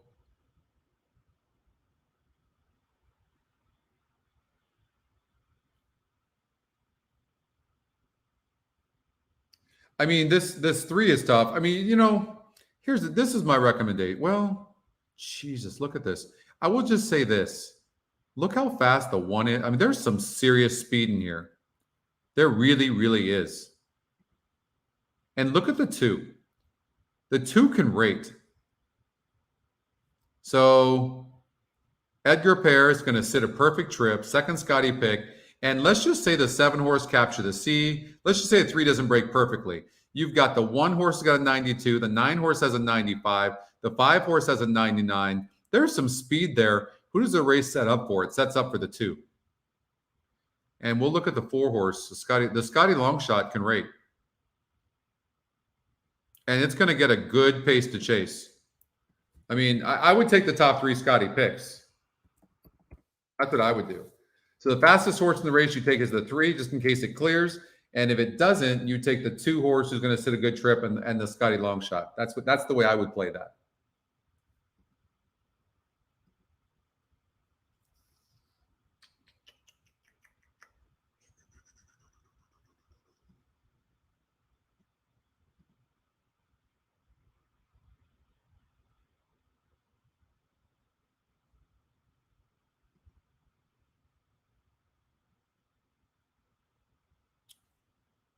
Two paid $420.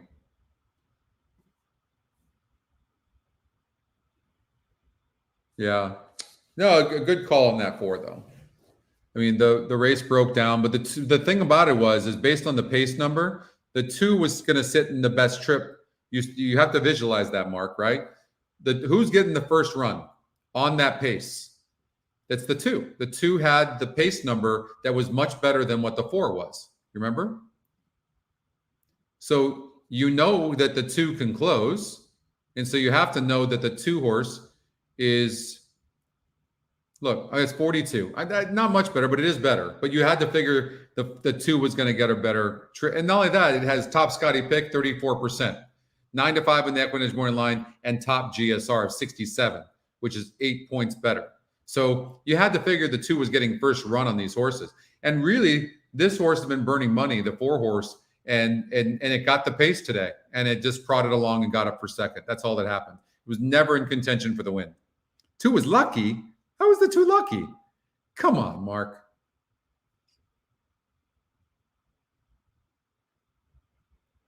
Yep, that's true.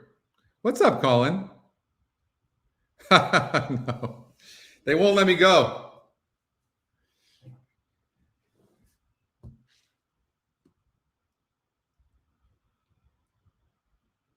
Give me a horse with tactical speed all day long. Yeah, the 2 outclassed the field for sure. No question. And the 1 needed the lead. When the 1 didn't get the lead, this is why I keep saying you can utilize these metrics. Now that the pace number's there, pace makes the race. So now you have this pace number with all the other metrics, and it's beautiful. Beautiful. You see? Look at this. Have we not been in contention almost every single race that we've done all day? Have we not? Like, we've been out of the races only very few times. And I don't think the pace number has been inaccurate. I don't even think once. You can't play in LA?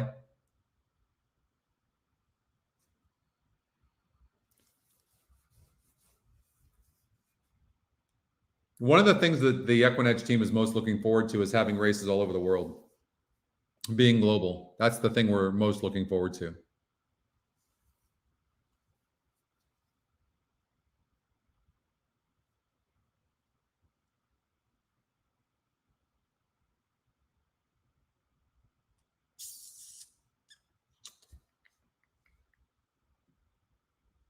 I think we handicapped this thing, bam, like personally, like perfect. Did we not? 3 is going to have the lead over the 1. The 1 needs a lead, so the 1 is going. The 3 is going to kill the 1, and then so we bet the 2 to win because most likely winner. And just in case one of these horses gets clear, we'll cover that too, right? Did we not do that perfectly? There was not one of us that was not praying that the 3 horse would go and win that race gate to wire, right?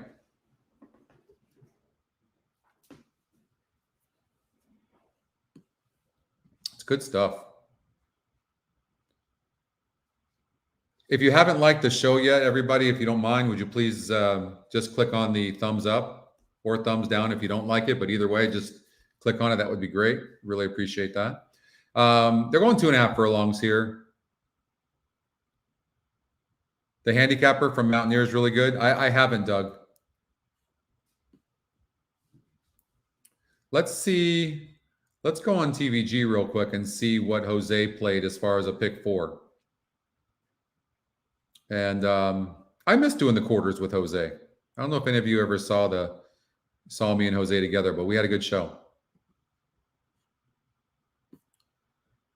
Kurt Hoover is with Jose today. So Jose is singling the 3 horse. All right, let's see what the story is. Oof. Really? Jose, what is that? In a 2.5 furlong race, you're going to single this horse? That's so crazy. 3 to 1.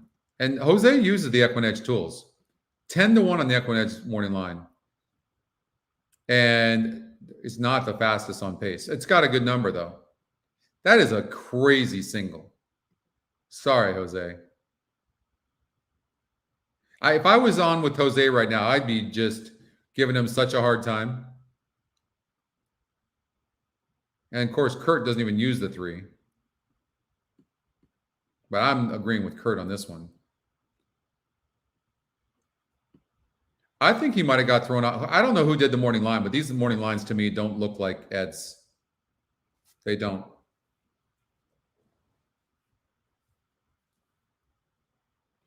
Usually the EquinEdge morning lines don't differ from the morning lines over at Los Al. Look at this. 9 to 2 on the 4 horse. And whoever did this has this horse at 20 to 1. Is that on vacation? Like, this is crazy. It affords you guys an opportunity, though. I'll tell you that right now. It definitely gives you an opportunity.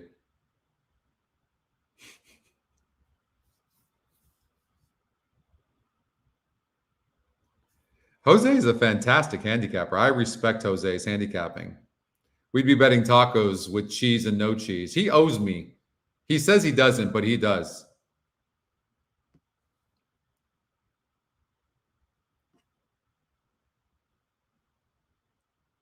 Yeah, and Scotty's second pick. I'm shocked.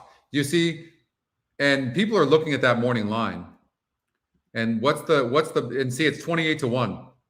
Oh, I mean, this affords an opportunity. If this horse comes in the money, like, I don't know how you're going to bet this, but the 4 would be for sure in the second and third spots in the exacta and the trifecta for sure. I would get rid of the 7. I'd get rid of the 9. Hold on here. I already did that on the test site. Somehow I have to get the 4 horse in a bet here for sure.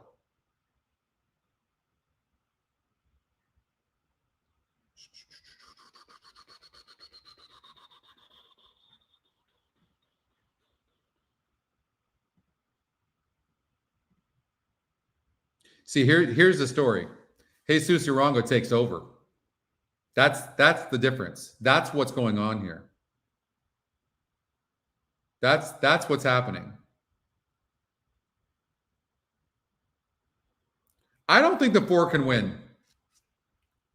I don't think so. But it is Scotty's second pick, Alex, so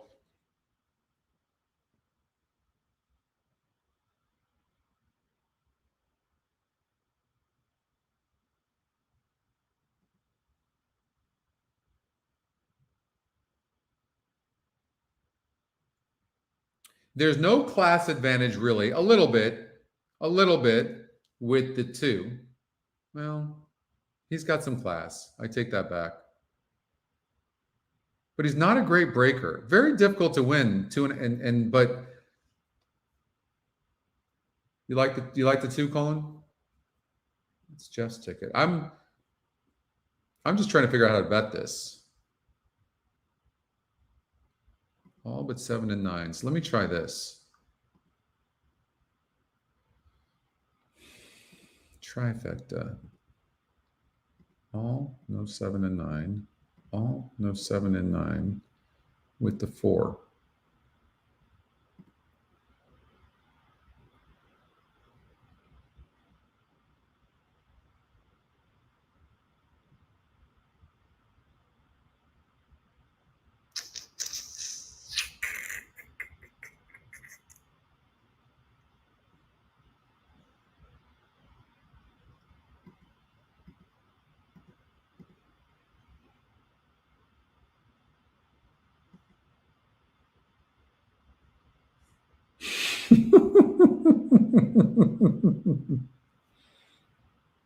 that was very funny. I'm trying to figure out how much I want to play on this. I mean, if the 6 wins, it's not going to pay that much. It's really not. But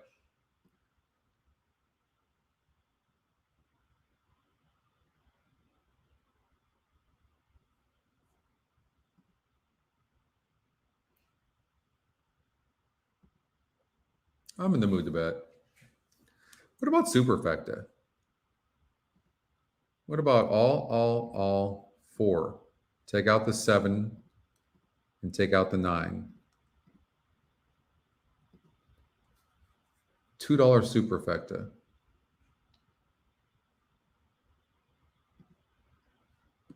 Why not? Why not?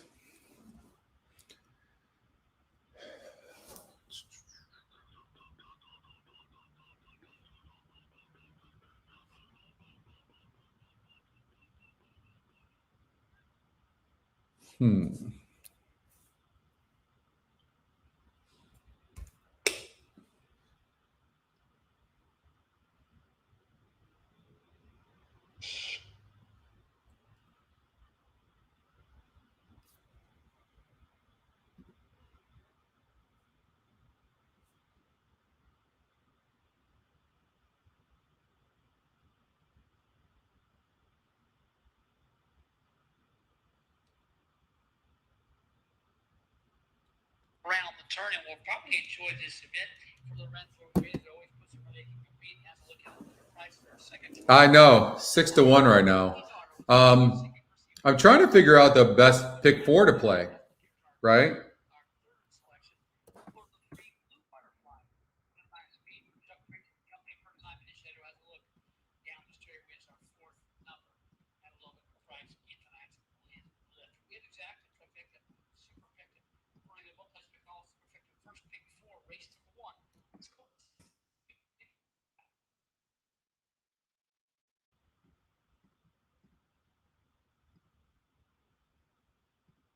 3 horse will be the single, clearly. Okay.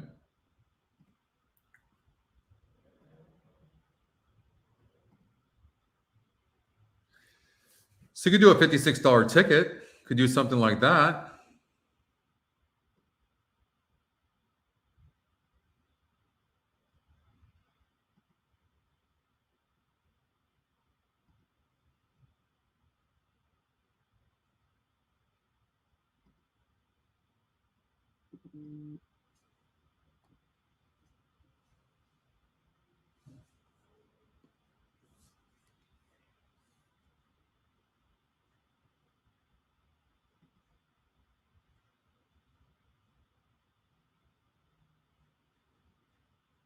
This horse is doing really, really well, but there is so much damn speed in here. I'm looking for the horse that can be sitting, tactical, and rate. But the post of the 8 is fantastic. It really, really is. And one of the reasons is because the 7 is not that fast, and the 6 is out. 5 is fast though, and so is the 2. So 8's sitting kind of in third, and looks like the 8 can rate some. So the 8 really does get a good trip. They're not coming back though. So this could be.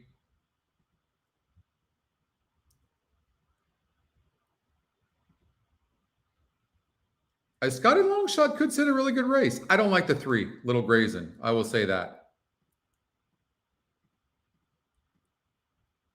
And the 8, I mean, this is just a hard knocking horse.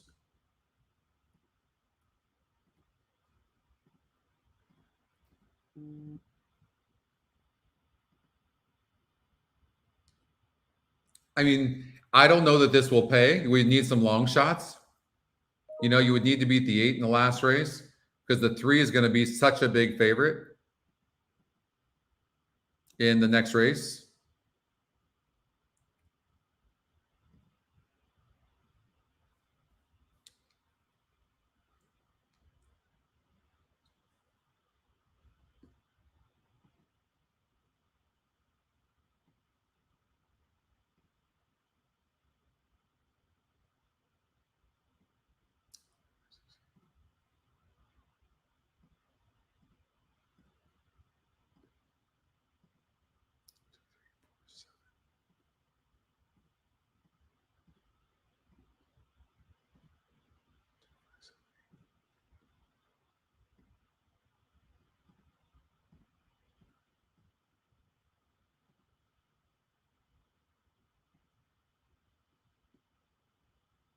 Now you could do a bigger ticket though, singling the 8 in the last leg.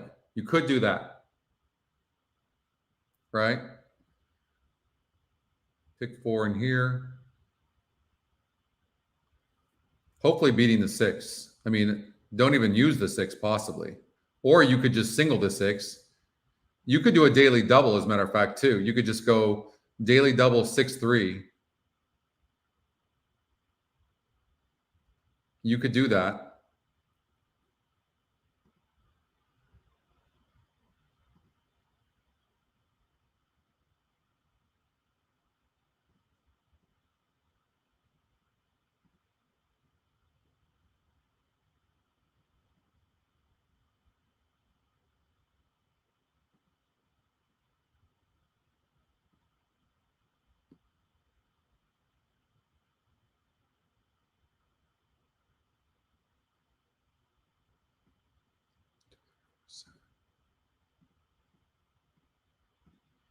And you could just single the 8 like that.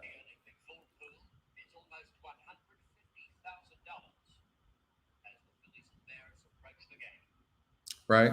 So I used the 1 and the 6. I used the Scotty long shot. I did the 6. You could do something like that. I mean, it's going to be luck at the end of the day, but at least you're hedging your bets, right? So if that comes in, like if the 1 was to come in at 8-1, that 3 comes in, and it would, you know, I'm looking at it, then I could hedge my bets in the last leg.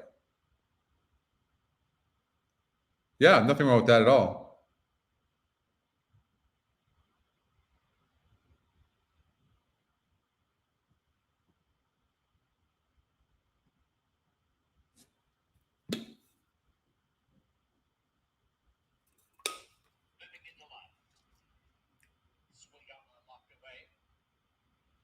Love to see this one win at 8-1. Would be huge.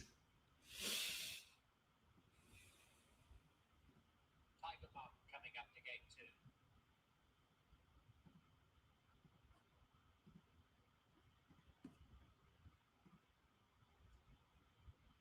Thank you very much, Kurt.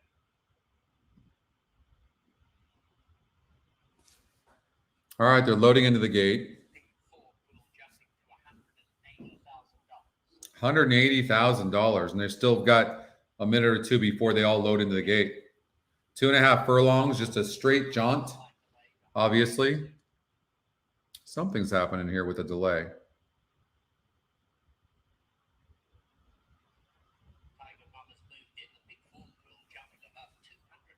Wow. Next one to come across behind the gate is Chipino Pasadino. There comes favoritism. All right. 7-year-old there. See what happens here. Money as she comes up. I think we want to beat the 6. To gate 3 off a plane by Jack Trace. Blue Butterfly. Cutting back to this distance. How about the 4 horse at 45-1? You imagine that horse comes in 2nd or 3rd. Struggles to see out the hook race. Might be tailor-made. Commission S ready. Luminous Lime Cap. 2 more left to load on the outside. Third jockey, Javier Matias. Keeps the long shot stable leg to the favorite.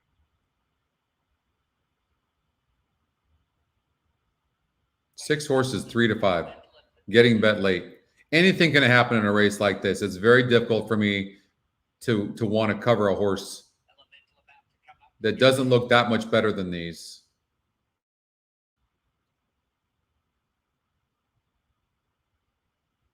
Slow gate load for the opener. Yeah, it is. Elemental.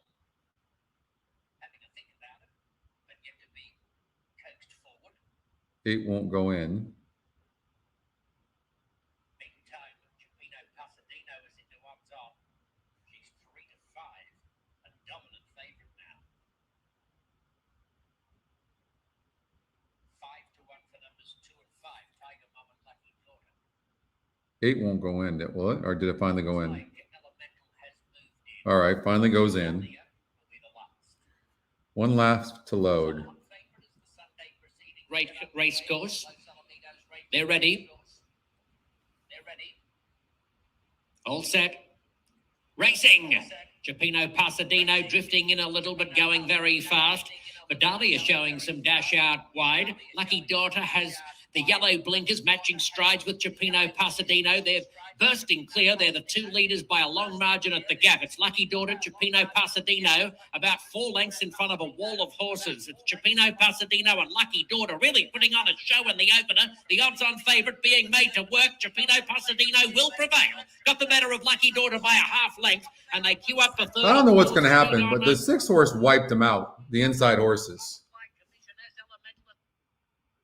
5 of them across the track for the minor end of the spoils. 6 gets over on the 5 horse, Lucky Daughter. I think the 1 might have held on for 3rd, Sweet Honor. The 4 horse got wiped out, though. Yeah, the 6 came in and took the inside horses out. There might be an inquiry on this.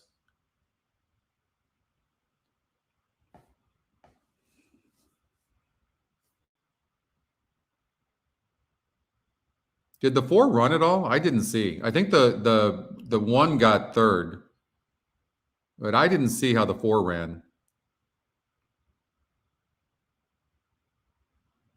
6-5 at the photo. Number 6, Chipino Pasadino, is the unofficial winner, defeating 5 Lucky Daughter. Capra for 3rd and 4th.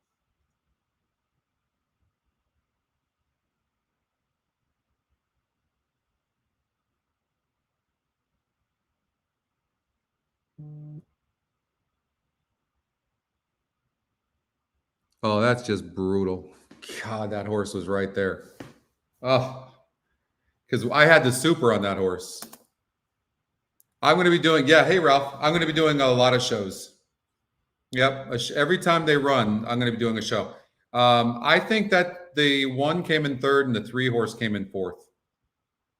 3 horse at 10 to 1. I'm going to see 1, 3. You know, they might not change this, but you know, they really should do an inquiry because the 6 came in and wiped out the, you know, these horses. I think they're just, I don't know. For me, they're a little bit inconsistent. Yeah, it's singled that 6. I mean, that's not, I mean, not hard single there. But yeah, I'm going to do a Breeders' Cup show for both Friday and Saturday. And then I'm going to be doing shows every day over at Del Mar as well. My show in the mornings. And then I'll be doing morning shows and West Coast time. And then I'll also, oh, the 5 come in first, really? And then I'm going to be doing, maybe it's a dead heat between the 1 and the 3. And then I'll be doing the simulcast with John Lees as well.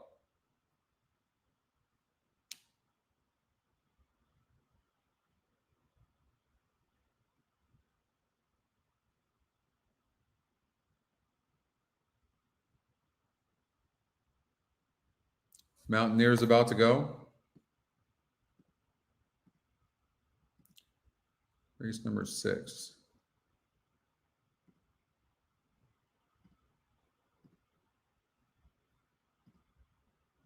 Big GSR, and the pace of the race is the 1 horse who might go gate to wire. But the 8 horse is tactical, and the 8 horse is 8-5 on the EquinEdge morning line. I like 8 with 4, and I think the 7 could get up for 3rd. The 1 horse is interesting as well in the lead. 8 could beat the 4. 8 could beat the 4. They took off, didn't they? And it's Starship Taxi, the leader, by a length and a half. Samurai Saint is closing quickly. They get away from Cantankerous Bobby, followed by Oak Room, Toe Tap, and Luke and Rhombus. Into the stretch now, and Samurai Saint looms up to Starship Taxi and goes to the lead. We talked about the 1 horse being the long shot as well, 22 to 1, right? Amazing. It's going to come in 8-4-1. Pretty badass. Look at how fast we did that in about. I wish we'd have known about that just a little bit earlier. 4-8-1. Gosh. That 1 horse at 22 to 1. Look how we caught that 1 horse. We caught that 1 horse because of that 76 pace. Do you guys see that? Pretty neat. Still photo, right? Is there still a photo over at Los Al or no?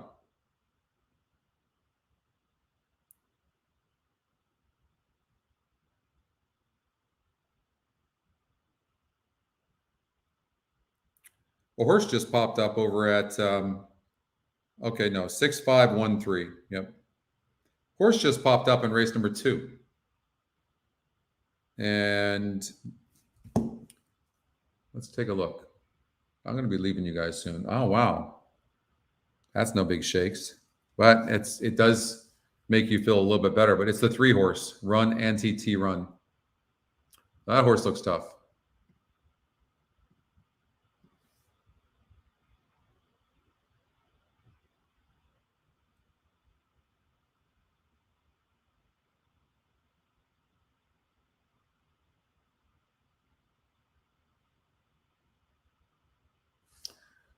Thought we had done a daily double. We didn't. So we did 1 and 6 for $20 with 3. So we need the 8, and we're spread on this $4 one. All right. All right.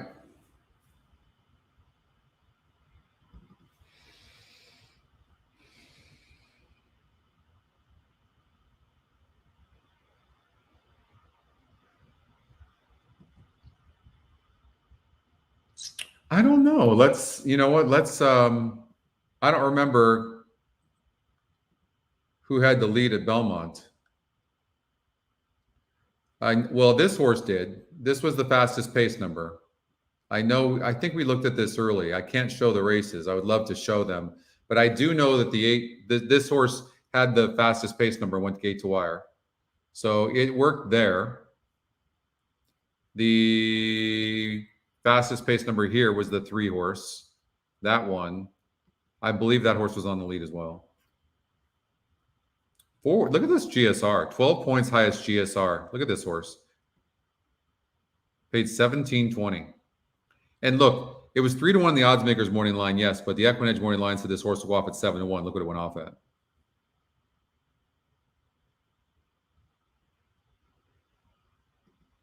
I think it works. I think it works there, Ralph. I think so. Steve, you know, here's the thing. I'm not going to lie. The GSR Plus is an amazing tool. Some people are using the wet algorithm and seeing a lot of results with it. Like in this case here, the one Miles D. I don't use this tab. I use these tabs. I don't use this wet tab. I just think wet tracks are just really tough. But I am not a good wet track player. I do think the pace number is going to help with wet tracks, though, if they sealed it, right? Because some of these horses can carry their speed a lot further. No, you're right, Ralph. I know. Here's the thing, though. I don't think it matters. If a horse has a fast pace number, just because they don't get – I think the horses that need the lead, that these jockeys send the horse to the lead. But when we have a high pace number on a horse, but it doesn't need the lead, then it doesn't matter whether he goes to the lead or not. Does that make sense, right? We know that the horse is fast, so he's just reserving his energy and going to finish good. I've seen a lot of these top pace numbers winning these races from coming from behind. So just because the horse is the fastest does not mean the jockey still might take the horse back. But the horses that need the lead, the jockey's going to take the New York or wherever, they're going to go to the lead. So I think it works, you know? Yeah, I'm not great at wet tracks. I promise you, I've not even looked at one race in the Breeders' Cup. I don't know who's in the Classic yet. Nothing. I mean, I know a couple of them, of course, but I haven't looked at it. But I'm like that. I'm all about just what's going on right now, or maybe coming up in a day or two. That was tougher because I would be on set on TVG with like Caleb or Joaquin, and they're rattling off stuff of horses that won before they were even born. And I'm like, hey, Scotty, what did you think of Ancient Title winning this? I'm like, I'm going to take your word on this one. It's not my gift. Those kids are amazing. Great people too. Race number 2, this 3-horse just looks. Is he 1-9? I'm assuming 3-5. This horse, you'll never see 3-5. I will bet every dime I have on my account to win if this horse goes off at 3-5.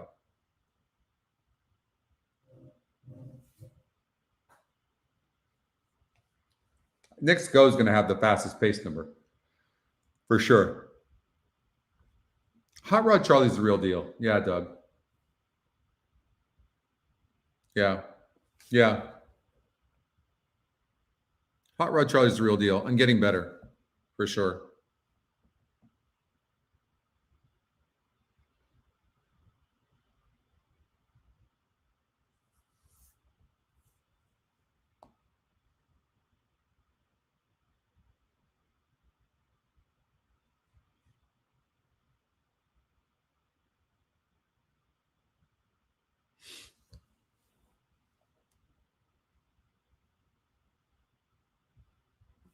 Gamine, yeah. I'm having a really hard time with any Baffert horses. I don't know about you guys. Really hard time. So I'm going to stay with you through this race here.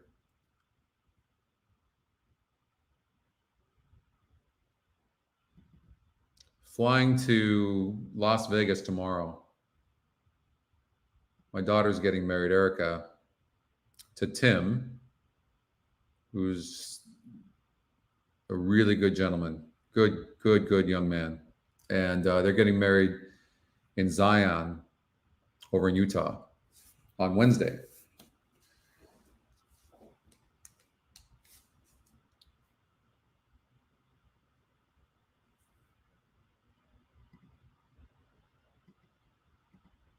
Yeah, I'm leaving tomorrow I'm flying out tomorrow night to Vegas.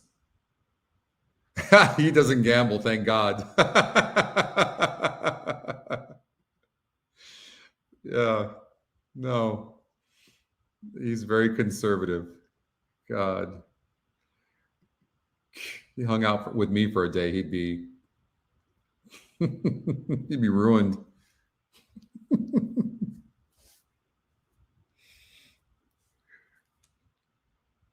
Yeah, get him out. Not yet.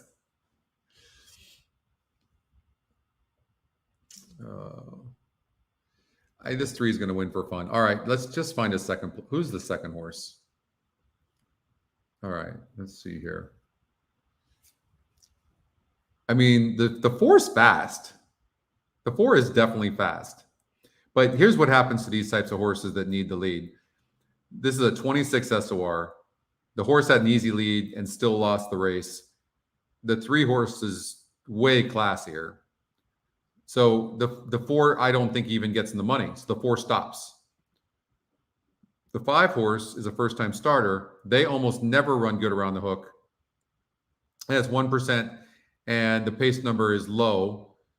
Now, again, I'm going to remind you, when you guys do get the pace number, take the first-time starter pace numbers with a grain of salt. I haven't seen them be terrible, but I've seen some good ones, but I've seen some not so accurate ones as well.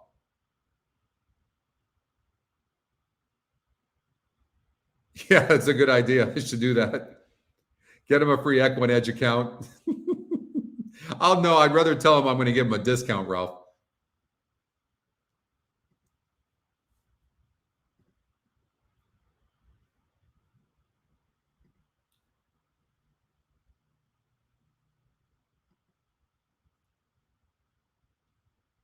I don't like this horse's style as well, but it is dropping in class, the Scotty Longshot.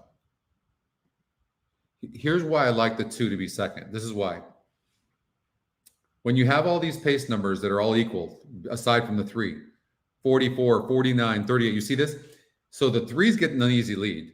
4 is going to chase it and stop. And the 2 horse only has a 23 pace. So it's not going to go try to be close to the pace. It's going to be the one that's finishing. So I like a 3-2 exacta, and then maybe a 3 with a 1-6-7 with a 2 trifecta as a cover. That's how I would play that. So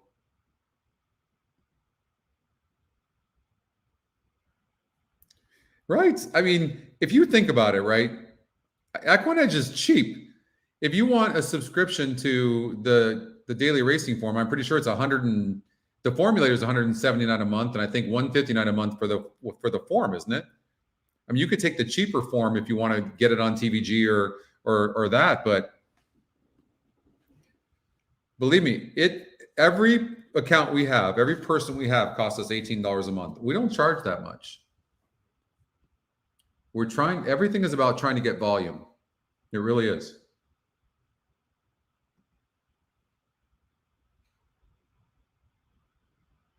All right, so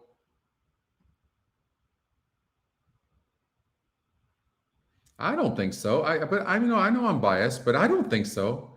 I think that the people that don't like EquinEdge are the people that haven't tried it yet or given it a chance. I don't see how you could use this and go use something else. I can't see it. I don't know. I don't know how you do it. Genuinely, I don't.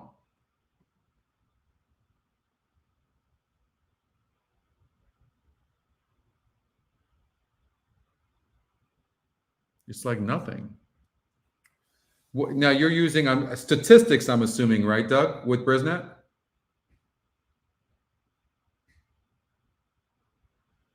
It's cheap, right? It's cheap. I know I'm biased, but that's how I genuinely feel.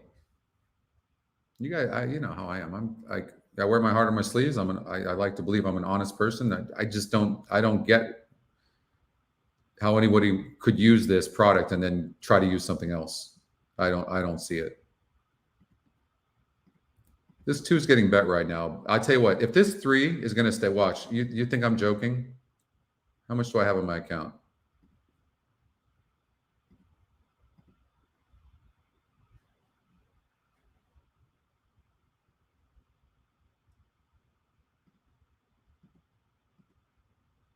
And then I'm going to do a saver bet. I've got to do a 3 with 2 saver. I think I eliminated some horses though, right? 4 and 5. All right, I'm going to take out 4 and 5.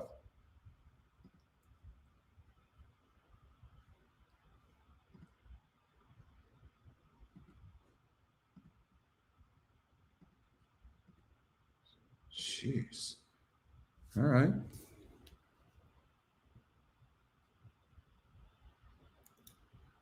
You know, honestly, it's not even about the money for the form, okay? It's not the money.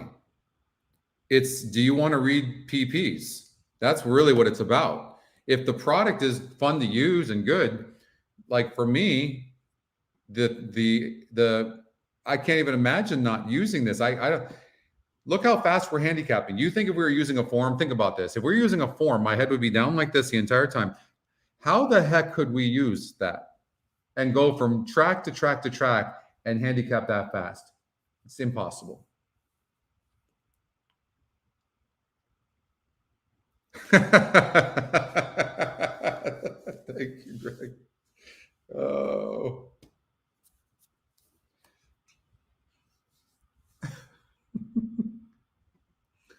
Watch, 3 is going to be on the lead. 4 is going to chase it. It's going to stop. And the 2 is going to get up for second.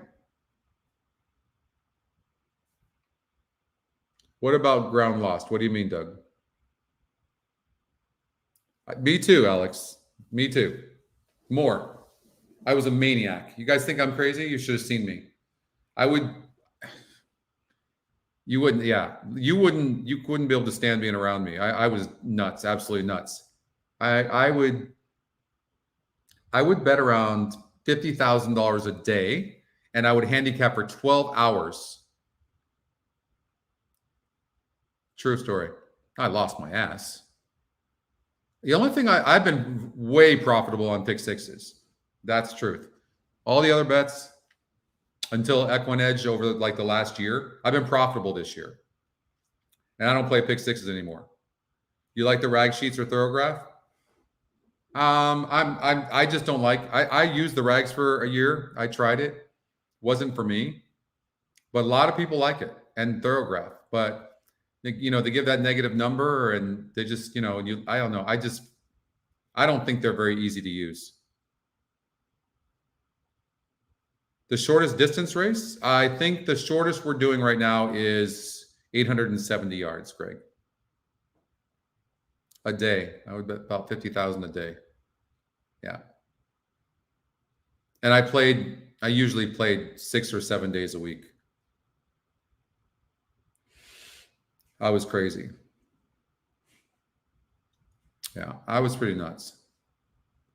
And I'm like, there has to be a better way. I'm not like that anymore at all. I don't feel like horse racing doesn't have any control over me. I do what I want to do when I want to do it, and I enjoy it. No, it was bad. Nothing good about it. It's not bragging. I was an absolute moron. The pick sixes, though, I won a lot of money playing pick sixes. I'd say over $6 million playing pick sixes, probably. I hit a lot of pick sixes, over 300 or 400 pick sixes easy in my life. But my weakness was money management for sure.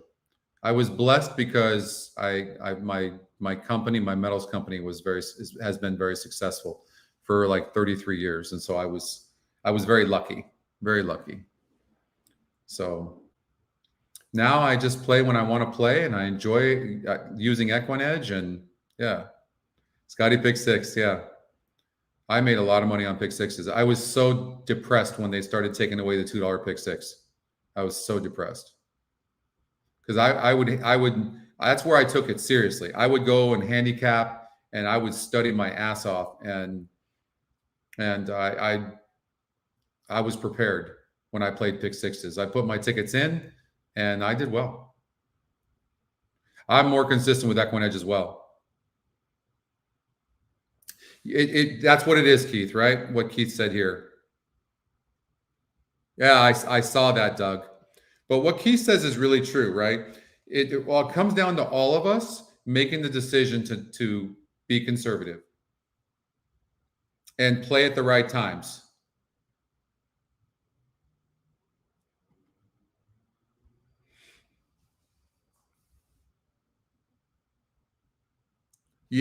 Steve, thank you for that. I'm framing that right there.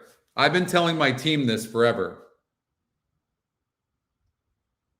The $2 pick sixes. Oh, yeah. I was crushing pick sixes.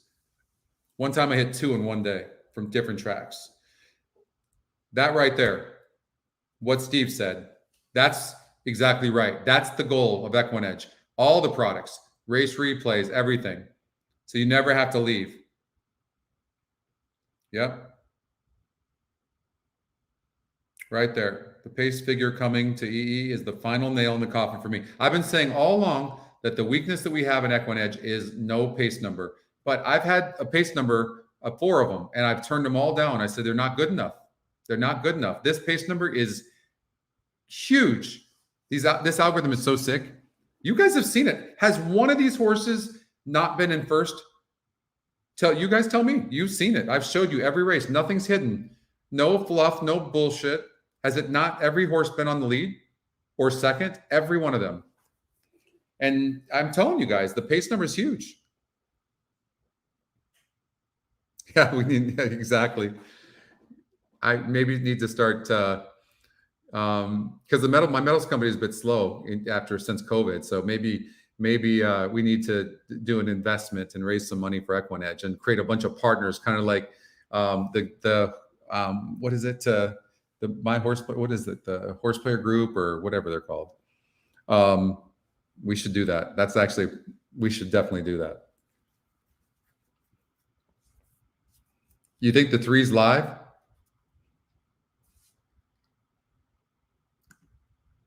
My racehorse, thank you. Just drawing a brain farting there. I have a legitimate excuse. My brain is tired. All right, let's see if we can get this 3 home, gate to wire. And that would be fun. And not for the investment, honestly. It's more about getting everybody involved in it, creating an energy. That's not actually a bad idea.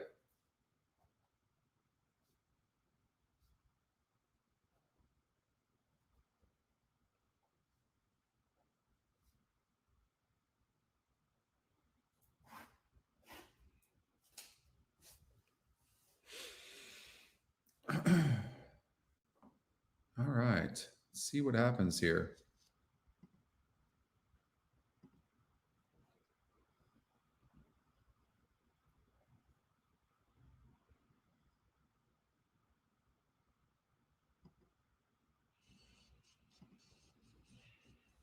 Run RTT run solid at 3 to 5, unchanged in the last minute or two.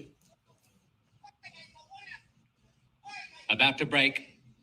Run RTT run a bit fidgety in gate 3. Racing.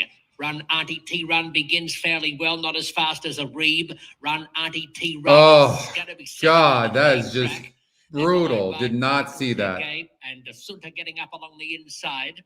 With those horses is Mesa Empire, Sister Prayer Warriors very deep, Mother's Dream trails. It's a Reeb speeding them along the back stretch, 2.5 lengths in front of Run RTT Run. 2 more lengths, Mesa Empire on the inside of Sister Prayer Warriors.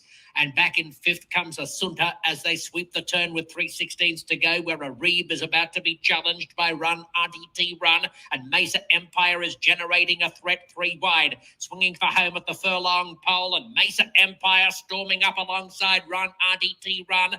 They're well clear from Asunta getting into 3rd. It's Mesa Empire coming on to beat Run RTT Oh, Run. I did not see that 3rd coming. in the race, Asunta. Sister Prayer Warriors finished 4th. 6-3, that 4 getting the lead was brutal. And you know what? Maybe I read that wrong too. When you look at the pace number here on this race and the 4, it is a 78. It's pretty fast, and the 3 broke slow, and head was fidgeting. So maybe that's something that has to be looked at. But this horse ran huge. Couldn't have seen it. Couldn't have seen it. Scotty Longshot getting the win. I know. All right, well, that's it for me. Shot my wad there. You can utilize the pace numbers that way as well. Yeah, don't forget to hit the like button. Guys, that was fun, guys. I really enjoyed all you guys today. Thank you so much for joining me. And We'll be back. Yeah, I'll be back next week. I think we got the golden hour Friday, Saturday, and Sunday next week too. Thank you, Mike, very much. All right, you guys. Of course, it's my pleasure. Thanks for watching too. Christy, thank you so much. Jeff, all you guys, I enjoy all of you. And I'll see you later. I hope you guys have a wonderful week, okay? And we'll see you next Friday, okay? Bye.